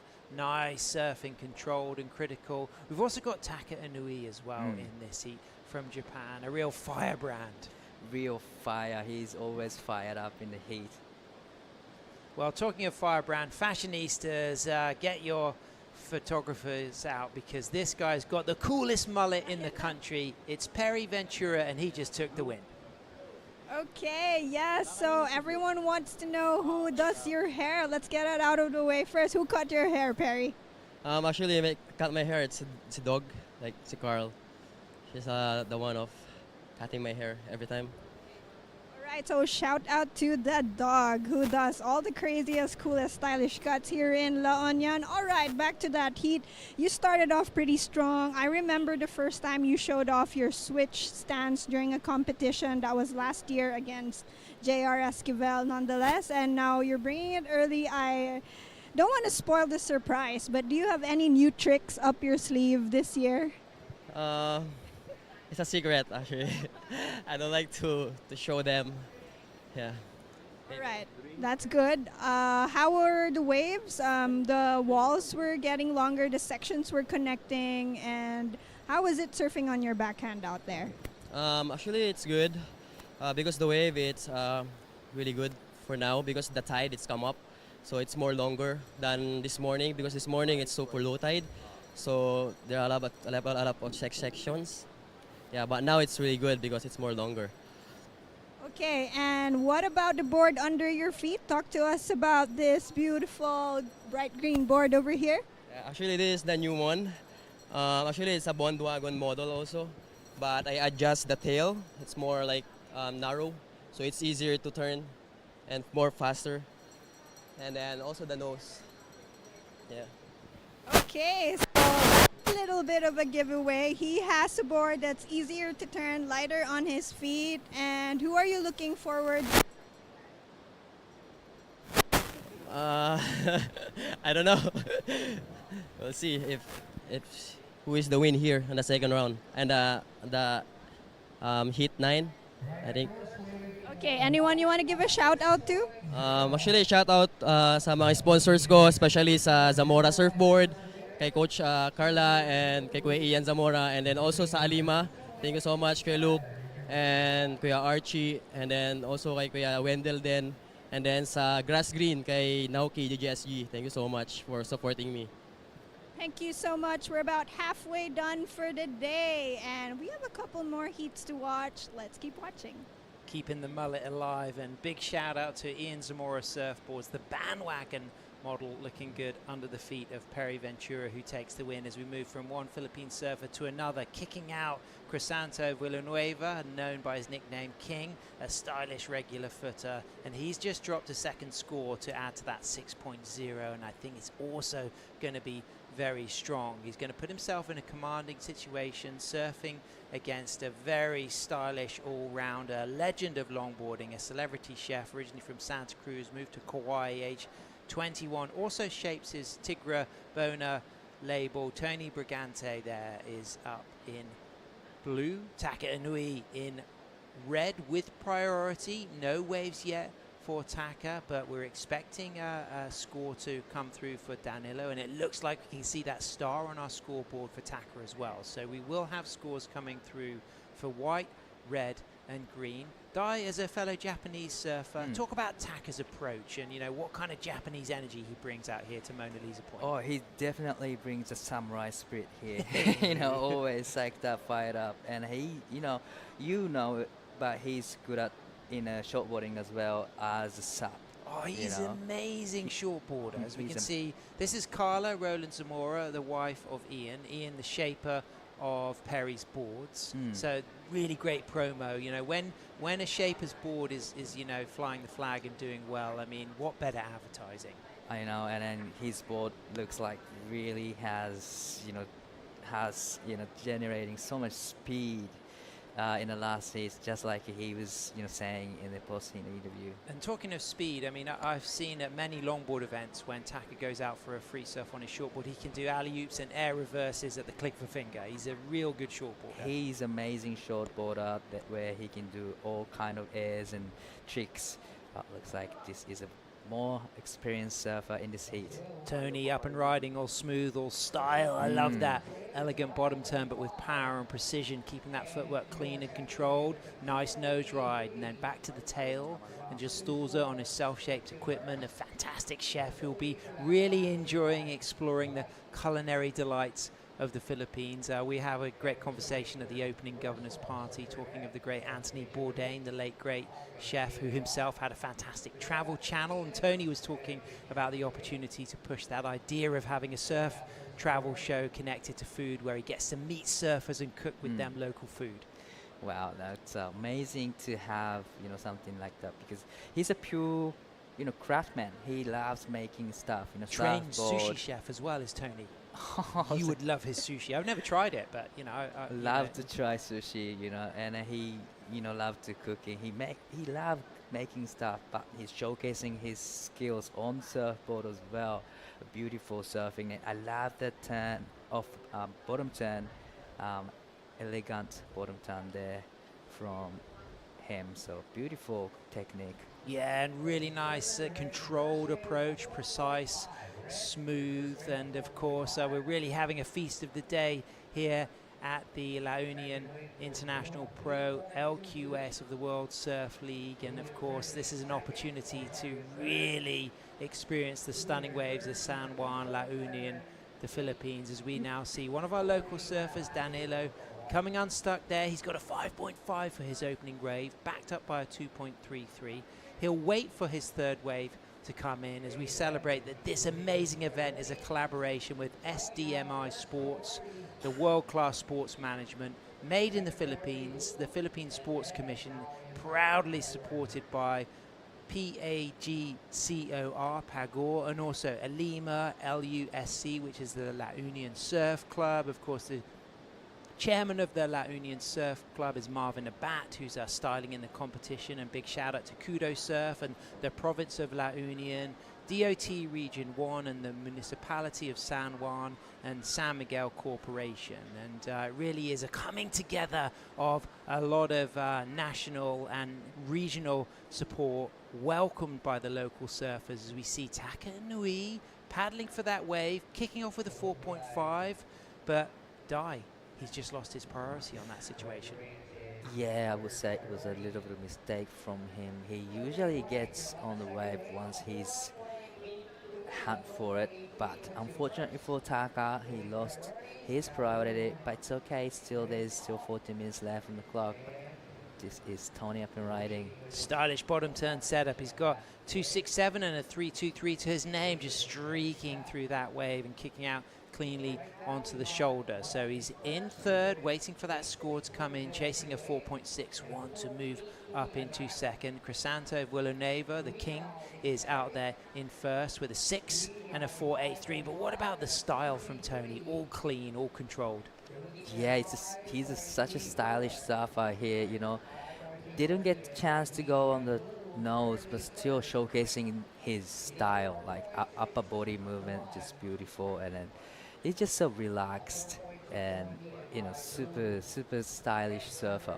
Well, if you out there in Hawaii, particularly on Kauai, you can hire him as a private chef. Trained as a sushi chef, used to manage a fish market in Hawaii where he fell in love with the local food. He's out here on his cell-shaped Tigre Bona boards, as we can now see Malia there. She's the boyfriend of Gavin. Gavin is going to be coming up in the next heat from Cocoa Beach, Florida. Gavin Idoni is up against some good names, but Gavin is no stranger to big results. Twice he's qualified for the Bioglan Bells Beach Longboard Classic World Tour event, getting through the trials. He's very, very stylish, great nose rider. You can see Jack Tyro, his good mate there from New Zealand, and there's good energy around Gavin. He's always relaxed, he's fun, and I'm not quite sure what Jack is doing with that stone, but he's doing something. He's doing something there, but I'm not too sure. Maybe preheat routine there, but I'm not too sure there. Well, Tyro's not actually in that heat, so I don't think he's damaging Jack's board, but Jack's in the heat afterwards. We've got Masaya Tsukamoto for Japan coming up. Masaya, very talented surfer. And we got Edgar Calvo Jr. from the Philippines, and we also got Ernest Demanguin from the Philippines. So two very good surfers, and there it is. Jack Tyro was putting that rock on the sand to keep the sand off his wax. So there we go, kids. That's a good idea there. Yeah, there we go. A little bit of kind of insider Tyro knowledge there, New Zealand style. Yeah, that's a good idea to just keep the sand off that wax job. If he had a great wax job there, you don't really want to sand on it. Oh, I hate that sand in the wax. The worst thing is there's nothing worse than when you've loaned your board to a friend and they come in and they just dump it on the beach and you know you've just got a clean, pristine wax job and it's a hot day and you know the wax is a bit sticky and you're like, no, get that wax out my get that sand out my wax now. But it was a good idea, just using the rock. Yeah. To keep the sand away. Okay, 11 minutes, 40 seconds remaining. Crisanto out there in first, 6 and a 4.83. Second, Danilo, he's got a 5.5 and a 2.33. Tony chasing a 4.61, that's an attainable score. Taka Inui just sitting with one score of 4.5. Now, you're expecting Taka to get back in the mix, only needing a 3.34. Taka, World Longboard Tour surfer across the last 6 years. He's from Miyazaki. He's small, 5'5". Talk about the surf culture in Miyazaki. Who are some of the big names that have come out of surfing in Miyazaki? Ryaru Ito. There we go. That's a big name that I can think of. He's a well-known surfer.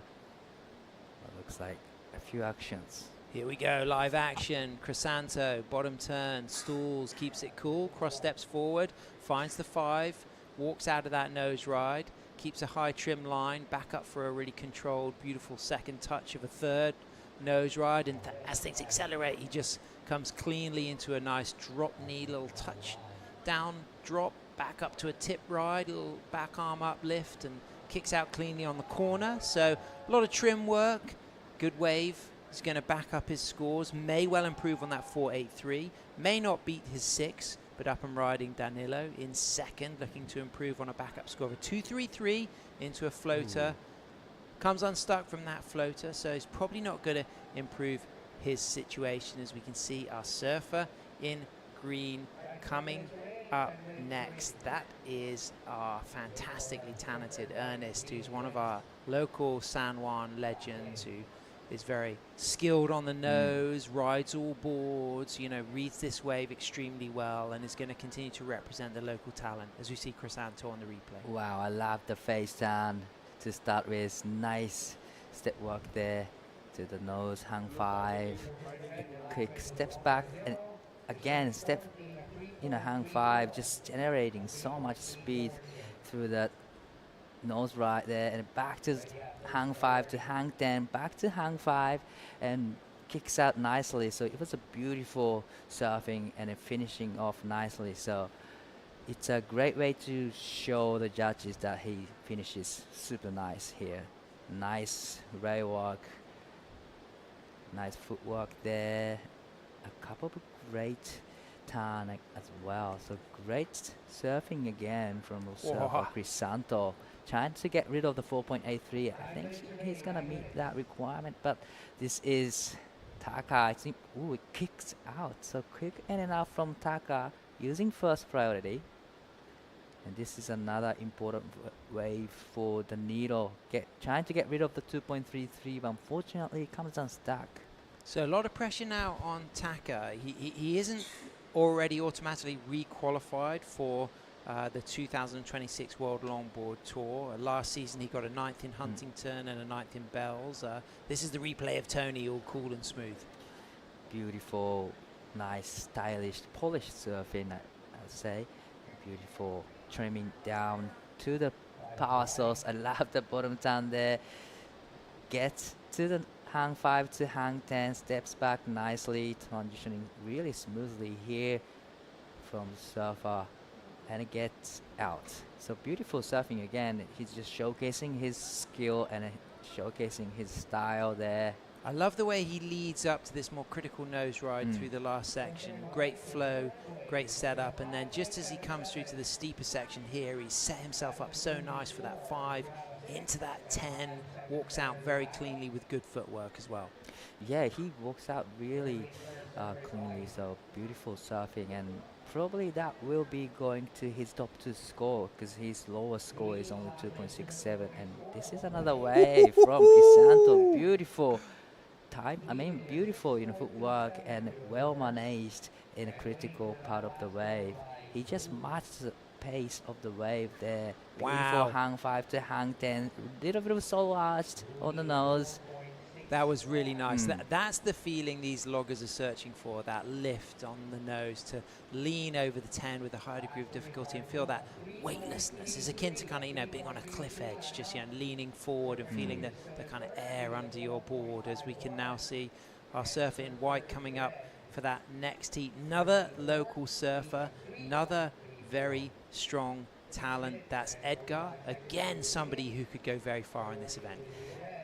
Definitely, well, now he's choose to not wearing leg rope there, so it's another stylish surfer there. But in this heat, Taka is having a struggle moment here. There's only 6 minutes left, and he's only caught 2 waves.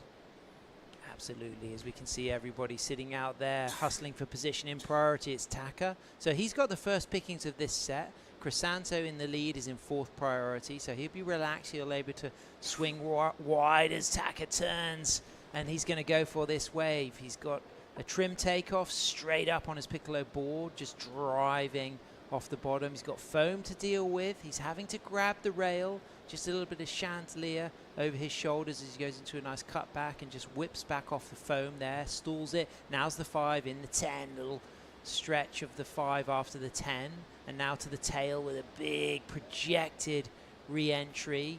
So he's done the damage on that, chasing a low score of a 3.34 to move up into 2nd as Gavin Adone from Cocoa Beach, Florida walks down for the next heat. And Taka, hungry, lively, and I feel like he's going to put himself back in the mix now.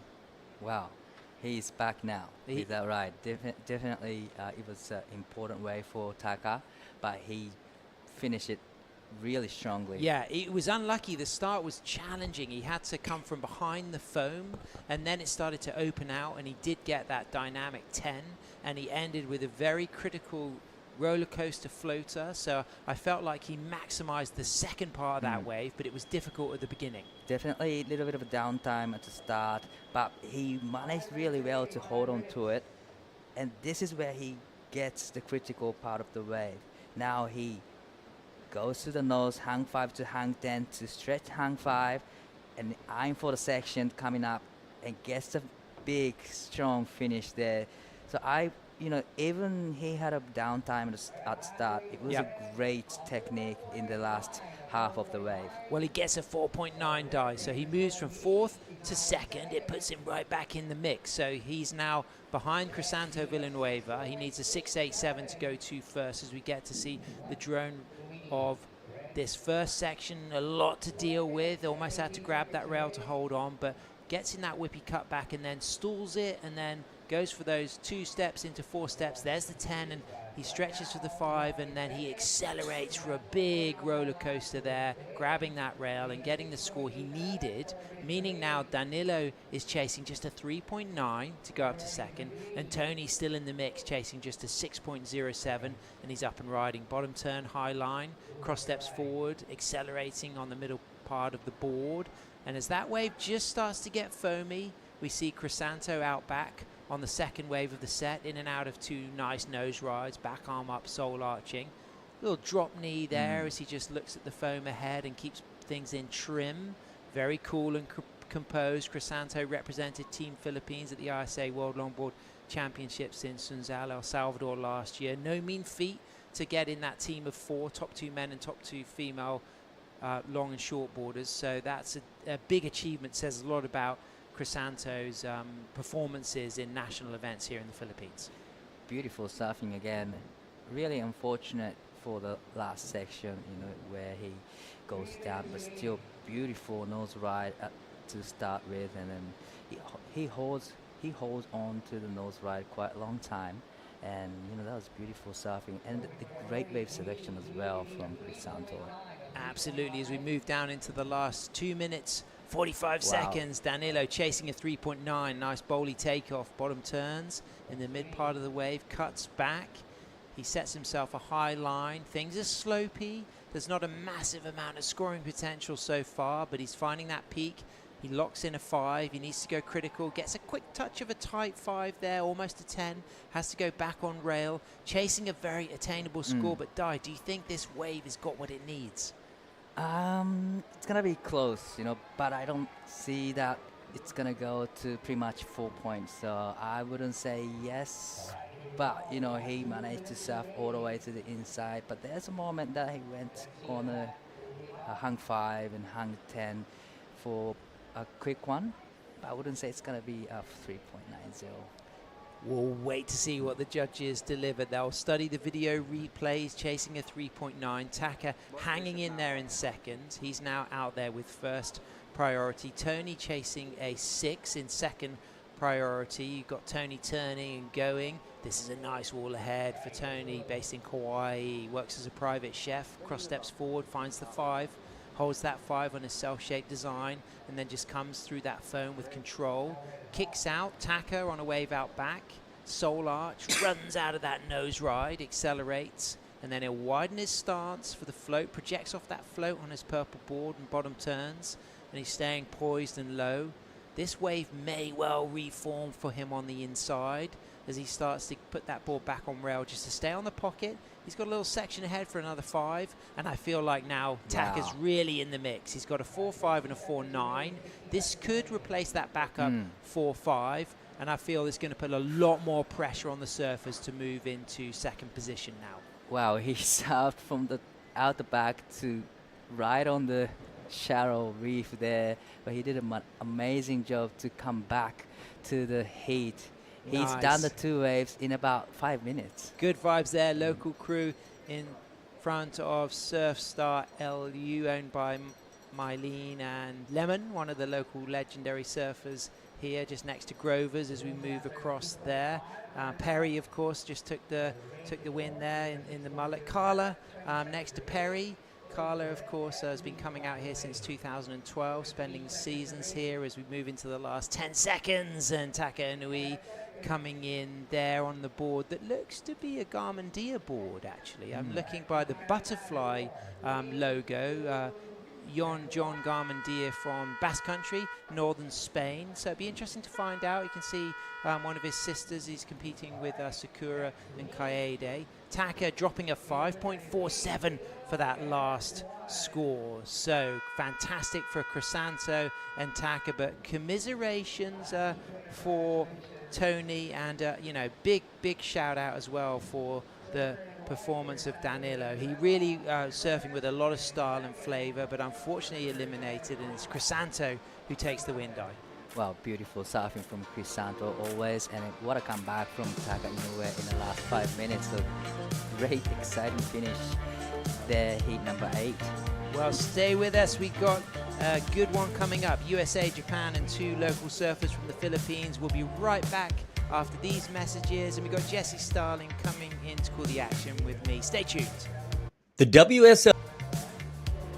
WSL La Union International Pro LQS 1000, presented by the Philippine Sports Commission, is proudly hosted by the province of La Union, the municipality of San Juan, and the Department of Tourism Region 1.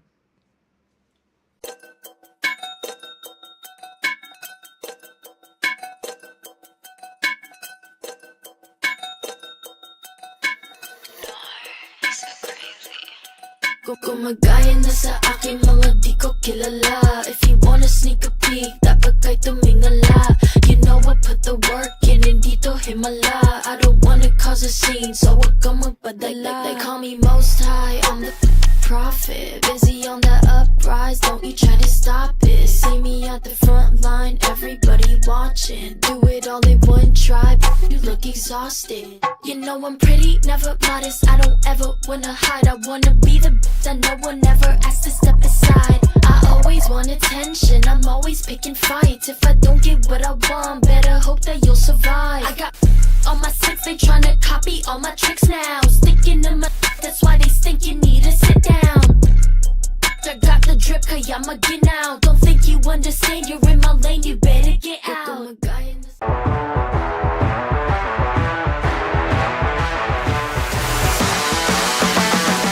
SDMI Sports, world-class sports management made in the Philippines. Welcome back to the Bonanza at the 2026 La Union International Pro LQS of the WSL World Surf League. I'm Sam Bleakley, joined by Jesse Starling, as we've got Gavin Adone, Messiah Tsukamoto, Edgar Calvo Jr. and Ernest Dumagin coming up. Philippines, Japan, USA. Jesse, you're going bananas to get out there. You're getting a FOMO from the quality of the surf. Full surf envy. I was sitting up. I have this little ledge that I like to go and sit in my time off, just watching, going, oh my gosh, it looks so fun out there. And these guys making the most of these conditions too. I mean, Ernest, we're going to see him get underway. It's kind of been a Filipino slam. I feel like everyone has just been dominating from the local part of the world here. So it's time for our internationals to start putting on a bit of pressure. It's one way to do it right now for Messiah. Massive floater on that one there. Big airdrop out of it too. I think he liked it, maybe a little snap of the fingers. Yeah. At the end of that one. But yeah, I feel like this has been a bit of a statement to knowing this wave and just how good the Filipinos are getting at longboarding. Here we go, a little replay of Gavin Adone there. It looks good from Cocoa Beach. Rides Chris Christensen boards. Very stylish. And this was a really nice start, Jesse. Yeah, I loved this. His style is that really relaxed, cool, calm, collected kind of approach. And just holding that 5 for a really long time there as well.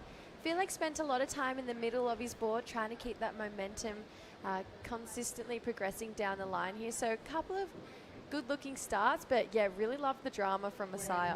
Well, someone who was looking good, it's the king, Crisanto Villanueva. He took the win, he's sporting the mullet, and he's down on the glass with Camille. Thank you. A Filipino slam indeed. I am with Crisanto, King, the king of LU Villanueva. And yeah, again, first of all, get it out of the way. Who cuts your hair? Tell us about this sporty mullet. My barbero is dog from here also. Okay, 2 points for the dog. Same barber as Perry. So aside from, of course, Perry is on his backhand and you are on your front hand, is there a difference or an advantage to you here surfing the point, whether it's your front side or your backside? For me, it's so difficult with Perry because Perry, when I'm young, still together. And then same sponsor also for GGSC, so it's difficult for me. If together with same hit, so maybe I'll get nervous because 2 of riders there on the lineup, so that's... 2 very distinct styles, you and Perry. Who are some of your style icons? So we talk about longboarding, style, flow, and grace. You know, you don't want it to look rough. It does not look good if it's not so graceful. So who really taught you the smooth, cat-like style that you have? Of course, first is Kuya Jeff Ganuelas. When I'm young, me and Perry teaching to surf about for longboard and single fin. Then I start surfing longboard for Kuya Jeff Ganuelas. So thank you for Kuya Jeff for coaching me always and together with me and Perry. Yeah. And you were telling me you have a Japanese sponsor. What is this board that you are riding? My board is Zebra. It's a Mori from Japan. Thank you for Naoki. And then, of course, for Mori, thank you for everything to support me and all my sponsors like Destination, The Flow, and all my sponsors. Thank you. Okay, we don't want to let too many secrets out, but one thing's for sure, La Union has made a name for itself in the world stage, especially as a longboarding destination. So I guess that's all right. Longboarders, you can come here, just give the shortboarders a few waves here and there. Back to the live action. Ever thought of going for the mullet, Jesse? Look, I don't know if I could quite pull it off, personally. I had a pretty wild bowl cut when I was younger. Nice. I'd say that's as far as I'm going to go. Okay, I love a good bowl Yeah. cut. You have to send me a photo of that. Oh, That'd be I'll good to show see. you, gladly. Here we go. Up and riding. Ernest on his second score. This looks good. Clean out of a nose ride. Smaller wave, but a little bit of a wall building up ahead as he stalls. The goofy footer clean in the footwork. Touch of a 5 into a quick 10. And then just readjusts, nearly loses it through the inside here. He's going to add to that 1.5. Gavin Adone kicking off with a 4.83, backed up with a couple of low scores, so Gavin will want to build on that 4.83. Messiah has also had a really good start with a 4.17 in blue. for Japan. Edgar with a 3.5. Here's the replay of green. Yeah, I can really appreciate these drone angle shots, just seeing that intricate footwork here of Ernest creeping back up the board. Doesn't get the toes quite over the nose there, but just to hold that balance, a little bit more of a stretched out 5, and then you can see here it starts to get the tap really up the nose of the board. And you can see he's doing really well to keep that momentum down the line. It just felt like maybe slightly out of control. Obviously got a lot of work done, but maybe wasn't as gracious as what we've seen from some of our other competitors today. So that's going to come in to add to that 1.5. He's chasing just a 2.68 to move up into second. But early days in this heat, with priority out there, we have Masaya Tsukamoto from Japan, the really hot surfer. He got third at the Sumatran Surfaris Hamamoto Open LQS, losing out to Taka Inui this season. He's got a 5th in Korea at the LQS in the wave pool over there in South Korea. He's got a 5th over here in the Philippines, losing out to June Esquivel in Baler over in the northeast of Luzon. And he's been on tour since 2015, so he's got a real track record of competition. He's one of the kind of the not the full older generation of Renaissance Japanese longboarders, but he's been around for long enough to have a great range of experience internationally. Yeah, it's pretty interesting. Like you start to see it a lot more in the shortboarding side of the world. There's always that changing of the guard, but it feels like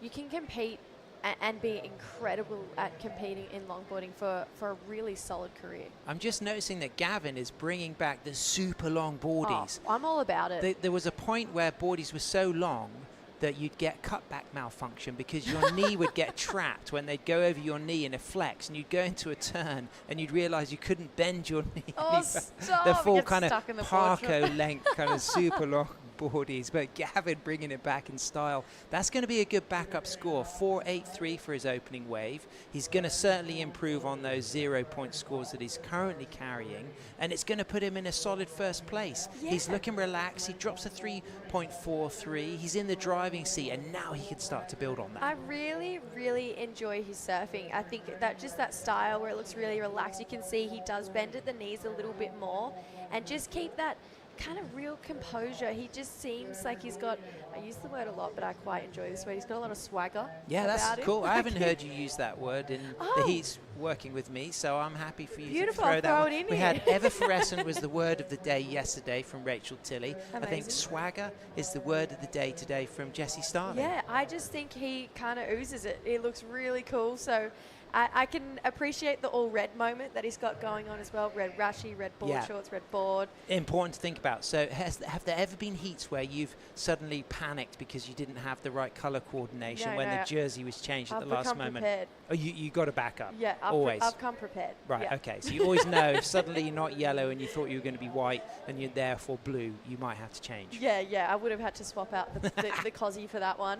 No, I used to love matching my rashi to my swimsuit. Nice, I would always nice. have a couple of different options, but sometimes I get really superstitious, and if I Yeah. had like an excellent score in one particular swimsuit, I would continue wear that swimsuit for the rest of the event. Yeah.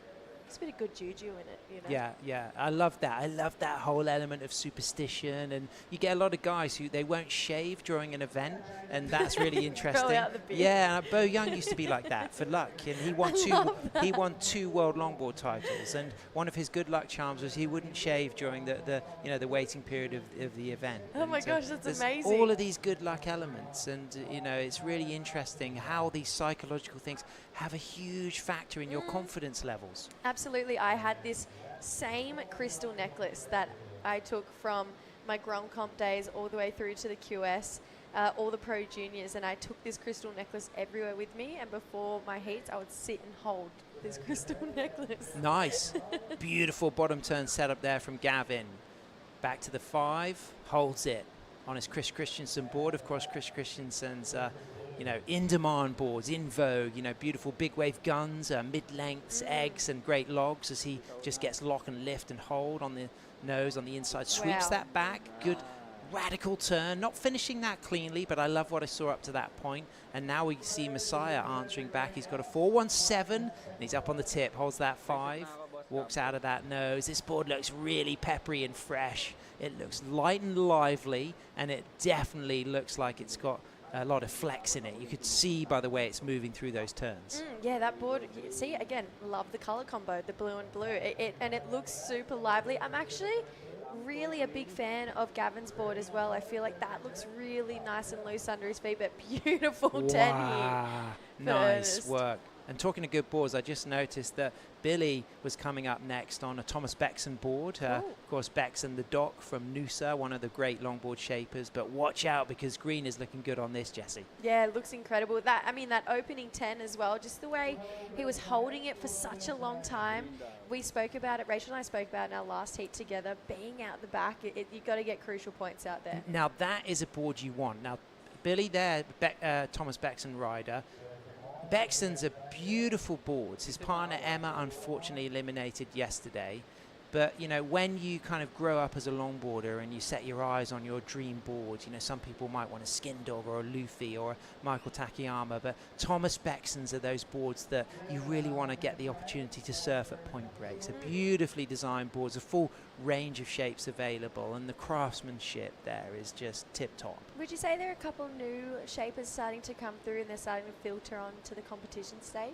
Well, at the moment, what we're seeing is the likes of Ian Zamora shining here. We're seeing a lot of Luffy's being ridden, and we're seeing Skin Dog surfboards doing really well. I want to see more women shapers. Yeah. There are a number of fantastic women shapers, but that's the new thing I want to see a big breakthrough with, particularly for longboards. Yeah, I was lucky enough to host as we're looking at this incredible ride again from Ernest, that 10 out the back was something pretty special. I was lucky enough to host a panel with two incredible shapers, the Mermaid Society and then Avalon Starrick. She shapes for Coco Ho. There we go. New boards. And great. It was so interesting to learn about those types of equipments and changing the shapes just based on a woman's body as well, because we need narrower boards because we're not as wide through the shoulders as typically as men are. So it was really cool. Absolutely, and an important element of a longboard as well is how are you going to get it down the beach? You know, is it going to fit in your house? How are you going to get it to the water? Are you having to carry it on your hips? Are you able to get your arm around it?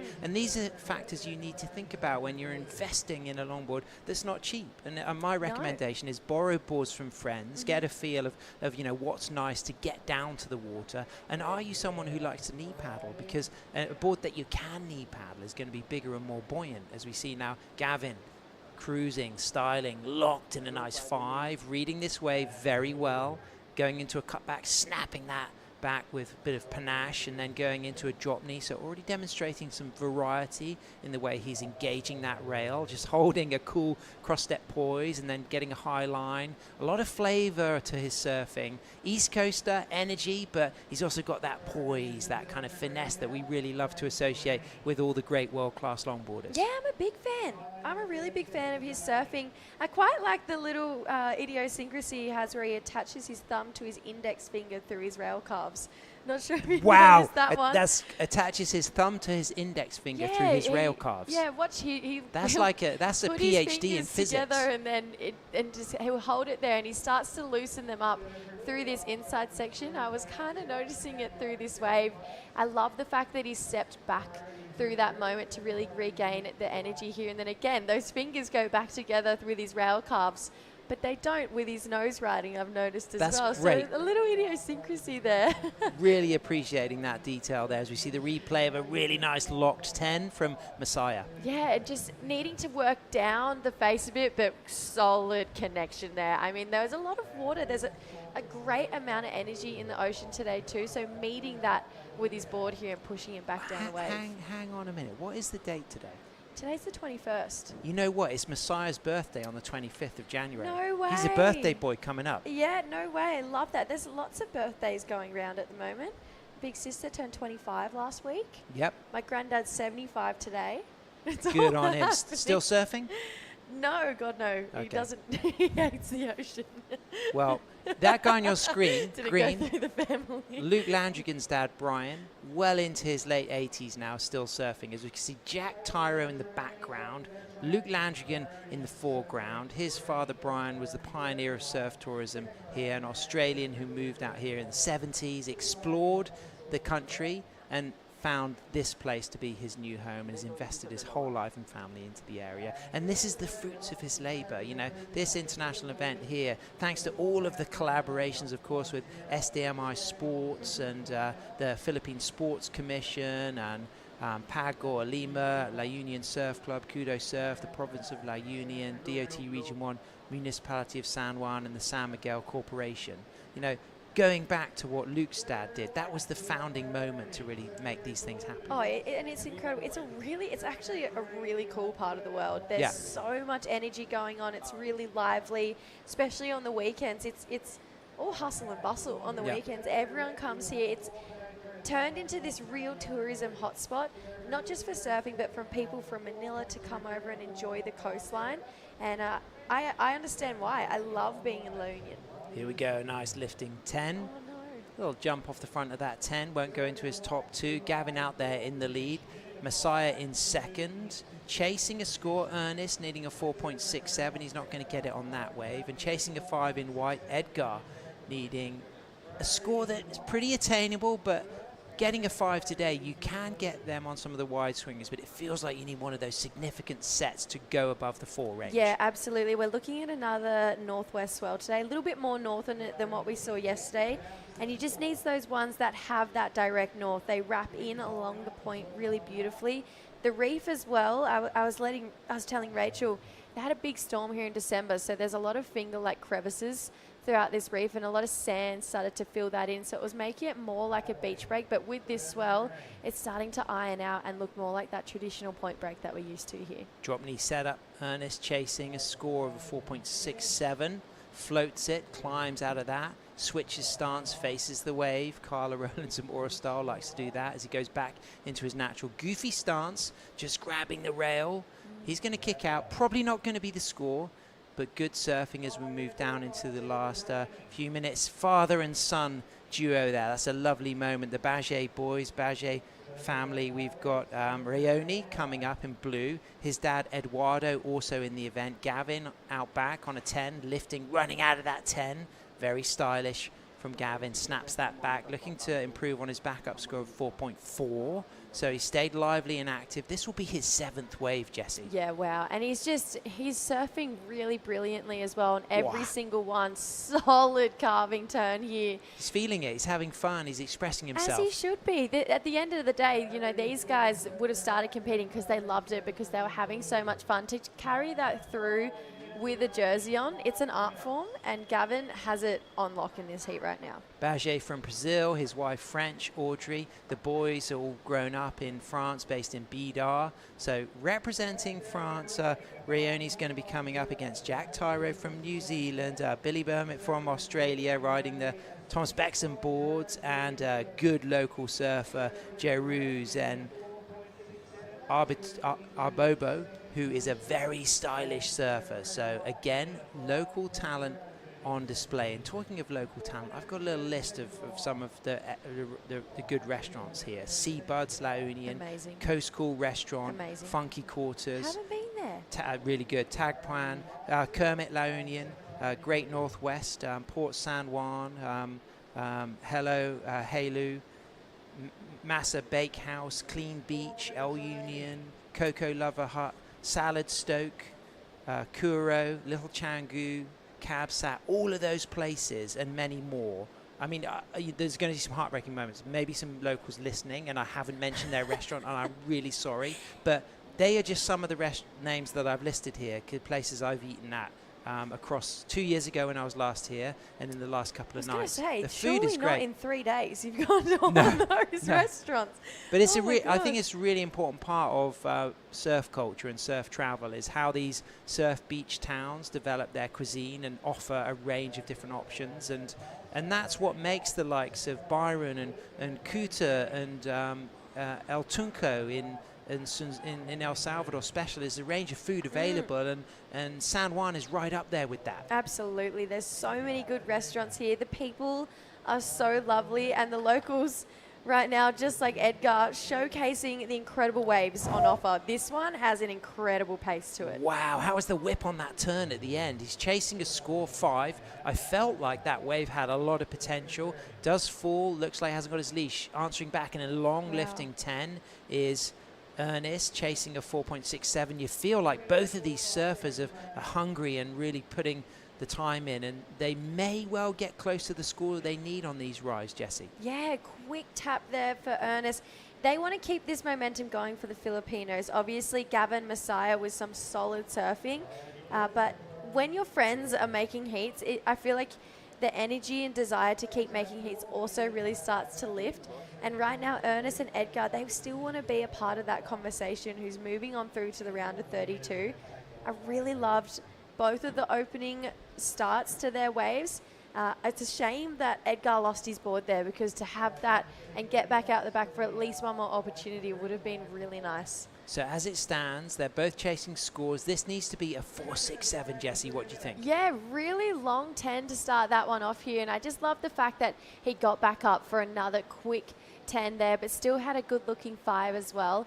Came through, so gave us a little bit of rail surfing. I feel like he definitely would have wanted a little bit more to be that extra solid convincing, but I think that opening 10 was really beautiful.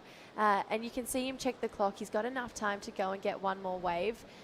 I'm really interested to see where they go through, because looking at the 2.44s that Gavin had, I think they probably had a little bit more on offer. So my gut instinct is it's probably not going to get there, but I have been wrong plenty of times today when it comes to scores, but I'm thinking it's probably not going to get across the line. Okay, so Edgar is chasing a 5. Ernest in green, who we just saw in the replay, is chasing a 4. I think Edgar could get the score. We didn't see all of the ride, but I loved the speed in his down carve, and I know he got a 10 out back because we caught that, and there it is, a 6 for Edgar, goes up into second. Messiah now in third. Ernest chasing a 5.68. I just think the wave was too small, wasn't it, to get that? I agree, and I just don't think it had that real big moment on his rail and get the variety he was looking for. Let's take another look. It was a straight 5 right out the back here, and then there's that whip you were talking about, really beautiful down carve, using the entirety of the face back to the nose of the board for 2 more 5s in a really high-speed section, and there it is, that whip down. Yeah, that's what I really liked. There wasn't actually a 10 early on. There is a 10 just there, but it was those multiple nose rides and that slicing turn. But this guy, Jessie, is still in the lead, and he built on his situation and added a 5.5 for his 7th ride. Yeah, smaller looking wave here, but it seemed to have a nice inside bowl.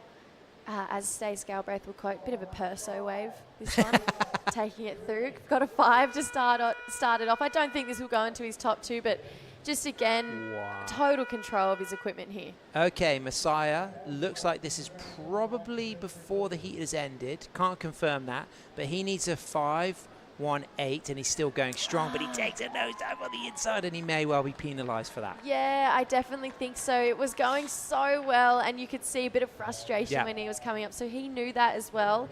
Gavin, only the 2nd international to win a heat today. I tell you what, Chris Christensen's got one of the coolest logos. I mean, I don't know if you're into skateboarding, but POW, the Bones Brigade, I don't know, the artwork from the POW period skulls, and the Chris Christensen logo there. I mean, that is legit. It's core. Yeah, it's cool. It's really cool. The only kind of skull artwork I know is it's very cliche, the North Narrabeen border. It's cool, man. But that's pretty much it. I love the Chris Christensen one, though. It's cool. Gavin takes the win. Congratulations, Cocoa Beach represented. Edgar gets into 2nd. Unfortunately, Japan and Ernest for the Philippines eliminated. Stay with us. We've got Rachel Tilly coming in to host the action. It's the La Union International Pro, and we'll be right back.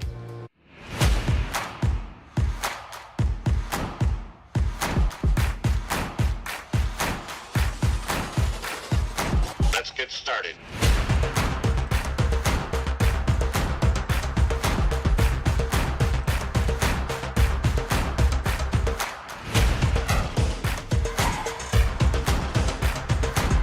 Let's go.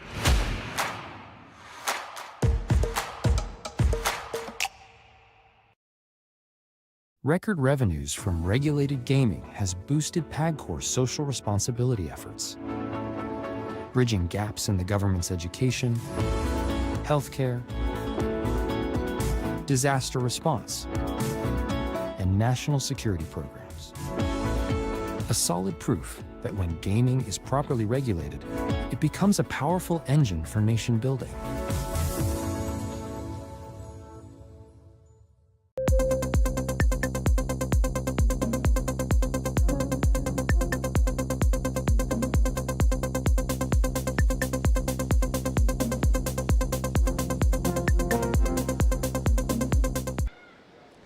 What a beautiful landscape we are looking over here in the Philippines. We're in La Union. Here in Heat 11, we have Jack Tyro from New Zealand, Brony Portilla and from France, Billy Burnett from Australia, and Jeruzen Abuabo from here in the Philippines. It has been an incredible day of competition. We have had a switch up. It's back to me sitting here in the booth. Rachel Tilley here with you, Jessie Starling. Yeah, switch up in the commentary booth, but we've just had straight action. All systems go today. Jack Tyro getting his opening wave here. Wow, really cool style, really classy approach. Has obviously that quite relaxed upper body, but just using a lot of really technical footwork here. Comes through the inside, gets a turn for the completion there. So first time I'm seeing his surfing, and I'm really impressed by his style. And we saw a quick in and out as well from Billy. Rayoni, our French surfer, he's going to make his way to the nose for a quick 5 into a 10 there. A lot of water coming back towards him. So some small scores to start us off, but we've got a battle on our hands here. Yeah, we absolutely do. While we're waiting for their scores to drop in, let's send it down to the beach to hear from Camille and Gavin. Thank you, girls. Yes. So, Gavin, I hear you come from Cocoa Beach. It's a beach break. You don't get that many point breaks. So, straight away, what do you think of Mona Lisa Point? It's great. The paddles are longer, so I'm tired. But it's a super fun wave. It's like the longest, well, like it's kind of a beach breaky type style wave, just how it has a bunch of different sections and some parts are speed, some a little softer. So it's kind of the same style, just really long. It's a lot longer than what I'm used to.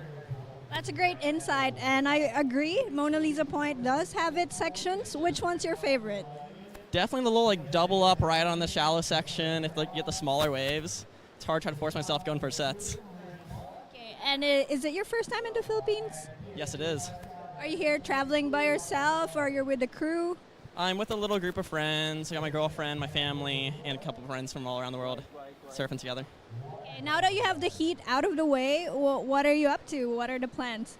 I want to go check out some other waves. I think should have a little bit of time today, and there's some swell in the water. So I've heard about some good waves around here. I want to go see. Okay, so by this time, maybe greet a couple of friends and family, maybe watching you back home if time permits.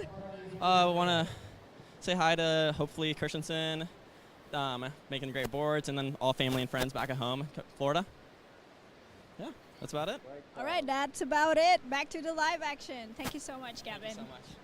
Thank you so much, Gavin. Congratulations. Like you said, Jessie, you're calling that heat only the second surfer to international surfer to win that heat today. The Filipinos have been so dominant throughout this men's round today. Yeah, like so dominant. It's pretty crazy to think that we've come to an international qualifier and we've had, what are we in, 11? So we've had 9. Oh, wait, we would have been 10. 8 out of... Hello. We've had 8 heats won by Filipinos, 2 heats won by internationals. Let's not do that again.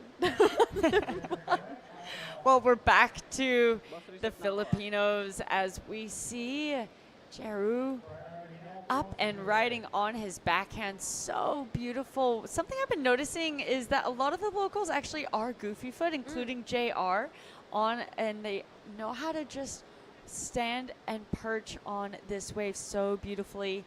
Out in my free surf this morning, he was catching so many waves out there. We're both kind of sitting on that inside wide bowl and trying to just get that wave count up and riding, but he was surfing so well. Let's take a look at these waves that took place during that interview. Yeah, a little bit of foam to deal with here for Rayoni. Now gets himself onto some green. Nice open wall. Goes for a 10. Drops out of that one a little bit. And he comes around this section, has a nice inside bowl here for another clean 10. He's going to stay up the nose for a stretched out 5 and a finishing turn. So getting some nice damage on that wave. A little bit more energy out the back here, though, for Billy. Starts off with a nice carving turn. You can see really nice light footwork here, too. Kind of baby steps towards the nose. As this one starts to steepen up here, we see him kind of just biding his time, figuring out when to push, and it's right there with a 5 for Billy. And then this one on the inside here, you can see it's starting to get really sucky and shallow. But unfortunately, that one's not going to kind of filter on through. But J-Roo, I'm a big fan of his surfing. He's a real risk taker. You see him laying it all on the line. He's never going to hold back. He's going to try and spend as much time as at the nose as he can. And I think using that risky surfing to his advantage, just being with a little bit smaller, got a nice 10 in. He's going to take it back and see, almost comes off kilter. But like I mentioned, he's a little bit younger. He's a bit of a smaller stature here. So I think it's a smart game plan to just be laying it all on the line. Yeah, he's looking really delicate on his feet as well. Love, from this drone angle, you can really see him shift his feet from either side of the stringer as he's navigating, keeping that inside rail engaged. And you can see then when he steps on to that tail, he'll put his feet towards that right side of the stringer to cut back and then back over. You can watch that back over to then that outside rail, inside rail now. And just really great technical surfing from the young surfer. Yeah, I'm a really big fan. I am. J-Roo, I just think when you see a competitor not buy into tactics and not buy into kind of heat strategy, he just relies on pure surfing. It makes it really entertaining. Billy, he got another wave here, so this one just a 143. 403 for his first wave, but the best of the exchange so far going to Jack on his previous wave. Sorry, it's a 417. So everyone kind of in a pretty similar ballpark right now. We're almost 10 minutes into this heat. Yeah, nearly everyone having that 4-point ride. The only one who doesn't is our surfer here in green, but he's on his way to that, picking out one of the most beautiful waves of this heat so far, and he is surfing it so nimbly, moving his way back and forward from the nose, incorporating those turns. Clearly he's been watching throughout the day, seeing what the judges are scoring and surfing exactly to that. I think now we'll see him get right there in the mix. A lot of talent for someone so young as well. Obviously having JR to look up to, Joe Marie now, who has had WLT experience. This is a pretty committed paddle here from Billy. Yeah, Billy up and riding, coming from the Gold Coast of Australia. No stranger to right-hand points on his Thomas Bexton surfboard.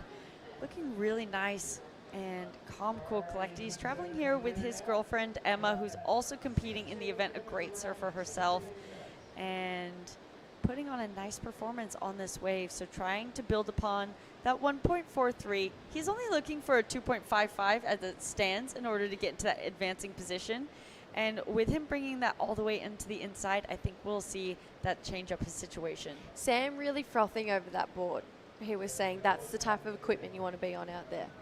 Yeah, as we see up and riding, our surfer from France going for a big hit there. His dad, of course, Eduardo Baget, who is known for his power surfing.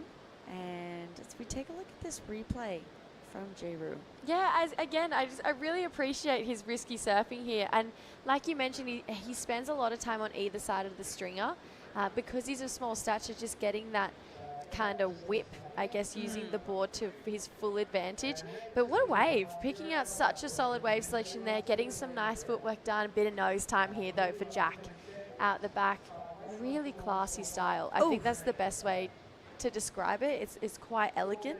And then here for Billy, you can see creeped his way up the nose. Had a bit of water on the nose there, unfortunately, and that one closing out on him through that section. So maybe just a couple of points left on the board. Could have potentially got up into the foam there for a nice connection. And he came through here. It wasn't really too much going through this inside. It's a nice step back carve.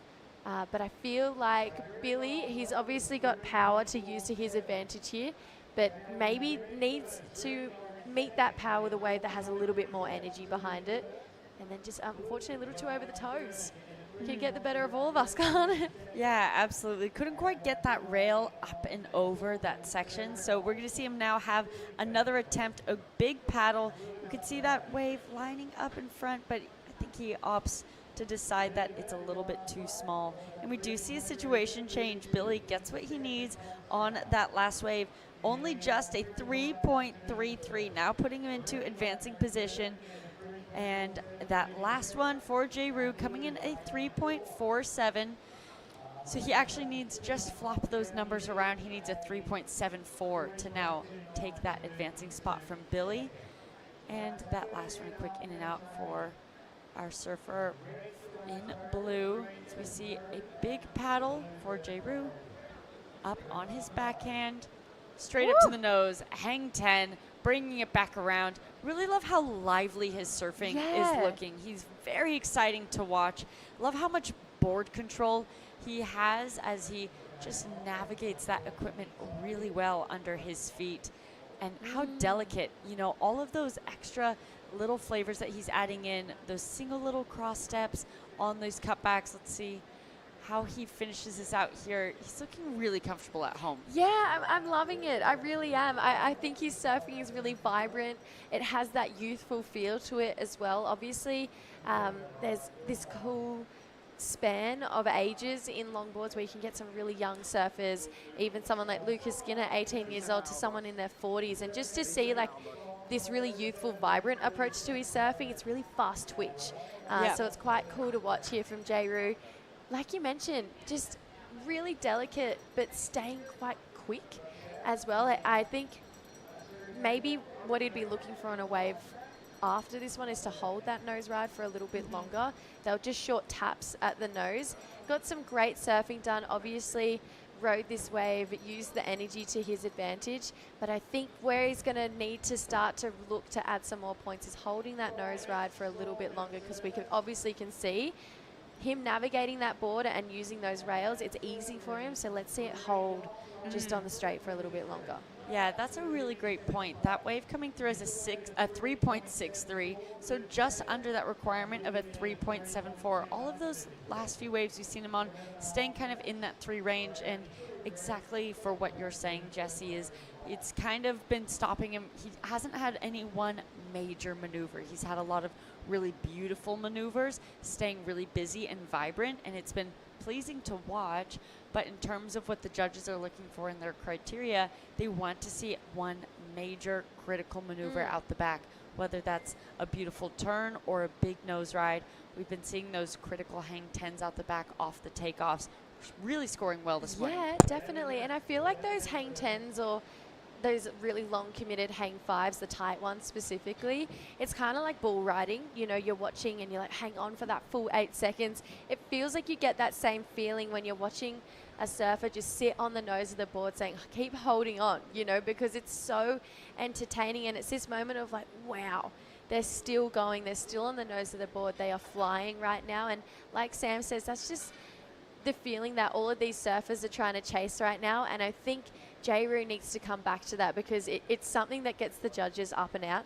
And it's going to be a point of difference here, particularly as we can see King, little selfie coming up next with Kaimana Takayama.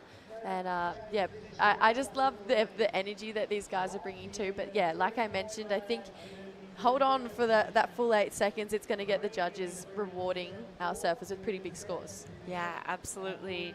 Of course, we just saw, like you said, Kai Takayama on the beach.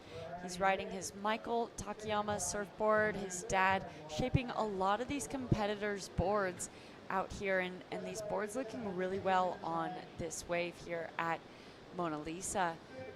Taking a look at the situation here in this heat, time is winding down. 9 minutes, 40 seconds remaining. Jack still holding on to that lead, only with the strength of a 4.17 and a 3.83. So one of those smaller winning heat totals that we've seen so far. I think it's likely we'll see more change-ups. There's Ben Considine hailing from Torquay down in Australia, making his way down, going in as the highest seed of that next heat in red. Most surfers opting now to walk up the point and paddle out through there. So Jack sitting with priority, He's had only 3 waves in this heat so far, choosing to be really patient, sitting with priority, waiting now for that set. I think he's done a really great job from a strategy point of view in getting what he needed to get early on in the heat to have him sitting in that first place position, and now trying to be patient, looking for a set that will really break him above that 5 range. Yeah, again, though, I feel like all of these guys need to push a little bit harder here. You don't really want to be making up the numbers in heats. And as far as competitors go, we've got 4 really solid ones here. And right now, obviously, that's what they've been offered to get these 4s and these 3s. But I feel like none of these guys would be stoked with that as a total. Yeah, exactly. As we see Billy quick up and down, trying to throw away that 3.33 so that requirement goes higher. All surfers just needing 3s to change up the situation. Yeah. See really, what I really mean? small. That idea of, oh, I just need a 3, that's kind of making up the numbers. Yeah, you know, that, absolutely. oh yeah, I'll scrape my way through, or you come in, I've got the job done.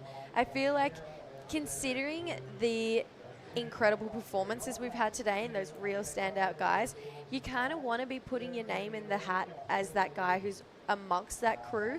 And I just think you can see, it looks like Jackie might even just be waiting for something pretty special to get himself up into that range there.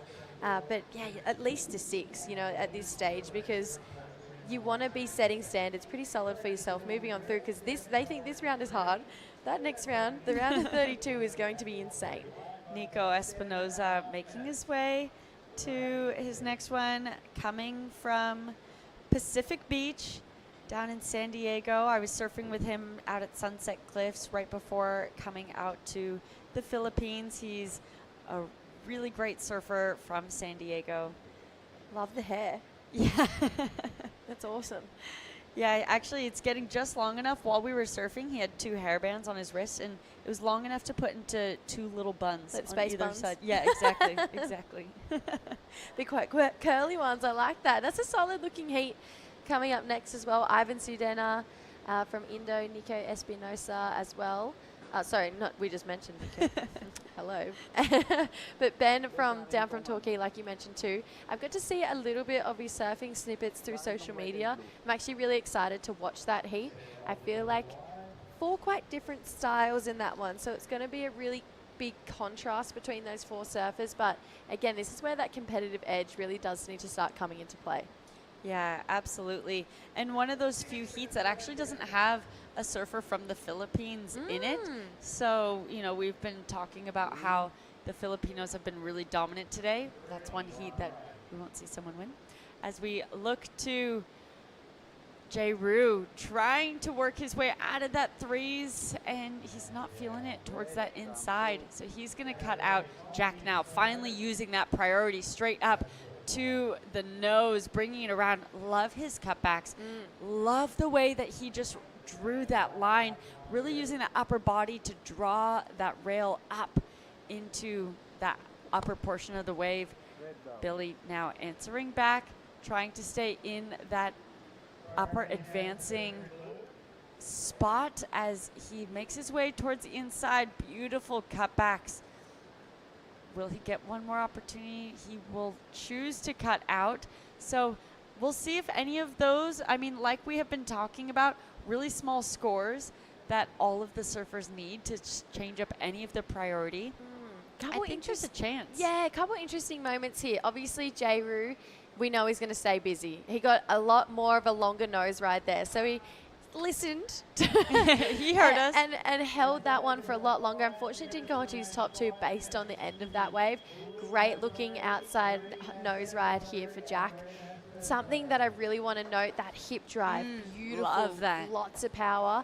But again, this has been a real statement that I feel like some of the athletes might not have picked up on yet. The second wave of the set is always better. And look at the second wave here for Billy. It's got a lot nicer pace to it. Maybe doesn't have that lift of that first wave, and that's kind of what you can get sold into. But as far as this one goes through channeling through the inside, he was able to get a little bit more energy, a little bit more momentum. Sometimes the third wave of the set, better again. But no matter if we're in the longboards or the World Juniors, that second wave of the set has been consistently better here at Mona Lisa Point. Yeah, that's a great shout out. So now waiting for those scores to drop for Jack and Billy, both sitting in that first and second position. So really we're looking at, did Jack improve upon that 3.83, and did Billy get enough? So Jack does, just as I say that, gets a 5.10. That strengthens his position in that first place spot. Billy now needing a 5.24. We'll wait for the judges to drop that as Jairu's having another look, a better wave, getting straight up to the nose, but unfortunately standing maybe a little bit too tall as that section got quite churny. And he's feeling the pressure now, 3.5 minutes remaining. He's still only looking for a 3.74, but that is not accounting for Billy's last wave, whether that improves his situation or not. It's very unprofessional of me, but I really want to see Jairu get the job done. Like, he's just against your fellow countrymen. I know, I'm so sorry. You actually started this heat saying you're going for Billy. I know. Sorry, Billy. Sorry about that one. I just love his surfing. I'm really excited by it. It's nice to see a solid looking ride here, though, from Rayoni, our French surfer. Yeah, let's not count him out because he is lacing in that power as he makes his way to the inside. At the moment, only looking for a 3.29. That might change based off Billy's last wave, but we'll see. He's just trying to improve upon his situation. Already a 4.07 in his scoreline, and we know he's a really powerful surfer, comes from a quite talented family. So within the final minutes here, could see some change-ups. Yeah, Jairu got himself another wave there. Unfortunately, just no open face. So those two scores, they're not going to filter in. He's chasing more, though, because Billy adds to his equation with a 3.97. This wave needs to be a 3.93 for Rayoni. I feel like we've got another score potentially to lock in for him. Our screen's saying no, but they don't see that coming in as a 1.77. It was pretty... Oh, I'm looking at the wrong color. It comes in just short as a 3.37. I'm having a shocker in this heat. 3.77 here for Rayoni. I thought there was a lot of power and energy, but this is nice surfing here from Jack. Yeah, the judges keeping that scoreline really quite conservative throughout this entire heat and rewarding Jack surfing his traditional and major maneuvers that he's been able to keep in his surfing and finding one of the best looking waves of this heat. Got that lift out the back as well there for Jack. Got straight to the nose. Outside work, tick. Came through again. We've got a nice connection with the foam here. A lot of speed. Again, I just love that hip drive. It really just does accelerate him down the point here. Starts to get some light footwork done. Now really holds on for a 10. Has that moment of levitation, that moment of lift. And then a big finishing turn. Looks like he's on a Keo surfboard too. So that equipment looking really nice. Billy, you got to say this is a just-in-case wave. Just in case Rayoni and Jairu are going to get another wave here. So he's adding to his scoreline. Yeah, absolutely. And he's doing so really elegantly, getting back up to the nose. This was a really nice couple of sets that came through for both Jack and Billy. Would love to see what he did on the outside there, but looking to replace that 3.97 to up that requirement for the other surfers. Only 30 seconds remaining. It's our surfers in third and fourth that require scores left out the back by themselves. Potentially some lines, maybe will they get in here in time to provide the surfers more opportunity. You'd be thinking probably a bigger number than what they're chasing to. Billy was only looking to better 3.97 on that last wave, and I actually might even see that being the best of his heat so far. Just under 10 seconds to go. Jack, why not get another wave? He's going to take this one out, I think, pretty convincingly too. Yeah, I agree. I think that last wave going to better his scoreline, be the best of his heat. Was really beautifully surfed. The New Zealand surfer, Jack Tyro, he mentioned in the press conference that he was really enjoying getting to taste all the food of the Philippines.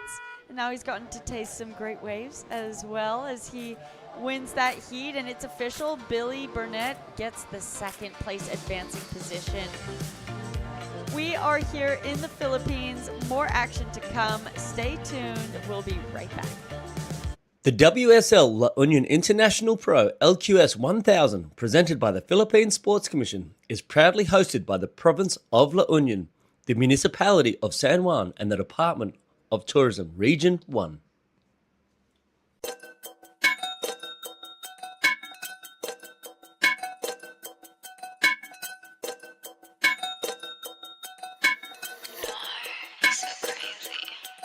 Gumagaya na sa akin mga di ko kilala. If you wanna sneak a peek, dapat kay tumingala.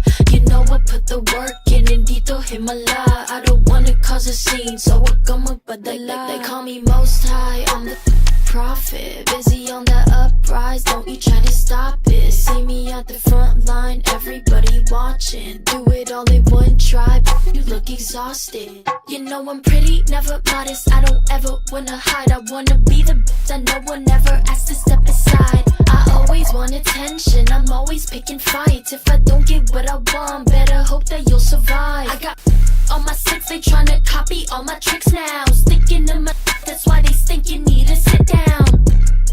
I got the drip, I'ma get out. Don't think you understand, you're in my lane, you better get out.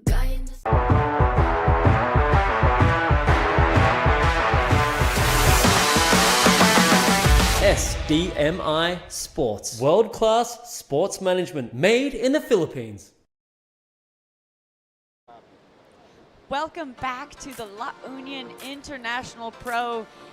We are into Heat 12. Ben Considine, Kaimana Takayama, Ivan Sudena, and Nico Espinoza. It's a real international field here. Two surfers from the USA take on the Australian and the Indonesian.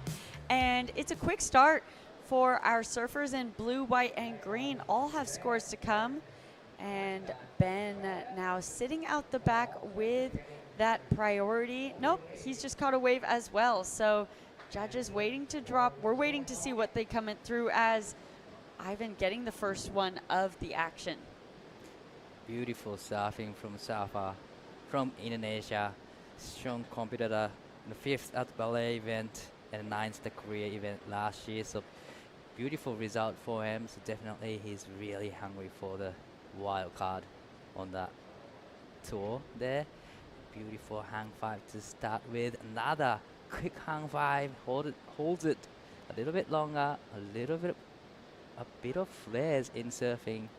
Beautiful rail work there. Just setting up for the next nose right there. But decided to go to the turn to finish up. It's beautiful. Again, surfing from Nico. And another surfing from Kaimana. Beautiful drive off the bottom. Setting up nice tight hang five there. And just, racing down the line. Love the beautiful rail work there. Just setting up for the next section. But unfortunately, wave didn't really cooperate with him. Another wave. So it's a busy start, but beautiful hang 10, lean forward. Another hang five to quickly set backs. And nicely done to stick to the wave. Another hang five, and it gets this beautiful backhand carved. So everyone has got a great surfing in the first exchange. Yeah, really great to see them get that quick start as well, because some of these heats have been a little bit slower. We saw Jack Tyro, the heat winner of that last heat, be quite patient with priority out the back. And so for all of them to get those quick starts, that's what I like to do as a competitor as well, is just get my feet in the wax as soon as I can, because you just feel a little bit less nervous, I think, after you do that. And Definitely. And our surfers in red and blue in this heat, they were seeded into this round. And so they haven't had to surf a heat yet throughout this well, actually, sorry, I believe all of our surfers were seeded into this round. We only had 4 heats in that round of 72 yesterday. So they haven't surfed for about a couple of days, and some of them been here since the juniors event. So a long time waiting for them to surf their first heat, and then especially when you surf in the morning with 1,500 people out, it's really actually tricky to figure out where to sit. So it's always great to have quick start in your heat. Yeah, that's our judging tower and our tower that we are sitting on that first level in our booth there talking to you guys. And just on that second level, we have the 5-person panel of judges, along with our head judge, Tori Gilkerson. She's the head judge for our whole longboard tour here for the international qualifier. And Nico trying to get back into this one, gets the board speed up just enough to actually go for that re-entry, but comes unstuck. He got the strength of a 5.17 from his opener. We're still waiting to see what that first one dropped in from Ben, who's sitting farther down the point, trying to keep some distance between himself with Ivan and Kaimana. So while we wait for those scores to drop, let's take a look at this one of Ivan from Indonesia, getting it on rail, walking his way up to the front, but it's unfortunately going to die out. So while we wait for those scores to drop, let's send it down to the beach to hear from Camille. Congratulations, Jack. You're on to the next round. Coming from New Zealand, I'm curious, now that you've seen the waves here, what do you think of the Philippines? Oh, it's pretty awesome. I can't thank you enough for letting me go on boardies for a week or two. It's so awesome, and the waves are really, really cool. It kind of reminds me of a point break I have at home, so it's really cool. And even just having a point break, everyone gets to sit in the same peak. We all get to talk, so yeah, it's an awesome setup here. And just witnessing how Filipino surfers have surfed thus far, what do you think your chances are of surfing into the finals? I'm not too sure on that one, but I'll try to surf the best I can. But man, I've known JR for a few years now, and man, I've always looked up to his surfing and how he holds himself in competition. So yeah, I'm sure the Filipinos will bring it this time, and it's going to be so cool just competing with everyone. Yeah. Earlier, you also mentioned how you were so hungry for Filipino food. Have you had lunch yet? Yeah, I had lunch. Well, 2 breakfasts so far, but I'm going to have my second lunch or third breakfast. All right. Do you want to say hi to anyone watching you back home in New Zealand? Take it away. I've got to say hi to my mum. I forgot to mention it a couple of years ago. So yeah, hey mum, thank you for supporting me, and hey to my brother and everyone from home for supporting. So yeah, thank you. All right, we're feeding him well here, not to worry. All right, a few more heats to go. Back to the live action. Thank you so much. Congratulations, Jack Tyro, representing New Zealand, getting that heat win. And taking a look at this action here. So scores have dropped for all of our surfers. Nico getting the win of that first opening exchange that we saw in those first 5 minutes of the heat. But answering back now, Kai Takayama looking for a 3.24 to get into that advancing position, and relies on that rail carve that we're used to seeing, but a bit of frustration that inside section didn't stand up for him. Right, a little bit of frustration we see from him. As a tide pushing in, that happens a lot. There is the wave that actually break along the reef, and there's a wave not breaking along the reef. So it's coming into a wave selection play right now. Absolutely, and sometimes it's hard to choose. Once you're taking off out the back like this wave from Nico, it's sometimes hard to know out here if it's going to hit that inside reef or not. Definitely. Which I think is why we've been seeing so much of an advantage for the locals that have been winning so many of their heats today. Let's see if this one runs through for Nico, and it's not going to. A bit of frustration from him too. But you have to kind of keep rolling the dice at this stage, because like you said, you never know if the wave's gonna be actually hitting the reef nicely, so you have to roll the dice to see if it turns out to a good wave. But that's exactly what this guy's doing. A great touch on the nose, quick 5, a nice powerful slashing down there, but unfortunately not really linking through to the inside section. A little bit of frustration at the end, but still great performance at the back. A lot of damages at the back, and this guy is a very talented guy. Actually, he does jiu-jitsu as a hobby, and he's probably core strength is really strong here. Yeah, absolutely. Of course, riding a Michael Takayama, the son of Michael Takayama. Many surfers here in this event choosing their Michael surfboards, and he's just become such a dominant shaper within the longboard world recently. Coming from my hometown, Kai and I grew up surfing Sano pretty much our whole lives, and I know Michael's probably watching back home, so hello to Michael. But let's take a look at this one from Ben. What a beautiful hang 10. What a beautiful hang 10 there. It was really short wave, but he did amazing job at the start. But actually this wave peeling through the inside section here, so he gets a bonus section all the way to the inside. Probably he's gonna get a finishing tan here. He does, and right out of it, it's really clean. It's a beautiful, beautiful footwork there. He just leans to it, you know. Wow, beautiful hang 10 there, and well composed surfing. That's maybe feeling like the strongest single wave score of the heat for me so far. Definitely. It'll set the tone in this heat, and it's gonna get a great number for that ride.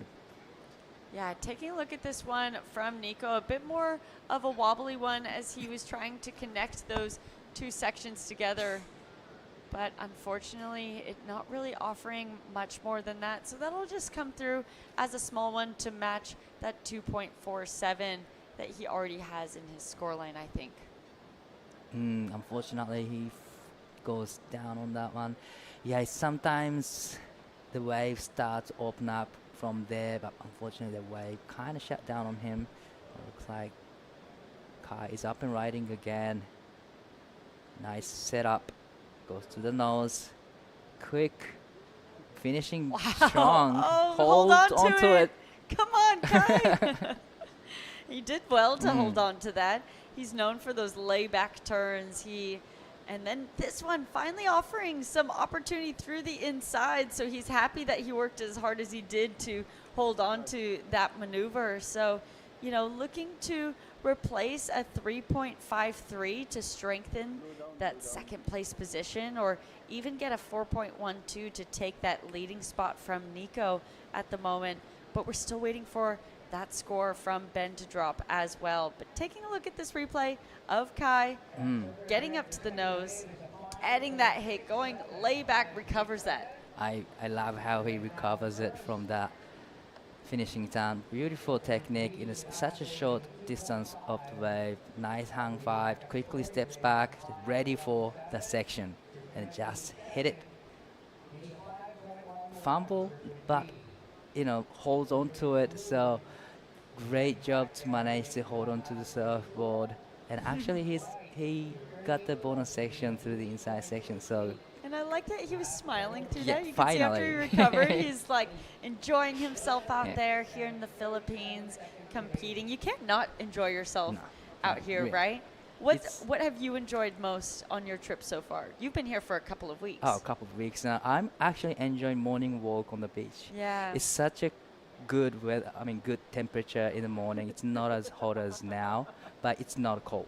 It's super cool, and you can walk on the beach with your coffee, and then people, actually a lot of people hanging out on the beach in the morning. So early. So it's and everyone is just, all the locals are so nice. I find everyone greets each other. You know, everyone's just saying, strangers saying, good morning, ma'am, good morning, sir. I love that about it here. Well, let's look at Ivan making his way on this wave to try and find that 3.68 to get into that advancing position. A bit of a slow start so far. Finally gets up to the nose, unfortunately coming unstuck. Ben getting a 5.67 on that wave previous to this one. So he's strengthening his spot in the lead, looking to drop now 4.6. What a beautiful drawn out turn.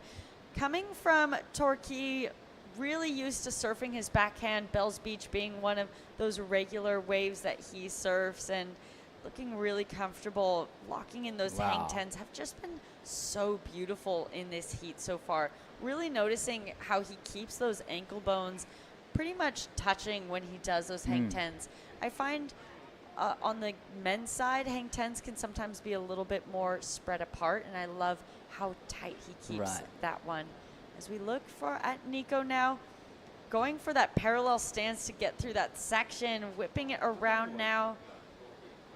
Now waiting to see if this one's going to stand up in front of him.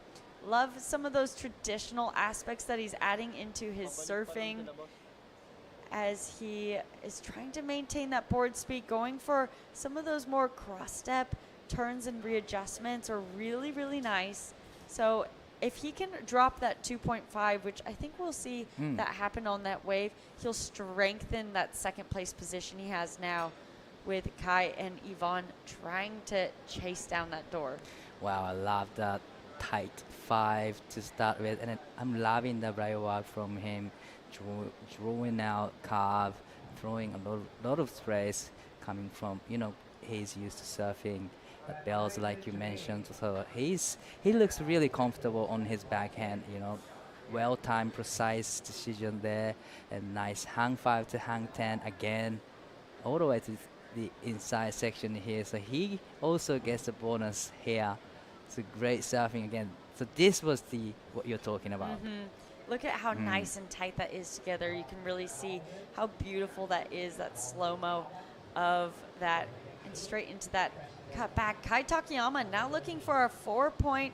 Oh, you can see him getting frustrated there with that bobble, and I think a really smart decision for him to cut out right away, because as a competitor, you know kind of the basics of what the judges reward, and through the judging criteria, and how important that outside section is, that if you bobble it or miss that nose ride, that you've kind of missed a lot of scoring opportunity, or that main scoring opportunity. So I would have suggested the same since of that bobble. Good for him to just pop straight out, get back out in the lineup. Still 8 minutes remaining, plenty of time. 100%, but when you're on the wave like this Mona Lisa point, you know that it's gonna wall up in the inside section.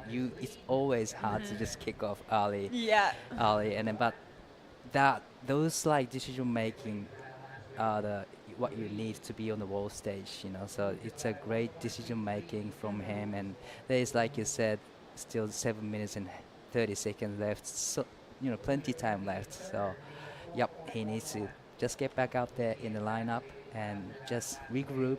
And 4.11 is not a big score for him, For sure, and trust his experience. All four of these competitors actually having plenty of experience on the world stage. Let's take a look at the Indonesian now, trying to get that 3.68 a little bit out of the pocket there on that one, but love the variety, getting that hit in. So great nose work and tail work so far. Gonna try and make it around this section.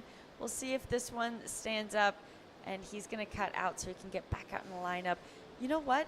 A 3.68, not a high requirement. And I really love what he did out the back there. Definitely, a great combination of turn and nose riding. Like you said, a little bit out of pocket for the nose ride, but still managed to get the board up the lip. So beautiful combination of surfing from Ivan. It looks like this is going to be an important wave for Kai Mana.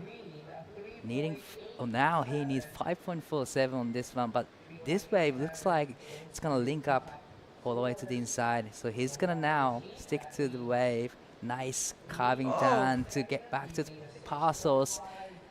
Is he going to stick to it? Yes. Oh no, the wave kind of dies out for him, unfortunately. Getting so much work done, though. I think that's going to at least throw away his highest at the moment at 3.57. A really beautiful nose ride, keeping a lot of speed throughout it, and going really critical with that one. Loved those sections that he was able to race through. So we'll see where the judges go with that. A bit of a switch up now. Yvonne now in that third place position. The judges drop a 3.2 for that last one, so it's not what's required, because Nico was able to improve upon his situation at 3.87 for his last one.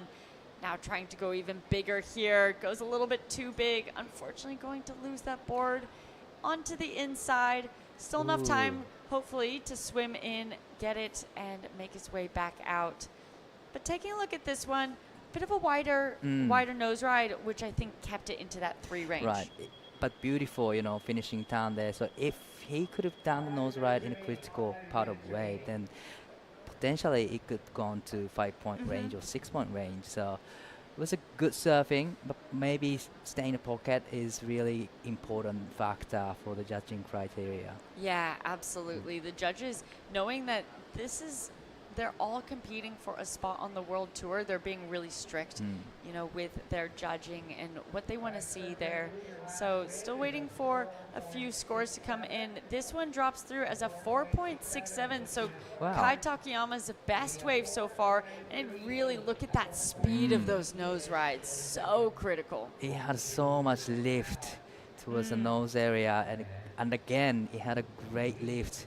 So yeah, it's a beautiful surfing, one of the smaller size waves, but still he managed to get 4.67, which is a good keeper here in this heat. Now needs 4.38, so pretty much he needs exact the same thing. Yep. And then he'll get through this heat. So, but 4 minutes left. Time is winding down now. Yeah, you know, it's a little bit frustrating when the scores aren't enough, but always really great when at least goes into your scoreline and lowers that requirement. Because before he was needing that low 5, now needing a low 4 really, I think, changes your mindset of what you can get. And that wave that he just had, a 4.67, a smaller wave that he just surfed really well, that the judges were rewarding and liking. And so, you know, paddling back out under priority, still some waves to come. Maybe we'll see him sneak one underneath and get another opportunity as Ben, our heat leader, taking off on his backhand. His nose rides have been looking so beautiful and graceful. Great critical turn, laying it on rail, working his way back up. Kind of a wider hang 5 at first. Love that adjustment to bring that back foot back. And what a great roundhouse. Adding in that variety. Everything is looking so smooth and composed in his surfing from his first wave to now. He's been building a house. Every wave has improved upon the last. He started with a 4.6. He then got a 5.67. He then got a 6.03. This one could very well be going into that top 2 scoreline as well. He's been having a great heat and showing that experience. You know, we've seen him compete at the BioGlen Bells Longboard Classic before and have those experience on the world stage. What a heat management from Ben. You know, great carve to start with. He found a section, go for the nose, hang 5, quickly steps back. I love this drawing out, roundhouse carve back. Love that. Full engagement there, and beautiful rail work, and he just ticked every box that he needs to get another great score. But there's a little bit of foot replacement, the beautiful footwork there. He's done pretty much everything that judges are asking for, so it's gonna be a pretty good number. Yeah, I agree. That turn really standing out to me as well. Love that he kept it high and tight and brought it all the way around, setting this up, laying it on rails, spraying so much, and love how tight that was so he could go hit that whitewash and come back down. Beautiful roundhouse. So looking at the situation with 1.5 minutes remaining, Yvonne sitting out there with priority, looking for a 5.05. Kai Takayama, second priority, needing a 4.38. Not much time remaining, but with them having that first and second priority, it's a good enough chance for them if a wave comes. Definitely, you know, a minute, like a 1 minute can change everything. But yeah, it's a lot of pressures building up right now for Kai, Mana, and Ivan. 56 minutes and this remaining. Is where you're a bit stressed as Nico as well, because he doesn't have that priority either. So there's nothing that he can really do about changing the situation if a wave comes for these surfers. So he's just praying that waves don't come. Our surfers on the right praying that another opportunity comes. Times goes so quick for blue and white, but time slow down for Nico. But this is important way for Ivan, needing 5.05. Beautiful hang 5 to start with. Beautiful rail work there. Needs to have critical section to actually get those 5-point range. Unfortunately, he couldn't link it through to the inside. This is another important way for Kai. Yeah. Beautiful hang 5 to hang 10. Ooh. Oh, and another opportunity for Nico to try and up that requirement for Kai and Yvonne. It'll be interesting to see if Kai was able to get any work out the back. He's going to milk this all the way to the inside and get every scoring potential opportunity. Okay, taking a look. Nice cutback right at the start. Gets another one, waiting for this one to stand up. at the moment. He's looking for that nose ride, and unfortunately, it's not really standing up there for him. So looking for a 4.67, finally gets the nose ride there. Really beautiful, great footwork, really nice cut back there. Drop wallet as he makes his way back around. So look, I would feel a lot more convinced if he had a nose ride out the back if it didn't happen. But he only needs a 4.38 without knowing if Nico improved his situation. And he did a lot of great rail work and tail work there. Judges do reward that, and especially for such a small score needed. It's going to be tight. Well, it's going to be tight, really. You know, Kaimana now needs only 4.38. And just like you said, judges are rewarding those rail work really well here. But it was just lack of nose riding there. That's the one point. But definitely great work there. And then I love the layback turn in the inside section. So it's going to be really close. So Nico not improving his situation. He gets a 3.6. So now we are waiting for those scores from both Kai and Yvonne to see if there's going to be any change-ups. It's really close, but look at that great sportsmanship. Nico and Kai, both from Southern California, waiting for judges. We're going to see these ones drop through. This is really crucial. You know, we weren't thinking that wave for Yvonne was going to be that score, knowing that he needs a 5.05. This one could be right on the money here. Everyone is holding their breath. Kai having smiles, feeling good that he at least had that opportunity. It's a clutch moment, a really like nerve-wracking moment for Kai Mana right now, just waiting for the score to drop. Probably he's feeling a bit better than, you know, the rest of the heat because he's done a job. He's done a couple of turns in and great turns. So if he makes 4 point, whoa. So scores are in. It's a 4.63, just enough to change the situation. Kai Takayama moving into advancing. Unfortunately, that means Nico Espinoza, who was in great form that whole heat in that advancing, now goes into that third place. So it really is not over till it's over. What a big heat. Congratulations to Ben Considine taking that one out, continuing to build upon. He got a 6.33 for that last one as well. So an exciting one here. Stay tuned. We will be right back with more heats on the clock. The WSL La Union International Pro LQS 1000, presented by the Philippine Sports Commission, is proudly hosted by the province of La Union, the municipality of San Juan, and the Department of Tourism Region 1.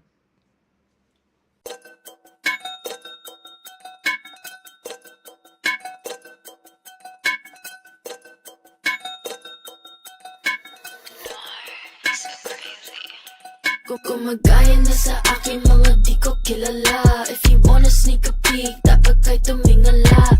You know I put the work in, hindi to himala. I don't wanna cause a scene, so wag kang magpadala. They call me most high, I'm the prophet. Busy on the uprise, don't you try to stop it. See me at the front line, everybody watching. Do it all in one try, you look exhausted. You know I'm pretty, never modest. I don't ever wanna hide. I wanna be the bitch that no one ever asked to step aside. I always want attention, I'm always picking fights. If I don't get what I want, better hope that you'll survive. I got on my six, they tryna copy all my tricks now. Sticking to my that's why they think you need to sit down.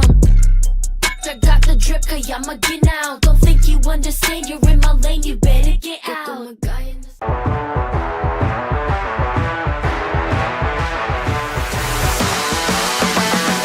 SDMI Sports. World-class sports management made in the Philippines. Welcome back to the action as we move into heat number 13. Tony Silvani, Kenta Ishikawa, Danny Wadianto from Indonesia, and Marvin Abat, local legend, local styler, president of the La Union Surf Club. USA, Japan, Indonesia, Philippines, 3 Asians, 1 North American. Sam Bleakley here with Dai Wacko, but let's go down to a very stoked Aussie. Benny Considine flying the flag for the Goofy Footers. He's just taken the win and he's down there with Camille. Stoked indeed is Ben Considine from Australia, showing a very impressive performance on his backhand. And talk us through it. How was it surfing Mona Lisa Point through your heat? Yeah, well, the waves really showed up today. It was super, super fun. I was lucky to find a few that kind of reeled off on the wall, which was epic. Allowed for some nose rides and some turns, and I just tried to keep it pretty simple out there and kind of push where I needed to and let the wave flow when I needed to. So stoked it worked out. There is quite a number of goofy footers in the draw. Yeah. Who are some standouts for you, aside from yourself? Oh man, there's so many. Put me on the spot. I can't think of everybody right now, but a lot of people I draw inspiration from. Obviously, goofy footers, CJ, Jai Burns from back home, Joel, of course. So I just try to emulate as much as I can from them and put my own little twist on it. Yeah, super, super fun. It is a different line you have to take a little bit because you can't quite see exactly as easily down the line, so you kind of have to keep that in mind. But yeah, super fun. Yeah. It's your first time in the Philippines. You think you'll be booking your flights more often? Oh, absolutely, yeah. I'm coming here next year, or if they have it here. One of my buddies, Mike, has a contest in Palawan, which I'd love to go to afterwards as well. So yeah, it's going to be fun. All right, let's keep the fun going. But before that, is there anyone you want to greet back home?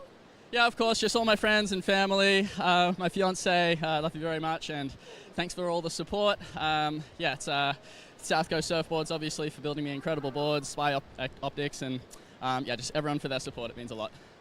Okay, 4 more heats to go. Less than 2 hours until we cap day 2 of the La Union International Pro. Back to you, boys. Great stuff. Big shout out to Chizzo, Ian Chisholm, of course, shaper of those incredible South Coast surfboards there.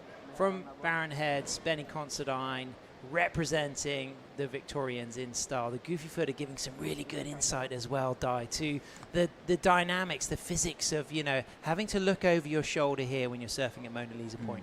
And then, on your backhand, you can actually lace into the rail on the toe side and actually swing your board around all the way to the white water. So it's I would say it's an advantage to be a goofy footer. Here's Kenta, super cool dude. Have you ever seen Kenta on his Elias? Yes. He is absolutely sensational. In fact, he told me he brought one with him. So, did you ride Elias sometimes, a little finless action? I've done a couple of times, and I enjoy myself on the finless surfboard. Maybe we should get a chance to ride Kenta's board. Here's a replay of him on his longboard. Only new to longboarding, very good shortboarder, but only recently picked up longboarding in the last few years. But good start for Kenta. Score will come through. This is our Indonesian Danny. What do you think of this, Di? Oh, beautiful surfing from, Danny. He's also a beautiful, amazing shortboarder. He does all the crazy airs, but on his longboard, he surfs elegantly and effortlessly. So beautiful longboard as well, but he's just showcasing his skill, hang 5 to hang 10 and all the way to the inside. So beautiful stuff. So he kicks out cleanly, scores coming through. There's the replay of Tony Silvani. This comes in at a 5-1-7. Tony proposed to what is now his fiancée yesterday. So that was a proud moment for Silvani. And he's also, after a long career with the fantastic Stewart Surfboards, Bill Stewart, he's respected and represented Stewart for so many years. And now he's shifted to ride Luffy boards, a little freshen up of his equipment and his approach, and, and exciting to see what that's going to bring for Tony's career.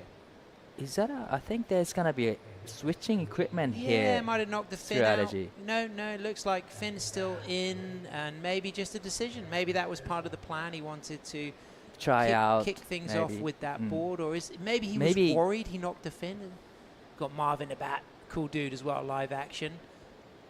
Moving through the foam, walking back to the tail, kicking out. Yeah, so judging by the way they looked at the fin, maybe he had just caught it on the reef and he was worried about it, but good sign of a professional, had everything ready. Backup board was there in seconds.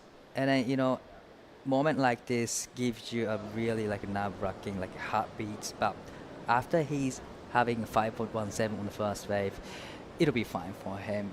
Another paddle back out from the beach. He's already locked in a solid score here, 5.17, so yeah, hopefully it's okay with, his surfboard is okay, and hopefully he's back out the back soon. Well, Danny is going to drop a score pretty soon. We're getting the vibes that it's going to be decent from what we saw on the webcast, as we can now see our surfer in blue, Kenta, just unable to link that section there. So he's not going to add a strong score to that opening 3-8-3. He just kind of moves over that wave as we've got the option to see another Luffy board coming up next. Our surfer in white, Andrew Esquivel from La Union, Philippines. Just chewing the fat with the local crew there. He's going to be surfing against Roland Lefebvre from France, Tommy Coleman from the USA, and Dorian Torres from Costa Rica. That is a really interesting heat because Roland, very good regular footer from a shortboard background, recently transitioned to longboarding with a lot of competition success. Tommy Coleman, one of the greats. I mean, he was already a standout as a Grom, you know, talked about as, you know, one of the real naturals. Self-shaped boards, very talented. Looking forward to seeing him. Andrew Esquivel, of course, local surfer, knows this wave very well. And Dorian Torres, Mr. Pura Vida from Costa Rica, he is an absolute style master. So we got that to look forward to, Heat 14. This is Heat 13. We've only got a few more to round out this round of 64. We've got some big names like Ben Skinner. Watch out for Jan Wiseman coming up in that heat. He's a very good, talented Brazilian. We've got Kai McPhillips. He's been out here with his brother, and he's obviously the son of Colin McPhillips, 3 times WSL World Longboard Champion. Look out as well for Jonathan Melendres, nicknamed Gordo, Mexican. He is dynamite. Very, very talented surfer, and it'd be great to see him on the World Longboard Tour, Dai. Yeah, every heat's pretty much stacked heat, and we're about to round out this round of 64 pretty soon. It goes by so quick. Yeah, it's been entertaining, and these short period swells here in the Amahan season, the northeast monsoon, you know, there's a lot of waves close together, but something that Jesse Starling mentioned is that the second wave of the set is often the best. As you see, Roland, he's going to be coming up in that next heat, top seed there in the red. What's the confidence like putting that red vest on? Oh, definitely a lot of confidence wearing, you know, put the jersey on, the red jersey on. And this man has a lot of confidence as well. He is in a red jersey. Nice work from Silvani out of a 5. Really nice cut back and then into a second trim up to the tip now. Stalls it 5 and then nice and quick, lively. Nice drop knee turn. Good variety on the rail work and lively and speeding through the inside for a float. Usual Silvani flair, always exciting. Very quick. A lot of variety in the rail work and good read of the waves. And what we'll find from Tony is he always digs deep. He puts a lot of energy. But what about this 5 for Danny? Beautiful face turn to start with. Nice 5 to 10. And he gets the vertical off the top. And actually, he holds on to it right out of it really clean, actually. So this is his second score. So we got a 5, and we'll add to that score. This is Silvani's second ride. Very strong. I love the first nose right there in the critical part of the waves. You know, like you said, he's got the fire in surfing, but he's probably have a Kishra fire from yesterday, definitely. I love the beautiful turn there, throwing a lot of sprays and finishing turn as well. So beautiful surfing again. Yeah, and in the middle of that ride, I just like the layback. It starts off with this little tight nose ride there, holds it, and then you'll see one variety of drop knee turn. But my favorite part is the subtleness of this. He comes out of this little soul arch there with panache, and then beautiful. Back in for another nose ride. And again, what we'll see is that drop knee. Look at the pepperiness of that board. Wham! Accelerating out of it. This is good Tony Silvani. This guy could go far in the event. Beautiful whipping turn as well as the beautiful nose ride at the back. So it's a great combination of turns and variation and a nose ride. So it's going to be another good score for him. But watch out because Marvin Abbat has kicked off with a 5.5. Here's the replay of Kenta's last ride. Nice 5 to quick 10. And there's a little bit of downtime here, trying to hold on to it, trying to trim down the line, and hoping to get another section to he actually gets turn in or nose ride. But here is the bonus section. This is where we can get another steeper section through the inside.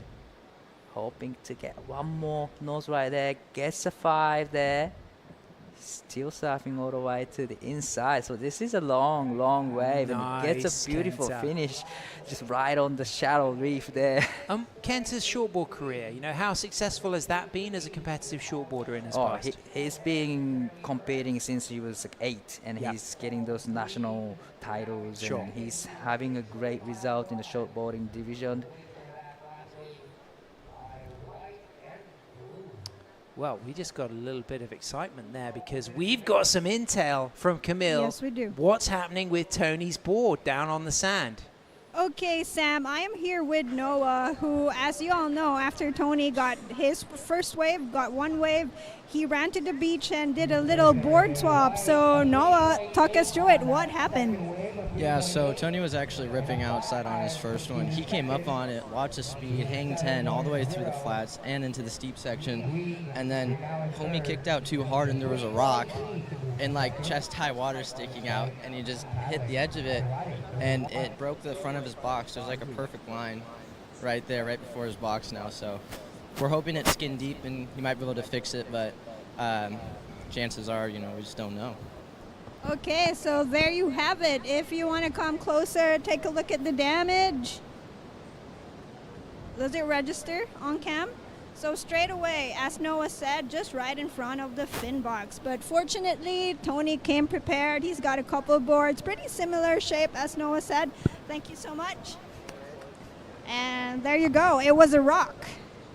Wow, rocking the details there. Noah, that was great. I love that. Thanks, Camille. Live action in front of Surfstar LU there, just getting the intel on Tony's board. Hit the inside shallows. Just goes to show you got to be careful as we see the replay now of Danny all cool on the tip. Wow. Beautiful surfing. A lot of lift. Yeah, nice. Smooth. On the nose. Critical, controlled. This is one cool cat, flying the flag for the Indo longboarders. Definitely, he's just showcasing how he's has so much talent in his surfing, both longboarding and shortboarding. He got the great skill of turning and then as well as the nose riding there. And what's his patch in Indo? Where is he from? I'm not too sure, but pretty sure Bali. Pretty sure from Kuta area. He's Kuta. That side of the valley. But I gotta double check with friends. Well, he got a 7th in the Longboard Qualifying Series event last year in 2025 in Korea in the Wave Garden Wave Pool. He's young, just born in 2003, has a birthday in August. He's looking good. Of course, we know him for his shortboarding, but really looks very natural on the longboard. He looks like he's at home, and the scores are revealing that as well because he's dropped to 5.93. So he's now in second. Silvani, a 6.83 on his second wave on the board switch. So kicking off with a strong carrying 5.17, improving on that. He's now out there in first. So Kenta's chasing a big score, a 7.10, but Marvin certainly in the mix. It's Marvin needing a very attainable 5.44. So our local surfer, Marvin, about himself, a very good shortboarder, president of LUSC, La Union Surf Club. He flew the flag very elegantly and respectfully at the opening press conference with John Carey and the SDMI sports director and the Philippine Sports Commission head, and they talked about the big plans they have for surfing in this country. And I was really stoked with how Marvin carried the voice of the local surf community as we get live action. Danny on the tip, soul arching, comes out of that, drops down from that high section, uses all of the wave, comes off the bottom, does that turn at the top, but then comes back down to the bottom, and now using that setup to get that high line. And now he's got a little wedge ahead that he comfortably negotiates into a floater, and he'll just kind of easily kick away from that foam. So he's looking to replace a backup of a 5, and I'm seeing the talent now of Danny. This guy is a longboarder that can really shine. Really, yes. That was a beautiful ride again. So he's, tried to get rid of the 5.0, and he's done some damage at the back on the nose hang 5 in the critical section, and he surfed all the way to the inside. So he can't be, he can't be replaced with that ride. It was a great surfing. Getting into that afternoon sparkly light here as we get the replay of Marvin chasing a 5.44. This looks really strong. beautiful hang five there. And a lot of hold ahead of him. Unfortunately, he couldn't really get a turn in. But this was the replay of the loss of Danny. Beautiful hang five in a critical section. Managed to come around nicely and get this beautiful. I like that turn. Yeah, carved down the line. And it gets another hang five there. And a quick out. And it gets actually the floater there to finish up. So great combination. Yeah, I'm really appreciating out of this nose ride. Look at the ground covered in this turn. Look, from the bottom turn to the very top of the wave and then right back down the wave in the pocket the whole way, but done with great control. So that's a really good example. As you see Marvin kicking his board out, and he hasn't, to me, looking like he's got a leash on. So hopefully he kicked his board out sensibly behind the wave, knowing he'd be able to swim back to get that. And unfortunately, Kenta not cooperating on that wave, so he won't get the score he needs. But now he needs something pretty big because scores have come through. Marvin about with a 2.77, so he's still chasing a score of a 6.51. But Danny has dropped a significant score of 6.43. And for me, the money moment there, almost a couple of points in that 6.43 came from that one particular turn. I just think it was a beautiful example of using all of the wave and engaging the rail with continuous flow throughout the turn. And what the judges really like to appreciate is not those turns where you're on the tail and the board is lifting out of the water. They really love it when that whole long 9-foot rail line is engaged throughout the turn within the pocket, particularly using all of that face. Definitely, he used all the face, you know, come up with a lot of speed and cut down nicely. But this is important way for Marvin. Holding on the 5, accelerating, back up for another 5, gets a quick 10. Committed nose riding, stalls it, just cutting back. He'll stand tall now and eye up another nose ride section. Gets another 10 and good footwork, quick coming back and goes for the big snap. Hits the foam, doesn't ride out of that last turn. Chasing a 6.51, carrying a score of a 5.5, so may well need more work to do to get that score of a 6.5. Danny is in a solid situation out front, but Tony Silvani close second. He's got a 6.83 and a 5.17. As we can just see the next surfers working their way out, and a lot of the locals, they go out on the north side of the reef, don't they? That's the way they walk out to the lineup and paddle out to the peak. There's a little bit of a channel in between the peak, just the right side of the area, so it's super easy to, you know, go out, and it's a gentle reef underneath, so it's not a shallow reef that you can have in Indonesia. But it's a really gentle one. Yeah, and then you can get those wide swingers. You can wash yourself down, and you know you don't have to hustle in the pack. You can find a lot of variety here, and you can also go further north and surf some of the beach break peaks, which can be really good, or go down to Urbiztondo Beach where they have a lot of the surf lessons. And what's really been important in the development of this surf town is the support of the tourism from Manila. You know, surfers from Manila coming up needing lifeguard care, swimming and having surf lessons. And that's the driving force of this beach town that has now attracted international surfers from all over the world. Definitely, you know, this place has the all ability playing field. Sure. You know, from beginner to expert, especially at this Mona Lisa point. Wow. Beautiful hang 10 from Tony. Nice work, Silvani on his Luffy there, out of that 10. And then just standing tall, not overworking things in the foam, recognizing that he just needs to be patient. Just a little cut back, and then accelerates again, holds that tip time, gets a nice lock 10. Tony Silvani looking really good and smooth, of course, a seasoned surfer on the World Longboard Tour, based in North Carolina, as we now can see Kenta from Japan looking to get his score, very stylish on the cutback there, but he's going for excellent range. It needs to be an 8.17 on a single score, or 2 rides in the high 6s to get up into second. Was another great wave from Tony, but this is the last wave from Kenta. Nice hang 5 to start with in a critical section and trim down the line.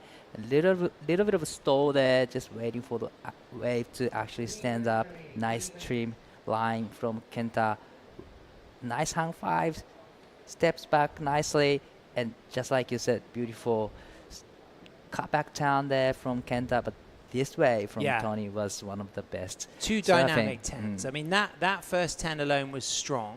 But look at the patience here. He knows that he doesn't have to overwork things. And just by standing tall, little cut back, he then sets himself up really nice for this nose ride here. There's the steep section, then back in for another 10.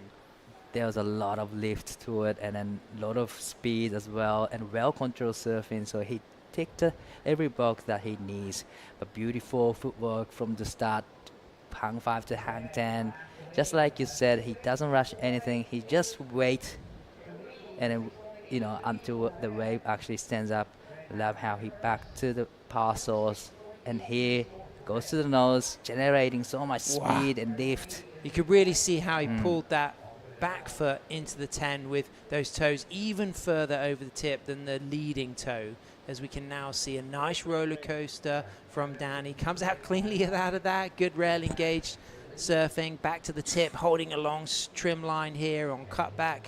And I like the combination of styles, the flex, using his hips and his knees. And look at the speed through this inside section as he just recognizes that there's a chance to end the ride, as Silvani is going to get one more score on the board. Just 1 minute 25 seconds remaining. Silvani now out in front. Danny in second with a 5.93 and a 6.43, and Marvin chasing a 6.83. He's out there with first priority, but we'll have to see if he's lucky, if there's going to be a chance of a set. He's in the mix, but it looks as if right now there's a little bit of a lull. Just 1 minute remaining. No movement in their body language right now. But you know, anything can happen within the 1 minute in the surfing competition. In the last heat at Kaimana, actually got the wave in the last half 30 seconds. So we never know until it's done. So there's going to be, hopefully there's going to be another wave for those two, green and blue. 40 seconds left. Kenta moving, staying active. Marvin looking lively there, but it doesn't seem as if in the last 28 seconds there's a significant set. He is turning, he's crossing his fingers, he's ready, he's in priority. The local surfer, president of the La Union Surf Club, just hungry to get that backup score, chasing a 6.86. He's got a fantastic 5.5 to his name, but that backup wave of a 3.83 just didn't deliver enough. And will it count down and lose the chance? There it is. It's official. Silvani takes the win. Danny from Indonesia gets second. Marvin and Kenta eliminated, but Silvani and Danny put on a real good show there, under pressure from local knowledge of Marvin. Definitely a great show from both Tony and Danny. You know, they are incredibly showcasing their skill set here, and incredible moment again for Tony and getting through this heat. Brilliant stuff there. Congratulations, Tony Silvani from North Carolina. He's out here for his third trip to the Philippines, looking good. He proposed to his what's now going to be his fiance yesterday. He's riding his Luffy boards. He takes first, Danny takes second, and we'll continue the action moving into heat number 14. It's 4 continents represented in heat 14. We've got France, USA, Philippines, Costa Rica. Right. So we've got like North America, Central America, Asia, and Europe. So stay tuned, international longboard fans, because we got a rainbow spectrum of surfers represented. We'll be right back.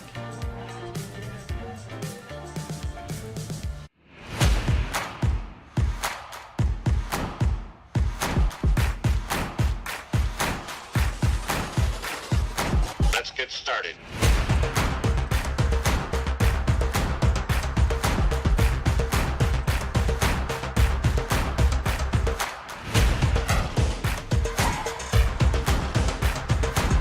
Let's go.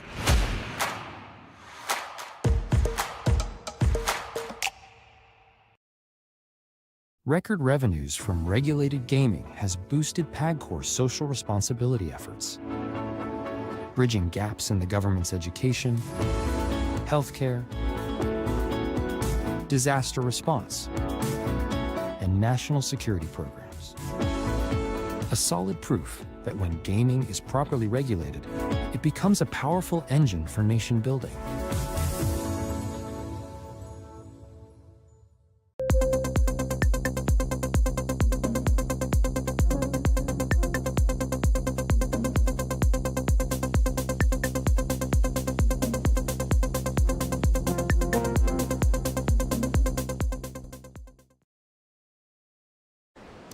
Welcome back.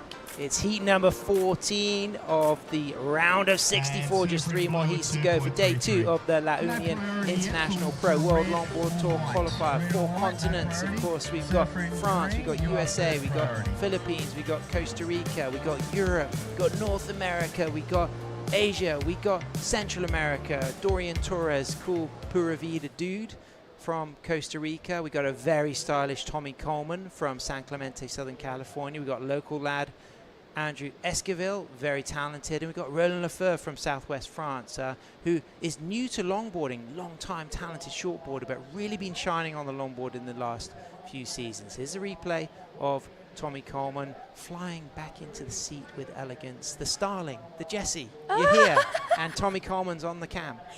You are just coming out with absolute bangers here this afternoon. I loved that segue.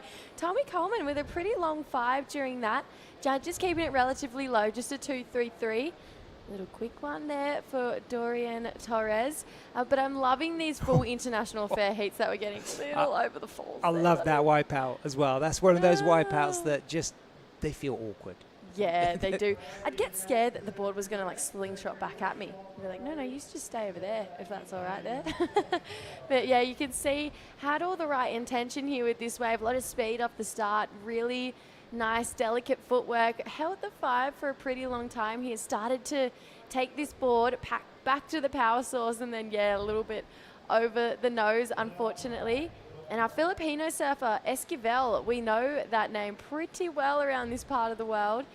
He's taking this one to the nose here. Quick 5 into a 10, back into a 5. Lovely rail work as well. So quite the talented family, the Esquivels, aren't they? Absolutely. And talking of talent, this man, he took the win and he proposed to his partner yesterday. It's Tony Silvani on the glass with Camille. Thank you, Sam. So, Tony, it's been a crazy past 24 hours for you, but first of all, let's just confirm what happened after you took that first wave out there. You did a board swap, and your friend Noah actually gave us a lowdown, but from your perspective, what happened? Pushed it too hard? What happened?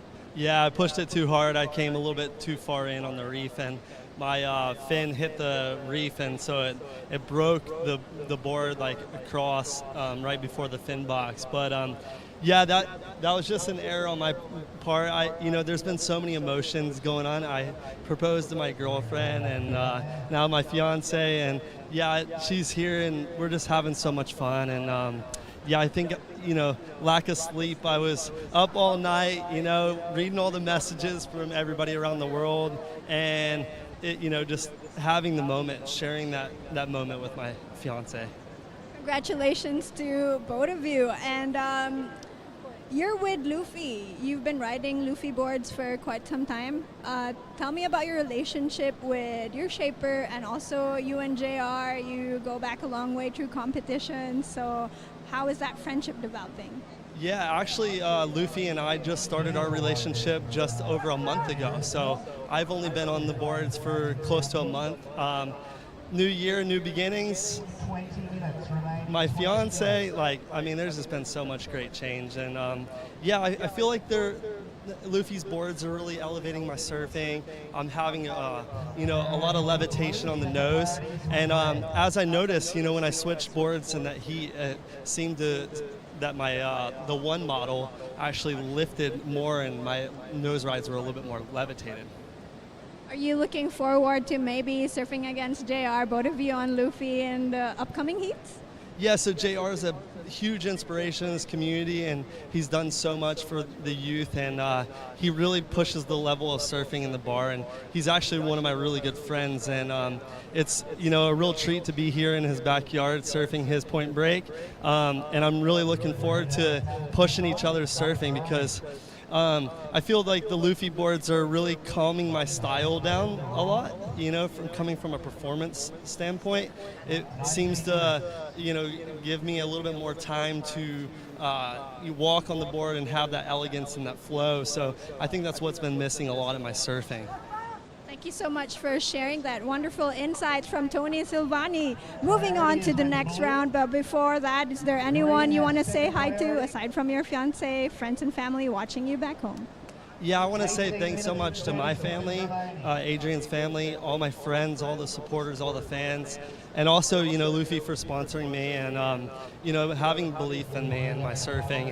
And him and Tanya have been so generous, along with Ricardo, too, their Europe distributor. And he's just, the whole crew over there is really took me under their wing, and I'm really happy. But I'm hungry to surf in the next heat and focus on a little bit less of priority errors. All right, you heard it. Let's go back to the live action. Thank you so much, Tony. Thank you. Great stuff. Tony had a long career working with the great Bill Stewart of Stewart Surfboards and opting to make that shift to work with Luffy, Ricardo, here with Luffy, and Palix, another big player in the kind of Luffy community, as we can now see the replay of Dorian Torres from Costa Rica. I call this dude Mr. Pura Vida. Mr. Pura Vida, I absolutely love that. Long held 5 there, had a little moment back off the nose and then got straight back to work again. Not kind of getting that connection on that inside there. So 2 small scores, a 2.63 and a 2-point ride. Andrew Esquivel started off with the best by fair way. 5.17 is at least 2 points better than the rest of the field. Now, if all of these surfers were French like Roland, how would we pronounce Tommy, Andrew, and Dorian? I think it'd be Tommy and Andrew and Dorian. Tommy, Andrew. And Dorian. Yeah, I think so. Give him a little bit more zhuzh. We've got a French employee here Well, as well. we could need just Paul go- Evans back in the booth because he lives in France and speaks fluent French. He's one of the funniest people I know. He is. He's 100% an good value. absolute hoot. Okay, in the lead, Andre Esquivel. Andrew Esquivel. Hang on. He's got a 5.83 and a 5.17, looking good. In second, Tommy Coleman has just dropped that score of a 3.23. So it means Roland Lefebvre, who's looking for a score of a 2.64, but we're waiting for 2 scores to come through for blue and red. Dorian Torres up and riding from Costa Rica. Big cutback there for Dorian. Very talented all-round surfer, the regular footer. Always a standout in any competition that he enters. A multiple Costa Rican champion, Central American champion from 2021. Wow. Look at that style on the nose from Playa Samara there. Surfing since the age of 9. He's very cool, teaches surfing, and look at that peppery down calf to finish things off. I liked that wave. Yeah, I really did. Here's Coleman, soul arch, lift on his self-shaped board. Tommy, very talented surfer there, locked again on the tip once more, going for a little drop knee turn. And then sets a high line through the inside, cross steps forward, finds another 5, holds that 5 through a speedy section, and then just walks out and then widens that stance and then closes those feet once more as he's really maximizing, Jesse, this inside section. Yeah, wow. Goes up for a big finish as well. Little bit of energy coming out of his body language as well. He's feeling that wave. Wow, all of those sets had really juicy inside walls. So those last 3 surfers we've seen up and riding, Dorian, Tommy, and Roland, all looking good on the inside. What about this from Roland? A little bit of water on the nose to start, so I think pretty well getting out of that wave there. Not having those points right in the opening exchange out the back here. Straight to the nose, straight to work. Soul Arch 10 for Tommy Coleman. He goes straight back to work here, holding them for a really nice period of time. Step back carve. He's giving us variety. Starts to creep his way back up, holds that 5 there. You can see he's having a lot of fun. The fact that he shaped that board, he clearly knows exactly where he needs this board to be gaining speed and then turning into this real powerful driving board through that inside there. Pretty impressive. Yeah. I love that he's on his own shapes. And then from that last wave, really, really well regrouped here for Roland. Gets back to the nose for another 5, and it's a tight 5 as well. He's going to do his own version of the step back carve, so a couple of waves where we've seen it right through that midsection and then through that inside, where it's steep, it's fast, it's bumpy, it's hard to hold on. He hangs on the nose, so really critical surfing through that inside there for Roland.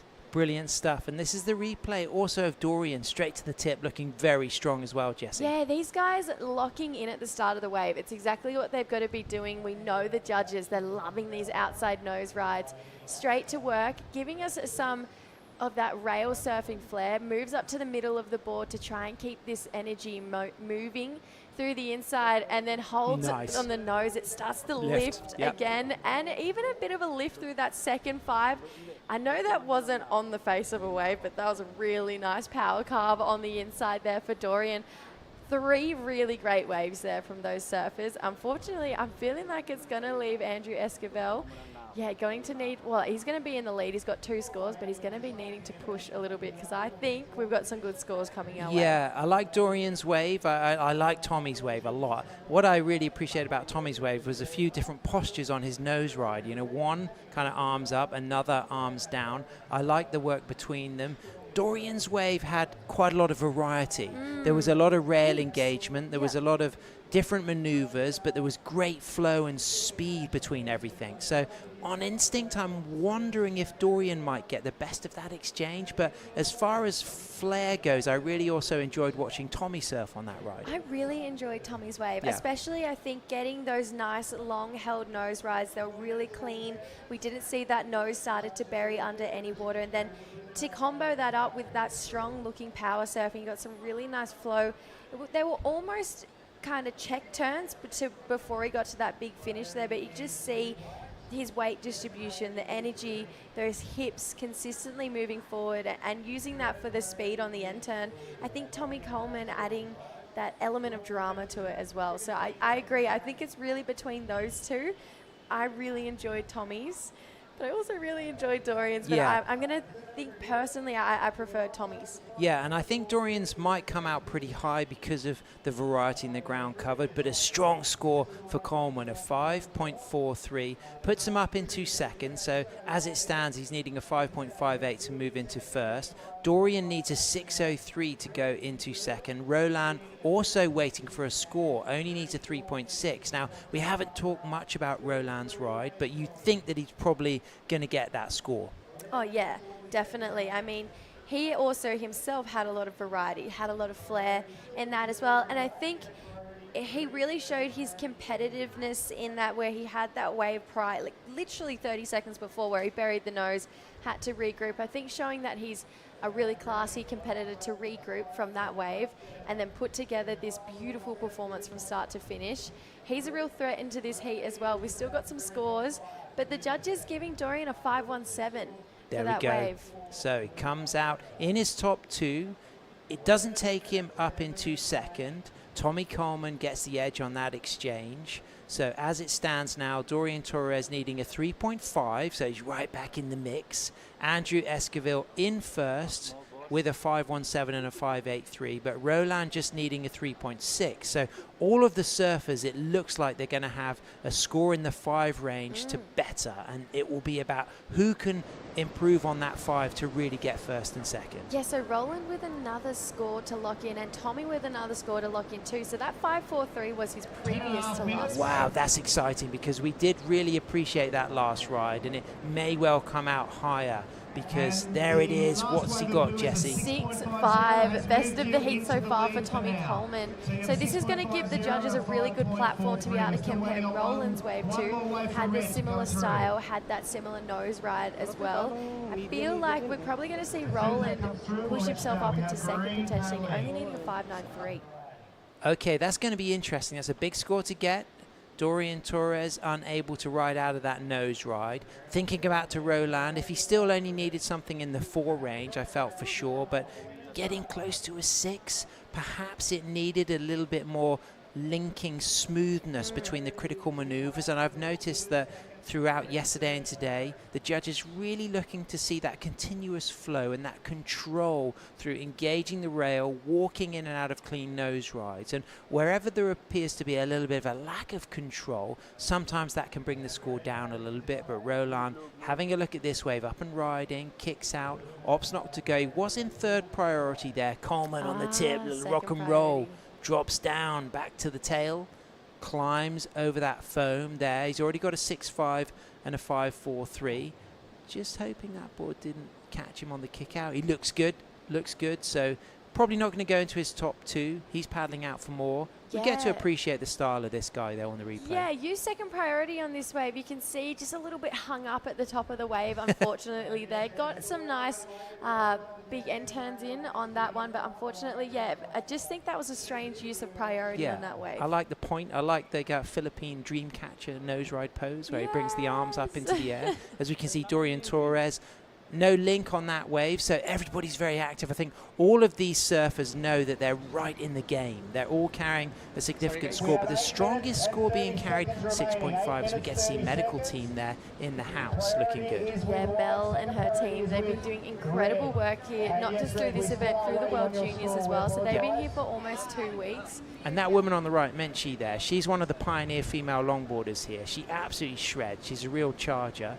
Many years ago in 2016, I came and did a episode of a travel show I make here, and she was one of the stars of the show when I was getting to meet some of the pioneer female longboarders. She's cool. That's so cool. What's the show called? Brilliant Corners. I love this. I know what I'm watching on the plane ride home. There we go. 7 minutes, 50 seconds remaining. Tommy Coleman out there in the lead with a 6.5 and a 5.43. In second still, Andrew Esquivel, but we're waiting for that score for Roland. Yeah. We could be waiting for maybe 2 scores from Roland. One of them could be significant as well, because he is needing a 5.93. The last score is not going to be significant, but it's that previous one that it may be close to the score that he needs, Jessie. Yeah, judges really deliberating on that one. Maybe there's a bit of a spread there, and they're having to go back and forth deciding whether they think it's going to get there.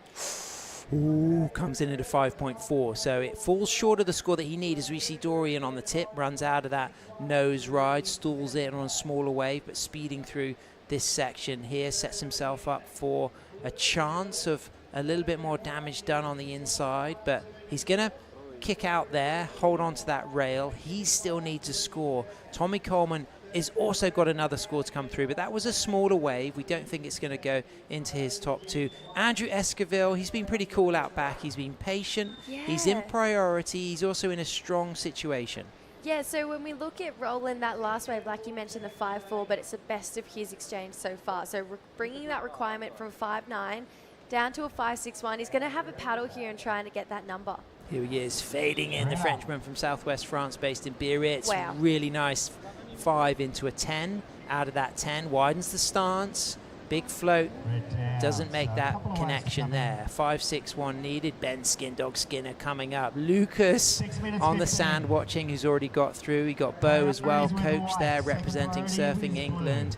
You got Lucas's partner Lola in the background. Skindog on his self-shaped board here. This is the double scoop model. This is the dynamic, but it's the swallowtail. So you can now see the swallowtail, and look how you've got a double concave at the back of the board on the deck, inspired by the downforce of the spoiler of the F1 car, trying to just design as much as possible to help generate lift on the nose, but also a nice kind of hippie outline to allow that turning arc, as we see Coleman cruising through to the inside. Do you think this could go into the top 2, Jessie? I missed what happened out the back there. I was really infatuated with the swallowtail of that board. Not super convinced from what I've seen from this part onwards. It has to be better than a 5.43. Let's take a look at what he got done out the back. Straight to the nose. Got a quick 5, really fast footwork. You can see whippy on the calves as well. Gets back to the nose. Nice looking 5 again. Little bit of downtime here. So gets caught behind. Almost gets taken off his board here, just with that oncoming power from the wave. He's got the dream catcher nose ride, sort of the Philippine dream catcher, where he lifts both hands above his head. I actually quite like it. I really enjoy his style. I feel like it's probably not going to go into his top 2. I mean, he got some nice nose riding done, but when we think back to those waves, they had something pretty special, just like that nose ride. Wow, Andrew Esquivel gets a bit of lift on that first 5, but it's all that's going to happen on that wave, unfortunately. Waited a long time for that one too. Just to get back to that swallowtail quickly, we haven't seen a lot of people opt for a swallowtail in conditions like this today. Is this going to give him an edge above maybe speed-wise as well?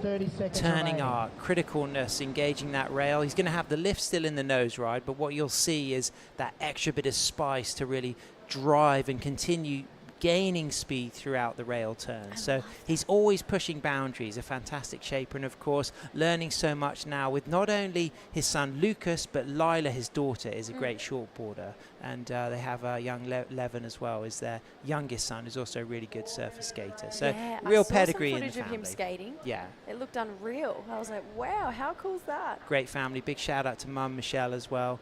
Will be tuning in, and also big shout out to SDMI Sports, of course, the Department of Tourism, Region 1, Al Fresco Lounge, Seabuds, Tour Beach Club, Flotsam and Jetsam, San Juan Surf Resort, Kermit, SJRRHASS, which is the San Juan Resort Restaurant and Hotel Association, Union Athletics and Circle Hostel, all of the many supporters here at the La Union International Pro.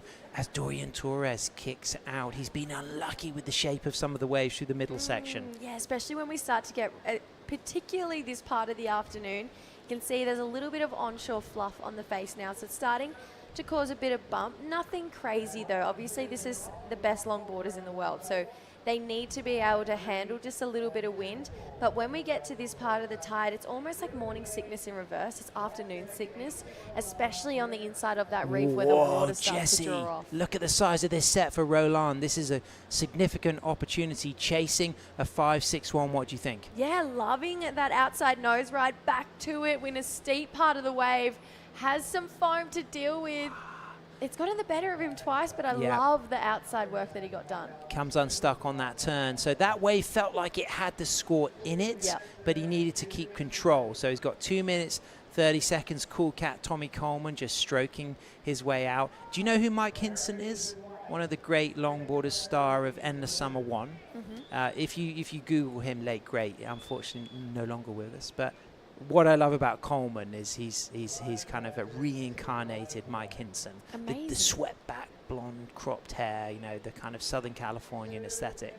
He's one of the kind of role models of all classic longboarders. So I'm getting a little bit of Mike Hinson from Tommy Coleman here. I love this. I love this. I'm actually really enjoyed Tommy Coleman's style. If I think back as well to some other stars, I loved Jack Tyro from New Zealand, really classy. What about Dorian here though, Jessie? God, this is an opportunity. He needs a 5.84. What do you think? Started off with a really nice nose ride, went to the rail, and then just did that combo again on the smaller looking inside section. So trying to carry some speed through here. You can see the body looking a little bit frustrated there. He's given it everything, hasn't he? He's been trying hard and digging deep. That's what I was going to say. He's doing everything possible to try and get these scores. You can see JR on the beach. Well, that's looking at Andrew. They know that they need to give him messages. There's June and there's JR, and they're making sure that he doesn't make any mistakes because he's sitting out there with priority in second position. Roland Lefebvre chasing an attainable 5.61. They know that he needs to coax out this heat and use the tactics and just make sure that he keeps Roland off a scorer. Yeah, you got to use priority to your advantage. It has to be, especially in the last minute. You know what? During the World Juniors, we had the World Junior title lost in the last 90 seconds because of priority mistake. Saw that on the webcast. We don't want that here, do we? Here we go, Tommy Coleman, all cool. He's our heat leader, a 6.5, a 5.43. He's just streaking Mike Hinson style through this section, walking into a nice drop knee turn, little snap back off the foam, little wash of the water off his nose. He's happy, he's stoked, he's had fun, he's been stylish, but Roland Lefebvre is on a 5, on a 10, holding the 10, stretching back out, accelerating back to the tail, going on rail, and it doesn't look like Andrew was able to hold him off that wave, so it's going to be in the judge's hands as he walks his way through to the inside and goes in for a nice turn. And Roland Lefebvre is giving himself an opportunity to get that 5.61, Jessie. It could spell a little bit of trouble for our Filipino competitor right now, who's both his brothers moving on through to that next round. Andrew had priority there. This is a big learning curve if it does go Roland's way there. And through the inside, looked like he had a lot of control, gave us a lot of variety. I feel good about that score. I feel good about that score as well. I think you've got to compare it back to the 5.4. Is it 0.2 better? It's really going to count on that outside section there. So. And what we saw from the mid part of the ride was control as well, and that's what we lacked on those other waves that did have scoring potentially, lost control, and he fell on the final turns. But even leading up to those final turns, he already looked a bit out of tempo. But right now, this guy looks pumped. He looks happy. Here's the replay. Is it going to be a 5.61? First of all, clutch performance to get a wave under priority with your competitor sitting on you. Doesn't get to the nose until now, but it's a long one. Holds out, it's slightly stretched out, that back foot sitting a little bit behind, then into a 10, stretches it out to another 5 again. You can see really tight carve in the pocket, puts his whole body into that one. And then through the midsection here, gets some speed, gets back to the nose for another 5, and a finishing turn. I'm feeling like it could be that 5.61. I call that a Scandinavian end finish. Finland, Sweden, Stop. Norway. Stop.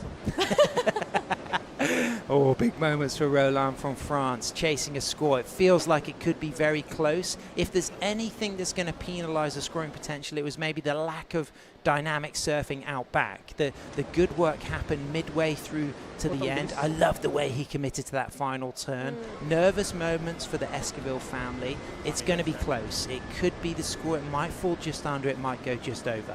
I feel like we know one thing's for sure. Tommy Coleman, he's going to go through that heat. I don't think that last wave for Dorian is going to reach that 5.84 he's chasing. Roland, scores are in. He's not going to be happy about it. Okay, you know what? 5.13, it's not enough. Andrew stays in second. I feel like it needed something out back. You know what? Yeah, now hindsight's a beautiful thing. I totally agree. When we think back to that 6.5 of Tommy Coleman, it had that really awesome nose ride right at the start of the wave there. So honestly, Andrew, though, there's a lot of lessons to be taken out here because you can't be letting your competitor, you can see, pointing. They love it.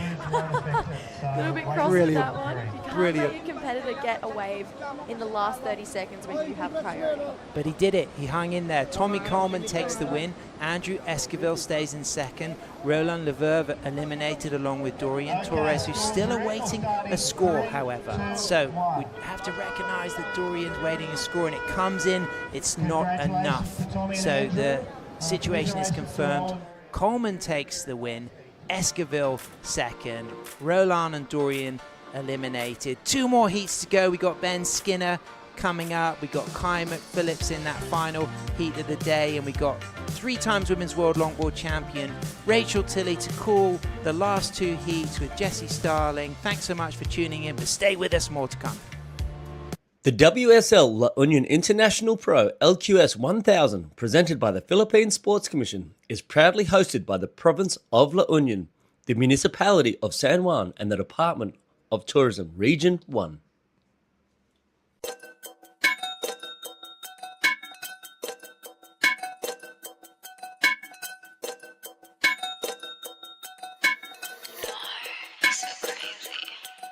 Gumagaya na sa aking mga di ko kilala. If you wanna sneak a peek, dapat kay tumingala. You know I put the work in, hindi to himala. I don't wanna cause a scene, so wag kang magpadala. They call me most high, I'm the prophet. Busy on the uprise, don't you try to stop it. See me at the front line, everybody watching. Do it all in one try, you look exhausted. You know I'm pretty, never modest. I don't ever wanna hide. I wanna be the bitch that no one ever asked to step aside. I always want attention, I'm always picking fights. If I don't get what I want, better hope that you'll survive. I got on my six, they tryna copy all my tricks now. Sticking to my that's why they think you need to sit down. I got the drip, kaya maginaw. Don't think you understand, you're in my lane, you better get out.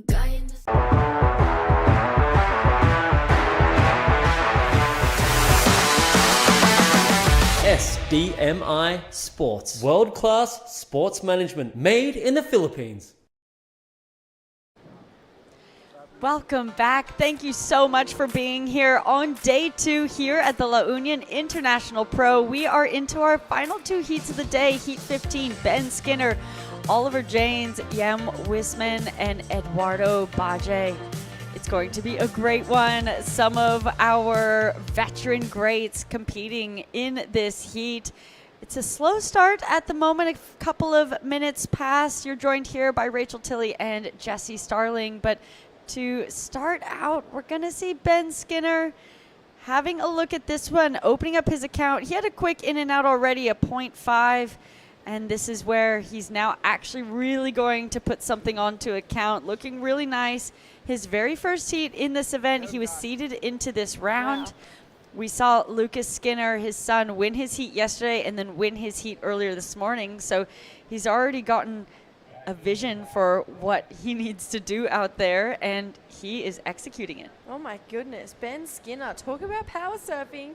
That turn through so much water. We were having a real appreciation of his board. He's got a swallowtail with a double concave on the top of the board, which I've never seen before, but I absolutely love this. So Ben Skinner, he's going to start to really flare up this performance here. Yeah, well, we'll have a chance to look at that replay, but in the meantime, let's send it down to the beach to hear from our last heat winner, Tommy Coleman.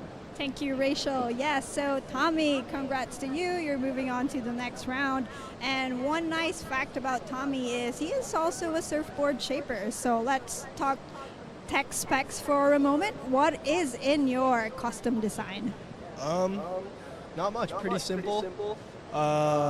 We threw it back to some inspo from the original David Nueva Nose Rider outline. So like pretty narrow nose. Tail's pretty narrow too, like 16.5, 12 inches up, a little V in front of the fin box. Pretty mellow 50-50 rails, and yeah, a little roll on the bottom, so pretty classic and just consistent and smooth and easy to surf. So yeah. All right, so is this the first wave you've surfed in the Philippines? It is, yes. And how's it going for you? It's tricky. It was super fun in the morning. I surfed at like 6 a.m. this morning and then went back and chilled, but it's interesting. I feel like it wants to pull you deep most of the time. You got to fight it and try to stay wide. So but it's fun. It's a blast. Pull you deep. Okay, that's a good insight. Thank you for that. And what do you think of our little surf down so far? Does it remind you a little bit of California, except not as cold? Or yeah, tell me about it. It's honestly a little cooler. You got coffee. You got like smoothies, good breakfast sandwiches, more people. Good vibes. You got cushions to chill on. Water's warmer.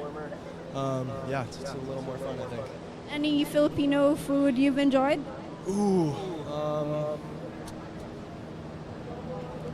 I haven't had any lumpia yet, but I've had like knockoff lumpia in the States, so I'm excited to try some traditional good Filipino lumpia. Some noodles maybe, but yeah, pretty simple.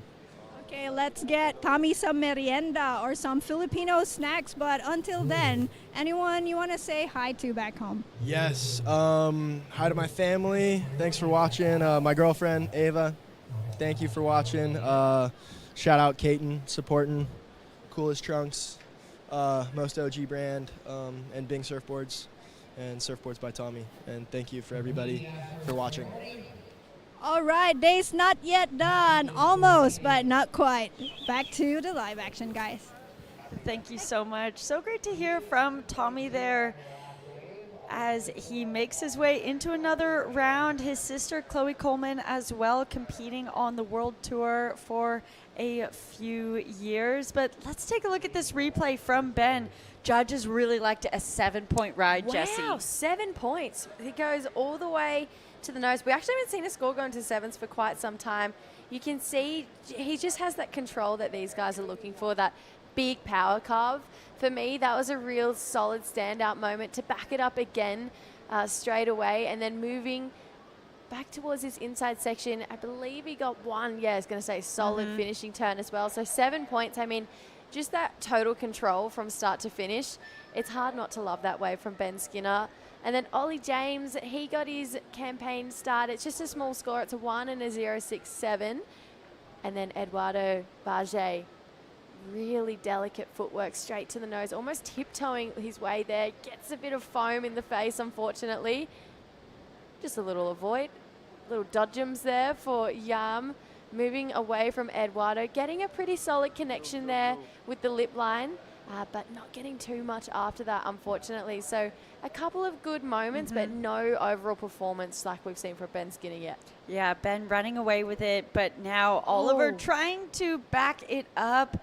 Unfortunately, coming unstuck there. Looks like he got some nice work done on the outside, but if he wants to compete with the likes of Ben and what we just saw from that 7, he'll have to do a little bit more than that. Eduardo on a bigger wave. Let's see how this one comes along here. He ends up trying to race that section, and it doesn't really turn into anything there for him. Let's take a look at this replay of Oliver's. I like these roll-in waves. This is a really similar size to what we saw from that 7-point ride of Ben Skinner.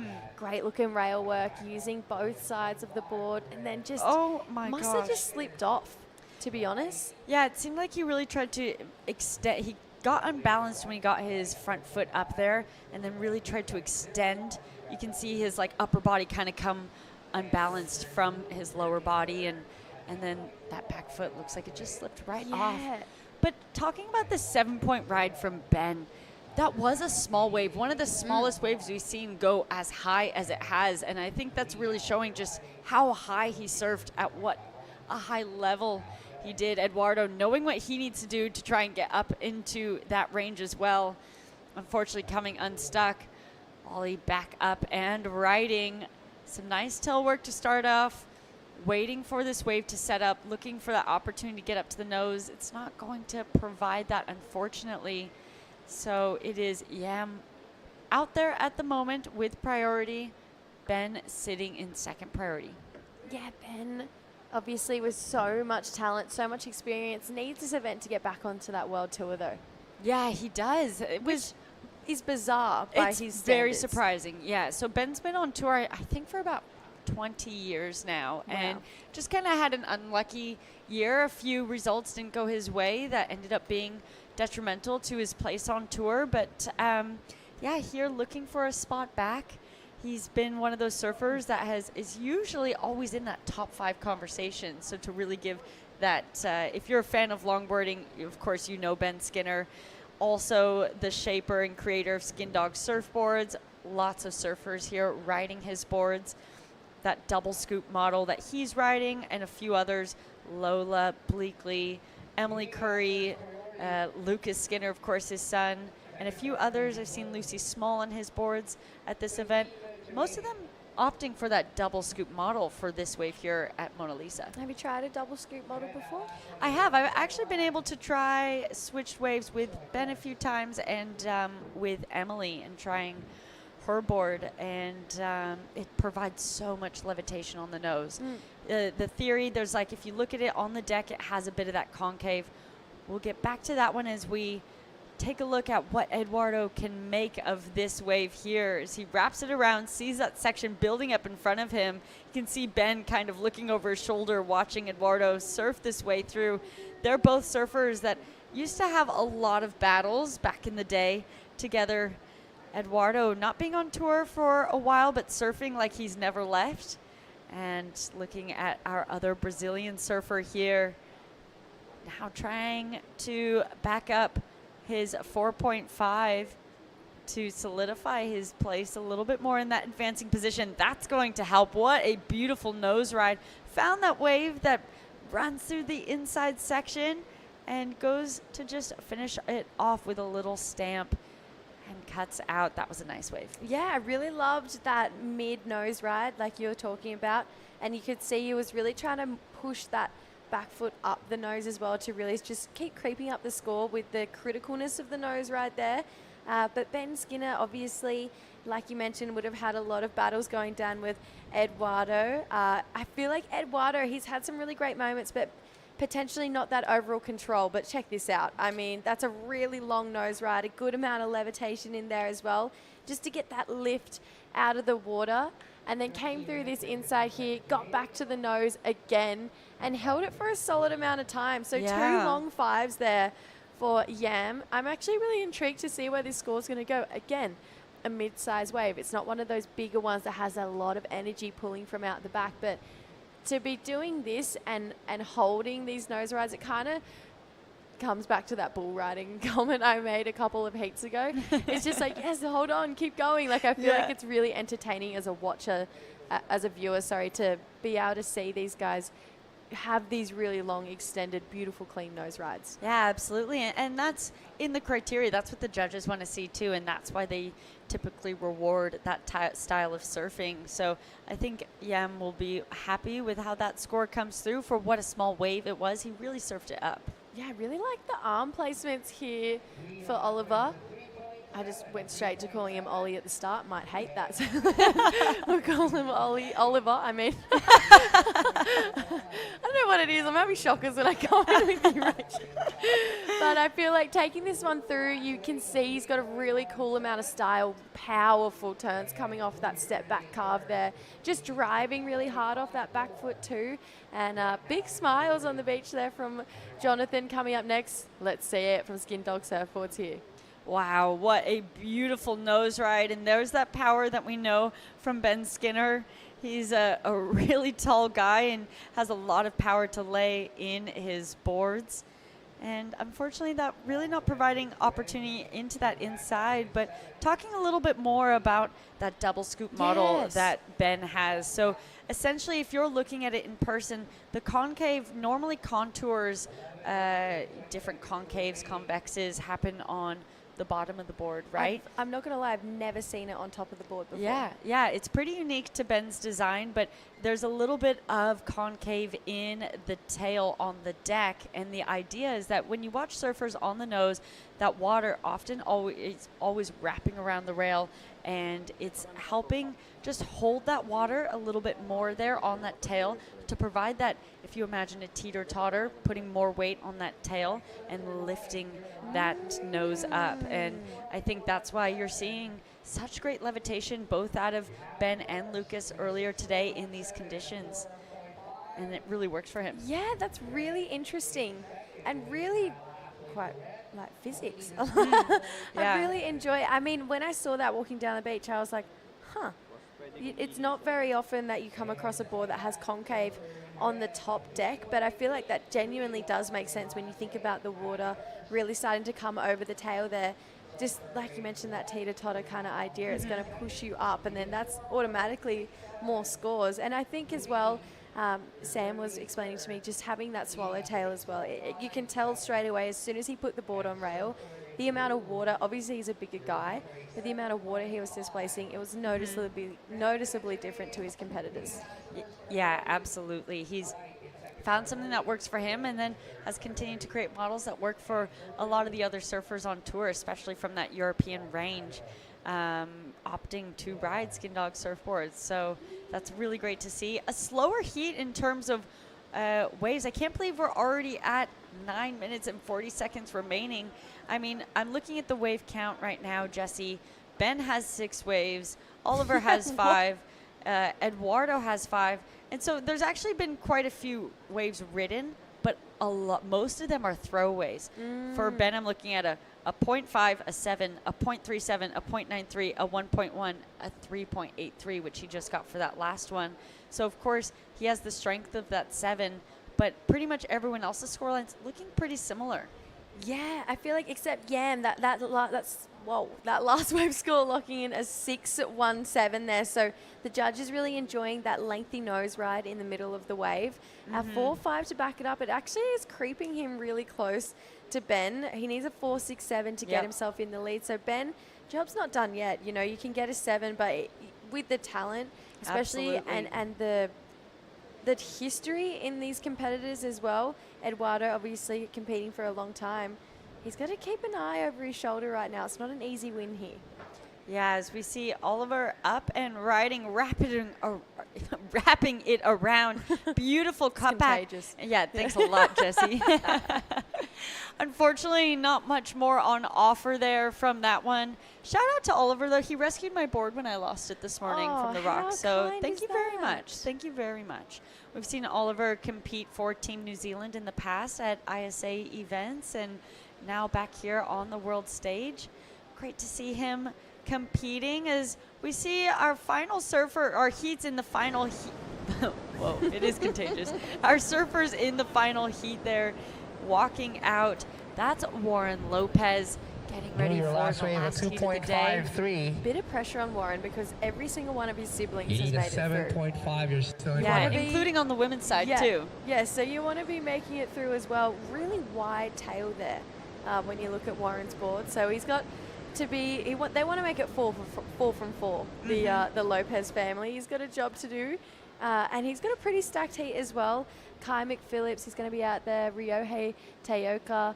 And we saw Jonathan Melendrez on the screen before as well. So one last all-international affair coming up in heat number 16. I feel like today's just flown by.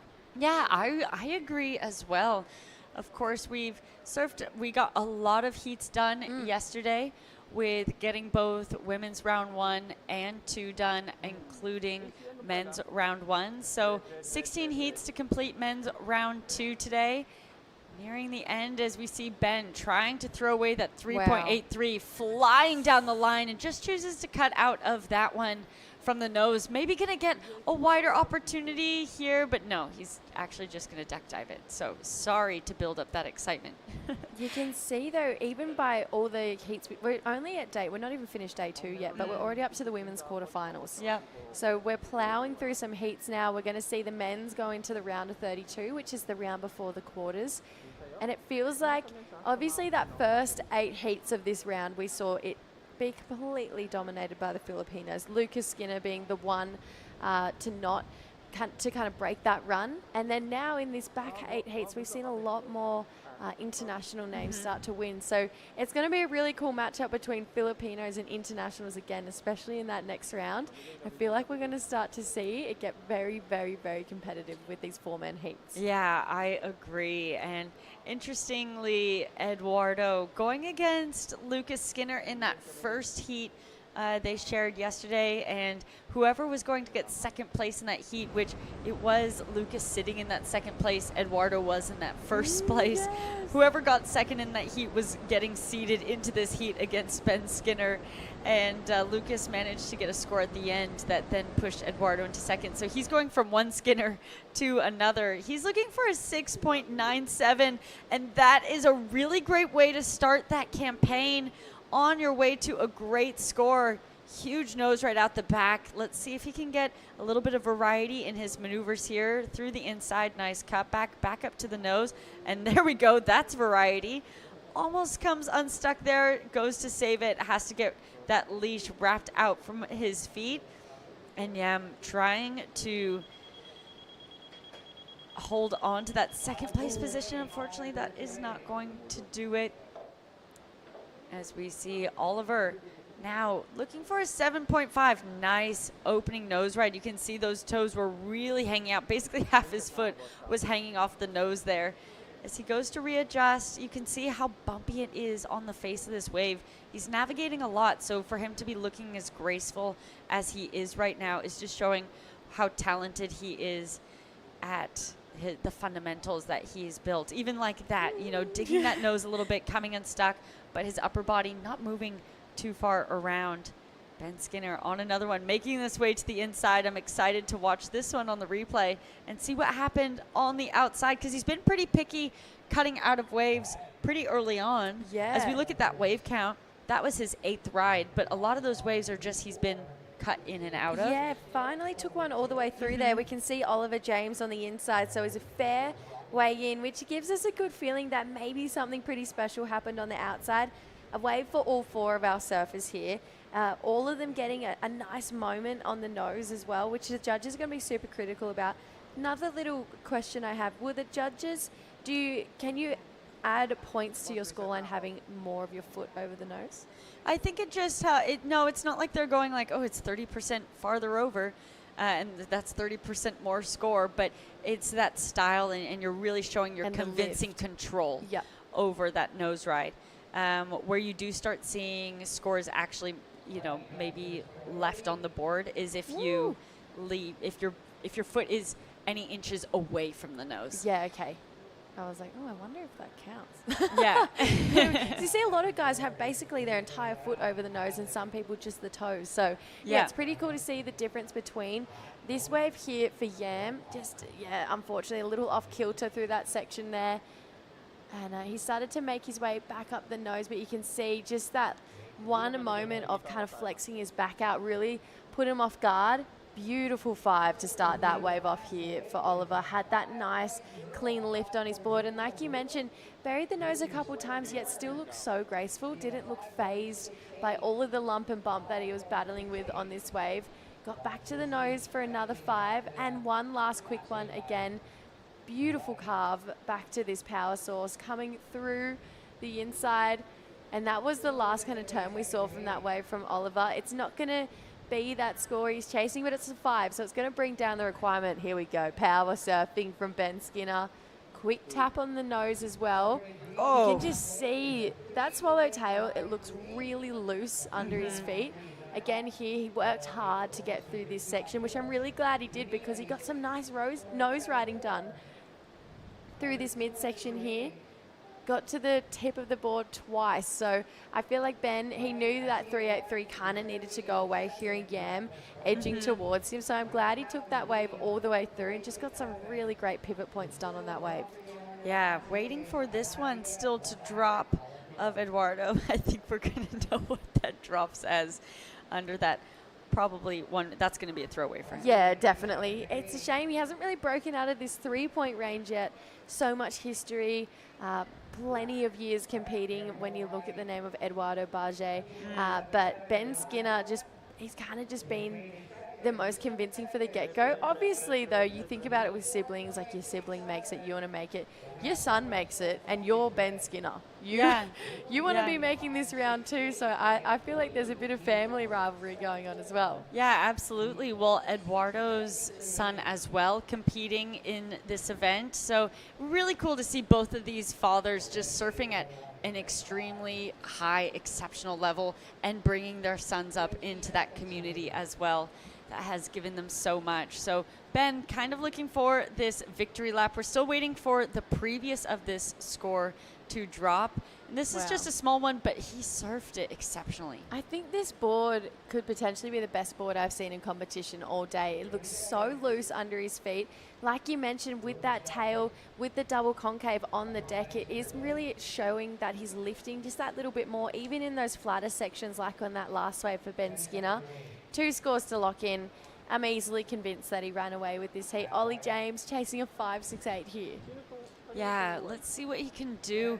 Not sure what he did on the outside, but this one's providing a lot of opportunity through the inside. This is what he's hoping for those. Can he hold on to it? Oh, that's a little bit disappointing, but he got a lot of work done there. So we'll see if he did enough on the outside, same as Yam. Could this be a change up? Wow.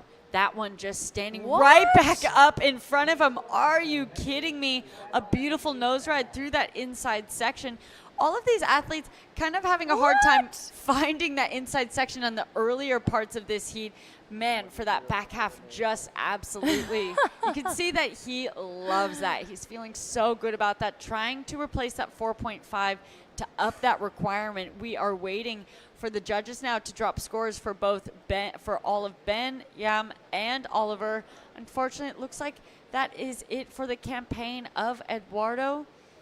Not seeing that he got any more waves, so we will wait to see if there was a change up. Wow, big score drops in for Ben Skinner, a 6.57. That last wave we saw of him, it's not going to go into his top 2. I was going to say, Yam, he's got to improve. That was a really great nose ride, and he does. That wave for Ollie James, it's not going to challenge it either, but I think when you look at the results, that's how it should be. That's the way that heat should have gone. But yeah, very talented family on your screen right now, the Skinners. Yeah, there's Lucas talking with Ben, just probably reviewing that heat a little bit, and they would be really pumped with that result. Both Skinners on to the next day of competition. Well, while we wrap up from that, there's Sam Bleakley giving him congrats as well. We will be right back. Tune back in for the last heat of the day.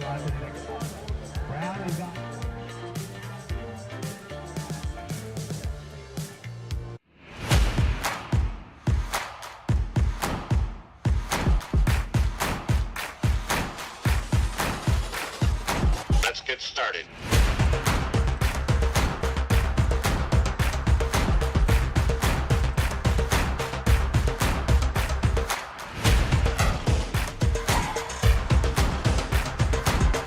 Let's go.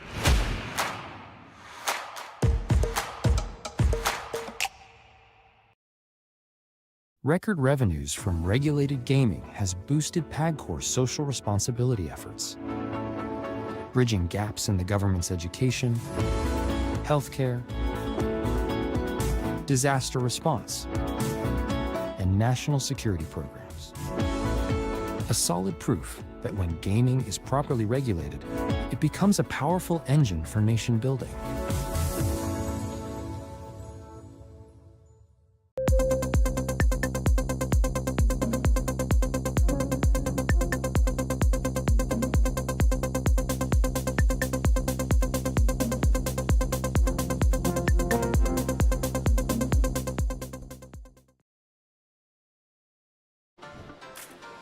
What a beautiful sight. We are here in the Philippines at La Union, surfing the beautiful right-hand point of Mona Lisa. Last heat of the day, Kai McPhillips, Ryohei Teoka, Warren Lopez, and Jonathan Melendrez. An international field for this last heat. We're getting started. You're joined here by Rachel Tilley and Dai Wako. Last heat of the day. Wow, it goes so quick today, actually. We started at 7:30, and local time now is 2. Yeah, Wow. it's really gone quick, and I think because the surfing's just been so top level that we've been 100%. so engrossed in everything that's happening. I Wow. think we're seeing our first left ridden right now by our surfer from Mexico. A really nice hang 10, but unfortunately coming unstuck on that cutback. As we see Kai McPhillips, son of Colin McPhillips, 3-time world longboard champion, who would be watching right now from El Salvador as he's doing a coaching camp with Kevin Scrivarna. So hello to Colin and Kevin. Wow, a lot of waves already have been ridden. This is Ryohei Teoka, the brother of Natsumi. Have been riding nice back-end attack there too. So everyone had a good wave to start their campaign here in the last heat of the day. It's nice to be under the shade. It's really hot outside today. Yeah. Hello, team. Everyone has been on the beach supporting all day. It's been really great to see. Really nice vibes from the whole longboard community here. Welcomed by the La Union community. And, you know, winding down here, the conditions have just stayed so great all day. Bigger conditions today than we saw for yesterday. Wind picked up a little bit. It's made that wave selection with that tide difference be a little bit more imperative as well, trying to find those ones that link towards that inside. But, I mean, outside, we're still seeing, we saw Ben Skinner win his heat before with a 7 and a 6. So plenty, but wow. It looks like Jonathan sticking towards those lefts. Nice hang 10. Can he ride this one out cleanly? And he does, goes for the big floater. Wow, that is the first scoreable, real scoreable left we have seen this event. And I don't think we're going to see many more of them. Yeah, right. All the goofy footers wanted to have go on the left, including myself here, but beautiful hang 5 to hang 10, and really love this last big maneuver there. So beautiful, 2 good maneuvers there, and beautiful surfing on the left, actually. You know, when the tides push in, we actually see the left actually coming up in the lineup. So, yeah, I love to see more lefts, because myself being goofy footer, I always look for the left. Well, I'm getting inspiration now, too. It gets a bit crowded once that horn blows to finish off the day. And so if I'm just splitting peaks with people out there, I think we've just found the ticket to actually have a better wave count in our sessions this afternoon. Well, while we wait for those scores to drop, let's send it down to the beach to hear from Camille and Ben Skinner. Thank you, Rachel. Yes, it is a tremendous honor to be in the presence of someone who won the European Championships 12 times. And you've been a tremendous force as well in the longboarding industry. And I feel like you being here, it kind of just legitimizes La Union, you know, cements our place in the longboarding and the surfing circuit. So how's your stay so far? Honestly, I've had the best time here in La Union. It's been like everyone's been so welcoming, and you can just tell like how passionate everybody is about longboarding and surfing in general. And it's so refreshing, you know, to come somewhere like this that not just the surfers but everybody on the beach knows and understands what's going on. And you know, the level of surfing here is blowing my mind. It's like amazing, and obviously JR's right at the top of that, alongside Joe Marie, Roger, June, all of them. Like, I can't name them all because there's just too many. But yeah, blown away by the place, to be honest. Okay, and I know you met JR on tour and John Marie also recently, and after seeing their home break, Mona Lisa Point, did it finally make sense why they were so good? Absolutely. And not just that, you know, we compete a lot on right-hand points, and obviously Joe Marie and JR are both goofy footers, so you know, like when you come up against a goofy footer at somewhere like Bells or El Salvador, you kind of think you might have the edge being on your forehand, but that's not the case with these two surfers. And now coming here, it completely makes sense because they've grown up in this beautiful wave, and just all makes sense. And okay, so what is life like as a surfing dad? Obviously, Lucas is in it too. Yeah, I mean, to be honest, right now I get way more out of it watching my kids surf than actually myself, and so it's, yeah, I'm privileged that they want to surf with me, you know, and they might have hated surfing, and I might have been stood on the side of a football pitch. So the fact that they want to be in the ocean and surf, you know, together is just it's real special. So we're just going to enjoy that, and hopefully we get to do it for the rest of our lives. Sweet. One last question. What do you enjoy more, shaping or surfing?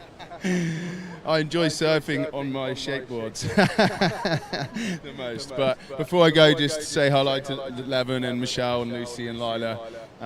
We miss you a lot. And yeah, and all the boys at the factory. I'm coming home soon. Let's get some work done.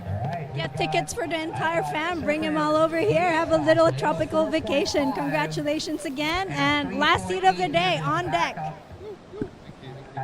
Thank you so much. Congrats again to Ben Skinner. Really nice interview to get that insight.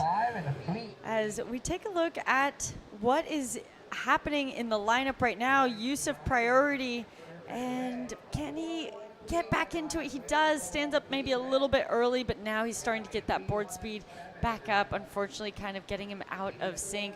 He's sitting in the lead right now on the strength of a 4.5 and a 3.83. We are, though, waiting for scores for both blue and white, with Kai McPhillips sitting in second, 4.13, 3.17. Wow, 4.550 on the left. So it's it was actually great call for him to go left, actually. And 4.50 can be a really good keeper in condition like this, because you see not many waves offering too many like sections down the end. So it's, I think it's battling between like 4-point range and 5-point range right now. I liked that quick decision. Obviously, he had that in his mind within that first 10 minutes or first 5 minutes even, maybe just to get a couple of lefts to try and do exactly what he's done. Now he can maybe sit and be a bit more patient, because I feel like that 4.5, I think he's kind of exhausted, gone as high as you really can on a left here, and did everything a left has to offer out here. Definitely. So a great demonstration. Now I feel like what's best is if we see him be a bit more patient, wait for that right, and then continue to build upon that. You know, he got the right hand just then, but just watch how he positioned himself. He just sitting at the point right now, really deep. So he might just trying to get a left there, but looks like he's gonna go on this one and decided to go on the right this time. Yeah, nice first quick hang five. But unfortunately, this wave kind of shut down on him, but he's hoping to get some bonus section through the inside section here. He's gonna hold on to it, and another quick hang five, and try to trim down the line. But fortunately, there's not much left on that wave. So a couple of quick hang 5 on that wave. Yeah, taking a look at this replay, I really love his knock knee style. I have a huge appreciation for that. Looks like he tried to maybe set up for that turn, decided that he didn't have enough time. But on this turn coming up, I love the way here he really uses those knock knees to increase that board speed and create speed for him to put his board on rail. That was really nice. As we go back into live action, Kai McPhillips up and riding, making his way through the inside. Would be interesting to see if he is going off the strength of some maneuvers on the outside. Really nice final maneuver there, cuts out. So let's take a look at this replay. Wow, beautiful face down, straight into hang 5, tight hang 5 as well, and love the whippy down there, thrusting.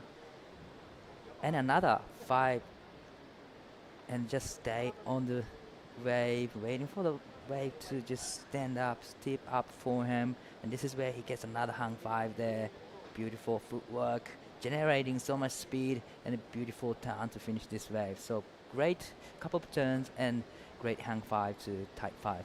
Yeah, still waiting for now judges to drop that score. He's looking for a 4.21 to take that lead off of Jonathan right now. And I think we might see him get rewarded that on that wave. Kai, of course, coming from San Clemente, my hometown, growing up in a surf family. His brother traveling with him here, Dax McPhillips, competing. Unfortunately getting knocked out, so he's now waving the flag for the McPhillip brothers. And like I said, Colin would be watching at home right now. And he gets the score, a 5.17. That now puts him into the lead. Jonathan down into second and increases that requirement for Ryohei and Warren to a 5.16 and a 4.96 respectively. You know, having a 5.17, like a 5-point range in a heat, is actually gives you a lot more confidence through your surfing. You know, so it's a right time to have 5-point range because 12 minutes on the clock. It's pretty much halfway through now, so it's a great job for Kai and well time management from Kai.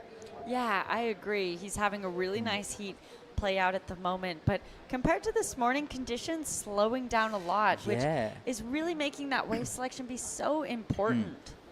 Yeah, wave selection is gonna be on point, and you know how we saw a super fun condition this morning, and you get too excited and waited for so long time, and once you're in the water, it's not that great compared to this morning. But it's all about competition, it's all about winning or losing, so you gotta adjust yourself, and that's another key factor to go into the world stage. Yeah, the surfer that's usually the most adaptable is the one that's making it through heats.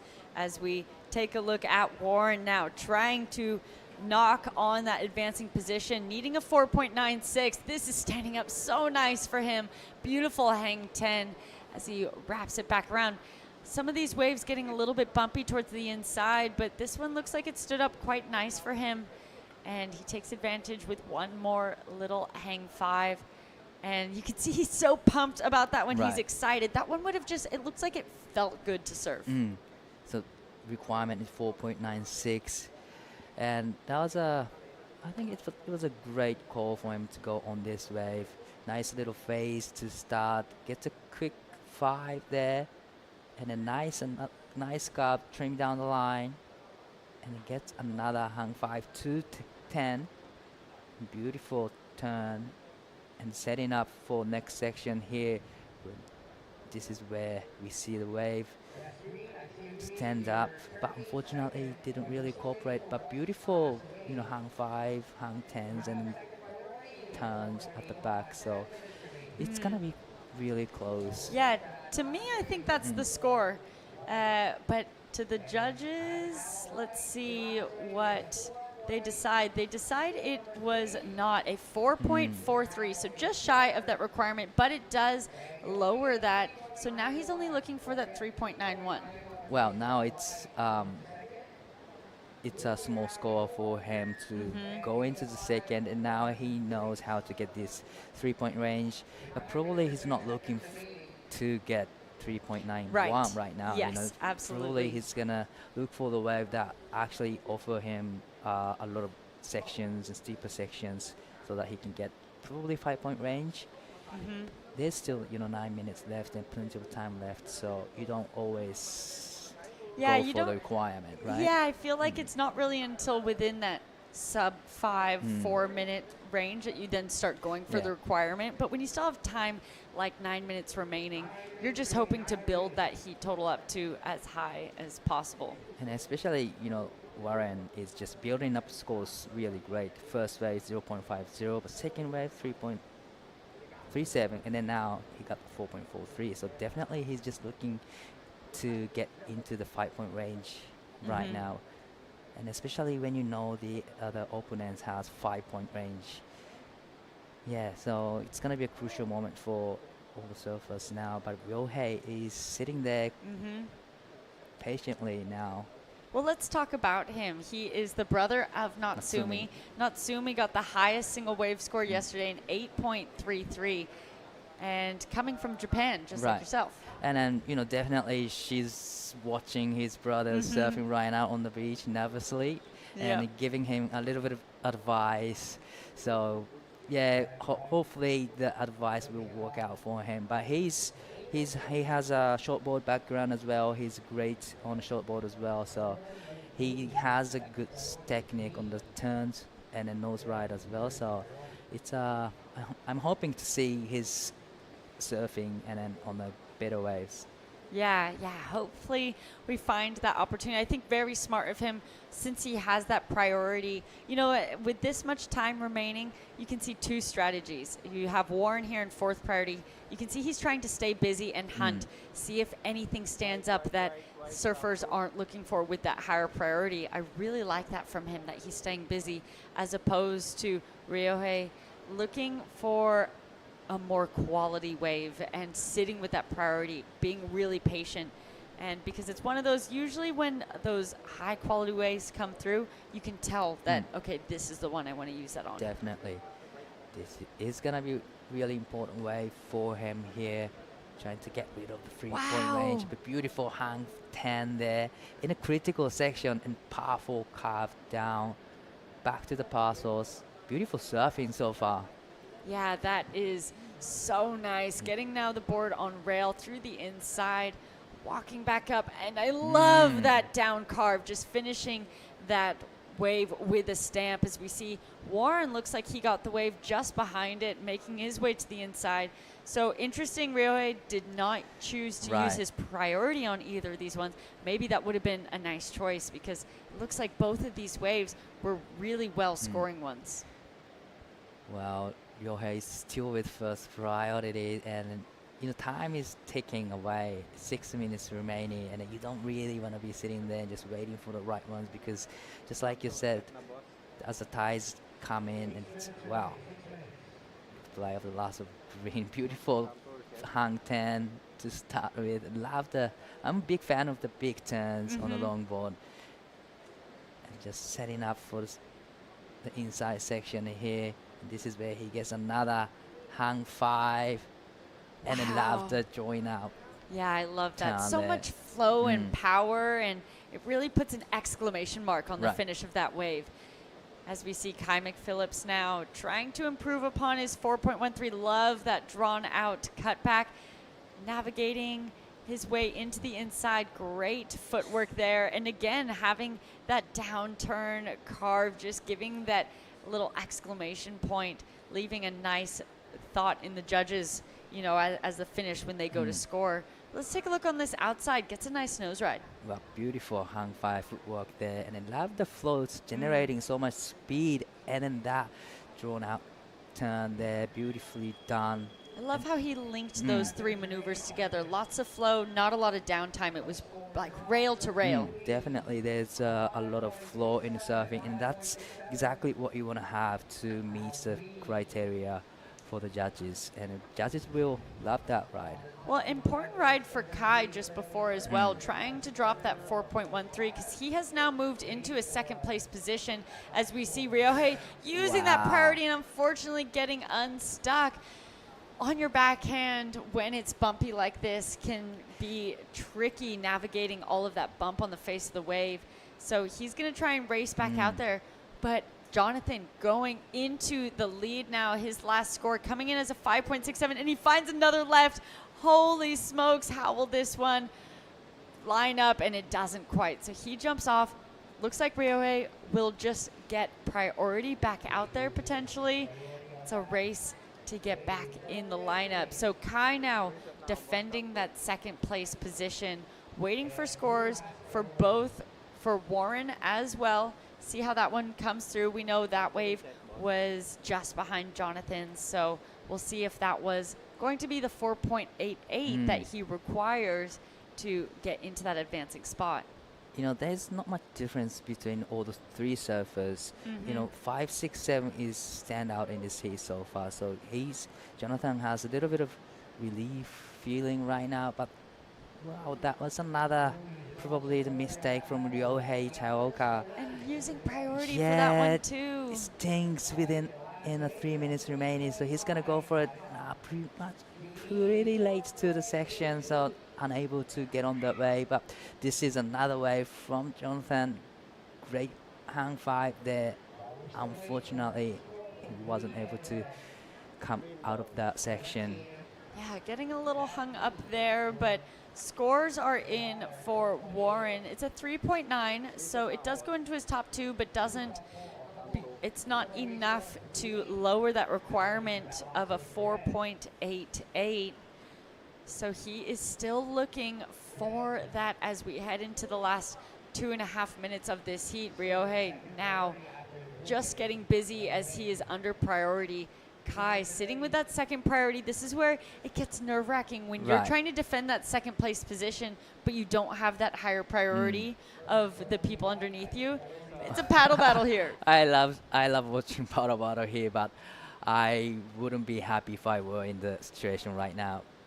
Yeah, it looks like they gave the nod to Jonathan, getting that third priority. Ryohei getting that fourth priority. So yeah, it's a very crucial moment to get higher priorities in the last 2 minutes. Yeah, absolutely. It makes a big difference when you're trying to defend that. Jonathan, of course, sitting in that first place position, looking really strong. Got a little bit hung up on that last one, but not going to make a difference. He's still sitting in the lead. So it all comes down to if there's going to be another opportunity. We've seen a few switch-ups happen in the final minutes throughout today. Looks like a wave is approaching. And Jonathan has a look. Looks like now we're going to see a scratch going a bit wider.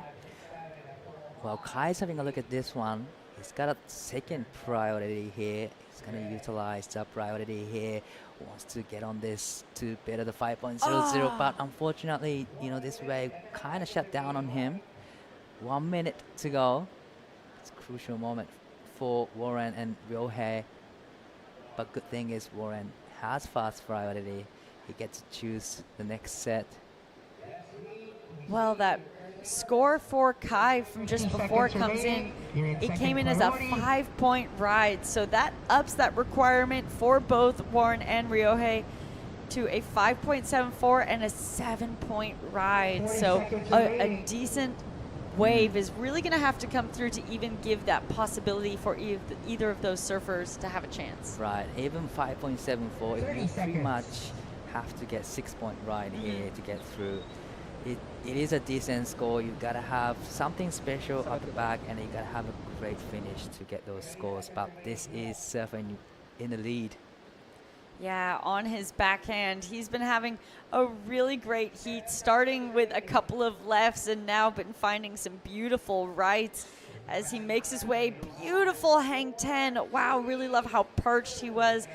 All 10 toes hanging over as he's going to make his way through the inside. So we'll see if Warren or Ryohei was able to have another opportunity out the back, but Jonathan just had such a beautiful heat, finding his footing through that. I'd say safe to say he is definitely moving through. Looks like now we have a score also to drop for Ryohei, but maybe not for, so that one just comes through as a 2.27. So I believe it looks like Jonathan and Kai McPhillips making it through this round. Well, what a way to finish day 2 of the competition.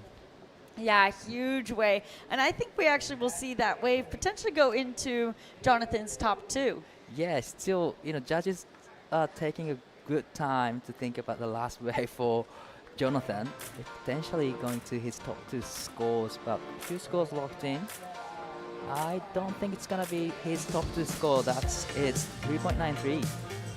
So we will take a quick break. Congratulations to Jonathan and Kai. Tune back in as we go over the post show. See you in the lineup. Phew.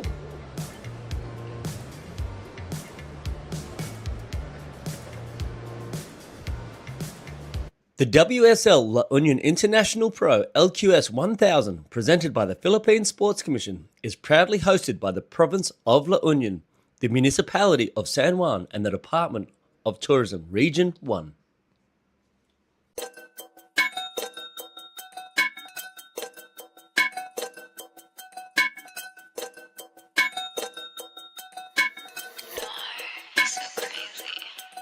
Gumagaya na sa aking mga di ko kilala. If you wanna sneak a peek, dapat kay tumingala.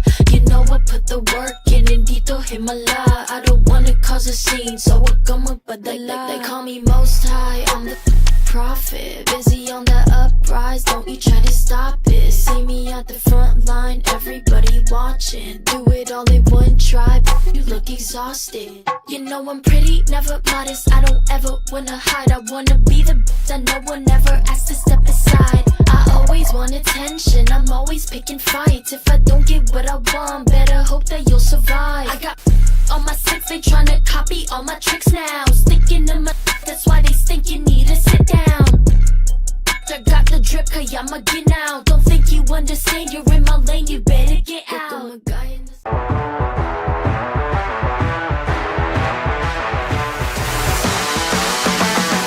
SDMI Sports, world-class sports management made in the Philippines. We are back. We just finished up day 2 here at the La Union International Pro. Look at how beautiful that landscape is. We are here in the Philippines. It's been a phenomenal day. Definitely, it's been a great day of actions. Big day of actions, actually. We saw all the top city surfers. Now, we've seen all the athletes from this competition, and it's such a great day too. And it's what a finish. Yeah, well, we saw those conditions really increase in size from yesterday, and we got to see so much dominance from the Filipinos today. Oh yeah, so much dominant. Local knowledge working out really well in a lineup, and we see some great performances, and can't wait for day number 3. Yeah, well, looking forward to it. We'll be back with the call tomorrow morning, but let's send it down to the beach to hear from Camille with the winner of that last heat, Jonathan. Thank you, guys. Winner of the last heat of the day, Jonathan Melendres from Mexico. So how was that? You were waiting for this moment ever since the day started. You're on the last heat. You saw the waves change so much. You saw the wind kick in. So just talk to me about what's in your headspace. Yeah, I mean, the conditions has been changing during the day. And I was just being patient, because I was the last hit. I was just try to kind of be chill and mentally get ready, because I know at some point the condition will change, and also the tide, the waves, the wind. So I was checking the whole day right at front, and yeah, when I get there, I was just so relaxed and being patient with the waves too. And your patience definitely paid off. So you're one of the strongest talents to come to the Philippines for this event. You're a champion for the Mexilog Fest and the Saizita Surfing Festival. So I know you're also really, really, really dying to get into World Longboard Tour. What would this event win mean to you? Oh my God. It's gonna mean a lot if I make it through. Going forward, I will do my best always, of course.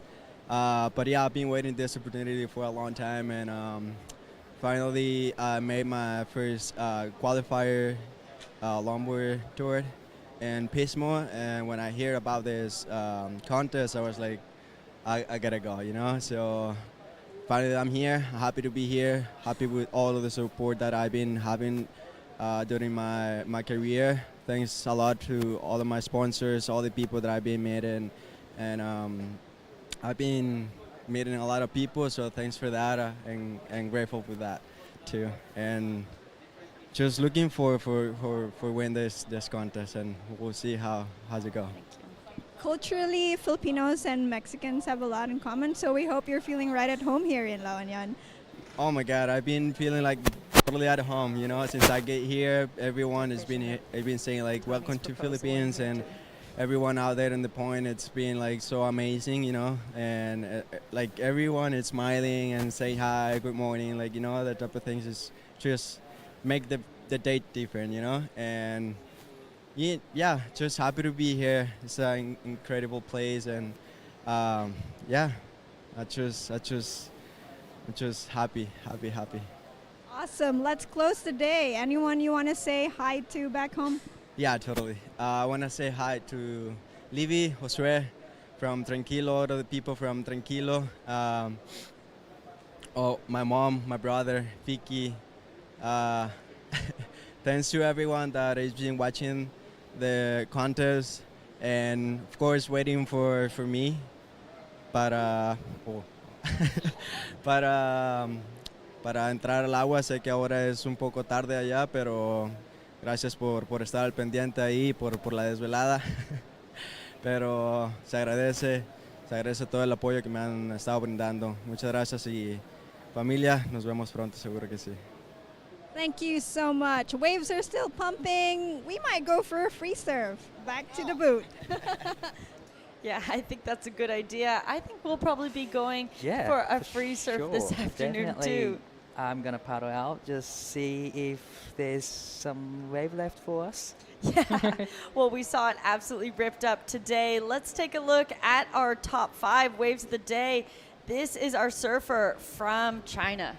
Yeah, he's showcasing his skill. He's from Hainan, and he has, that place has a lot of a beautiful place for longboarding, and this is actually his first competition outside of his country. So definitely he's psyched be getting through that round, and what a performance from him. And then that was pretty much 4.50, but it was a great combination of nose riding and then the right so rod. critical there, making it through. Love how traditional that looks. And looking at both Skinners here, this is Lucas Skinner making it through his heat with a 6.33. We just saw his dad this afternoon win his heat as well. So both Skinners making it through, but Lucas just looking so dominant after competing in the World Junior Championships. Normally seeing him compete at a very high level on a shortboard, now finding dominance on the longboard. And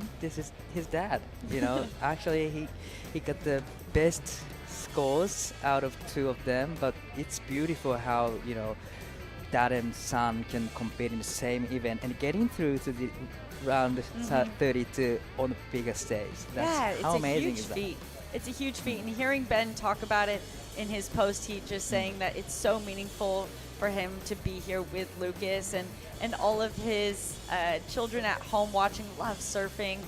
Now, a huge takeaway from today was how strong the Filipinos were. We saw 6 Filipinos make it through their heats throughout today. This was happening in the first heat of the day. One of the best surfers from this area. Like you said, these Filipino surfers just dominating every heats. They just showcasing how to surf at Mona Lisa. They just showing the textbooks of surfing at Mona Lisa, and I was so impressed. I don't think I've ever seen a hometown advantage or home court advantage be as significant as it was today. They really showed that they knew this wave like the back of their hand, and having the best wave selection of the day.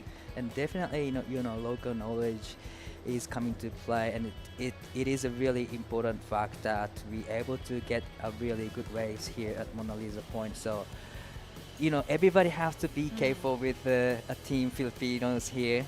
And talking about that family component, we saw Justin Abueza and Jo Marie Abueza make it through their heats, both win their heats. Now they'll actually be seated together and be facing each other tomorrow in round of 32, heat 3. So that will be a good sibling rivalry. Wow, that's going to be a great matchup. So it's going to be a lot of Filipino matchups tomorrow. This was another great surfing, just beautiful hang 10, holds it so long. Beautiful, technique. Yeah, this one was Jo Marie Abueza on that board with that Filipino flag spray that represents the flag, and really love that pride that he's layering into his surfing. Definitely, he just making this country really proud. But this was the Crisanto, beautiful down carve maneuver there, and another hang 5 there. It was beautiful. And look at the condition this morning. It's glassy, it's just perfect peeling right hand out here, but beautiful footwork there, well controlled surfing with a style. So phenomenal. Looking at that flow and that power that he had from nose ride to turn there. And like you said, the conditions that we had this morning were truly world class. Beautiful. Well, we're going to see this kind of surfing every day. Well, I can watch all day, every day, for sure. Yeah, looking forward to getting more of this as we look to tomorrow. Probably going to see both the men's and the women's run tomorrow. Definitely women surfers were itching to get up there, with this condition like this. But we're going to see more, beautiful condition tomorrow. So stay tuned, yeah? Talking about beautiful conditions, Tony Silvani here has had the ultimate 24 hours, not only winning his heat today, but proposing to his girlfriend last night in front of all of us there supporting. He kept it as a surprise, so they were releasing baby sea turtles on the beach, and at the last minute, instead of releasing the sea turtles, he dropped the knee. And did you know that there's a video of it on the WSL account Instagram? So really? if you want to see it, just check it out from WSL Instagram. Yeah, it was really great. I got there I was down on my knees underneath everybody, trying to get a great angle of it too. Would be getting so many beautiful shots from it, and a huge heat that he had. Having that board switch up, noticing that he had maybe tweaked that fin on that wave hitting it on the reef, did a board switch up, and that did not stop him from getting a couple of sixes, a 6.83 on that first one and a 6.83 on this board too. So looks like all his equipment is feeling good under his feet. He definitely had a Ekisho fire today. But it really was the most on fire today. The Esquivel brothers. This is JR starting heat 1 of the day in 8.5. Wow. Look at that, those rail walk there, and a beautiful, hang 10 to start with. That was one of the standout performances from day 2. Definitely, he was showcasing how it's done. The world level. That's beautiful surfing from JR Esquivel. Yeah, looking at those hang 10s that he's so great at. I mean, hearing Ben Skinner talk about the dominance that JR has had on tour. He was going, our world tour goes to a lot of right-hand points. And Ben was saying, now that I've been to this wave, I see why JR is so good on his backhand. Yeah, and I think he set the tone for all the team Filipinos this morning. He was in the first heat Pumped of the day. them up. Yeah, definitely. He just set the tone, and this guy, the brother, just answered back nicely here. June Esquivel getting a 7.67 on this one, looking really lively and exciting to watch. So like you said, JR setting that tone from the first heat of the day and getting everyone just excited and pumped up, and I'm sure feeling that pressure of everyone coming afterwards. It didn't seem like they felt pressure. It seemed like they were just really excited to be here representing their country. Definitely, they didn't look uncomfortable surfing in the Mona Lisa point. They were so psyched. They just pumped to surf and showcasing their skills to the world. Yeah, their home court advantage really shining through today. Well, that is the wrap of day 2 here at the La Union International Pro. We're going to throw it to highlights and come back tomorrow for another incredible day of surfing.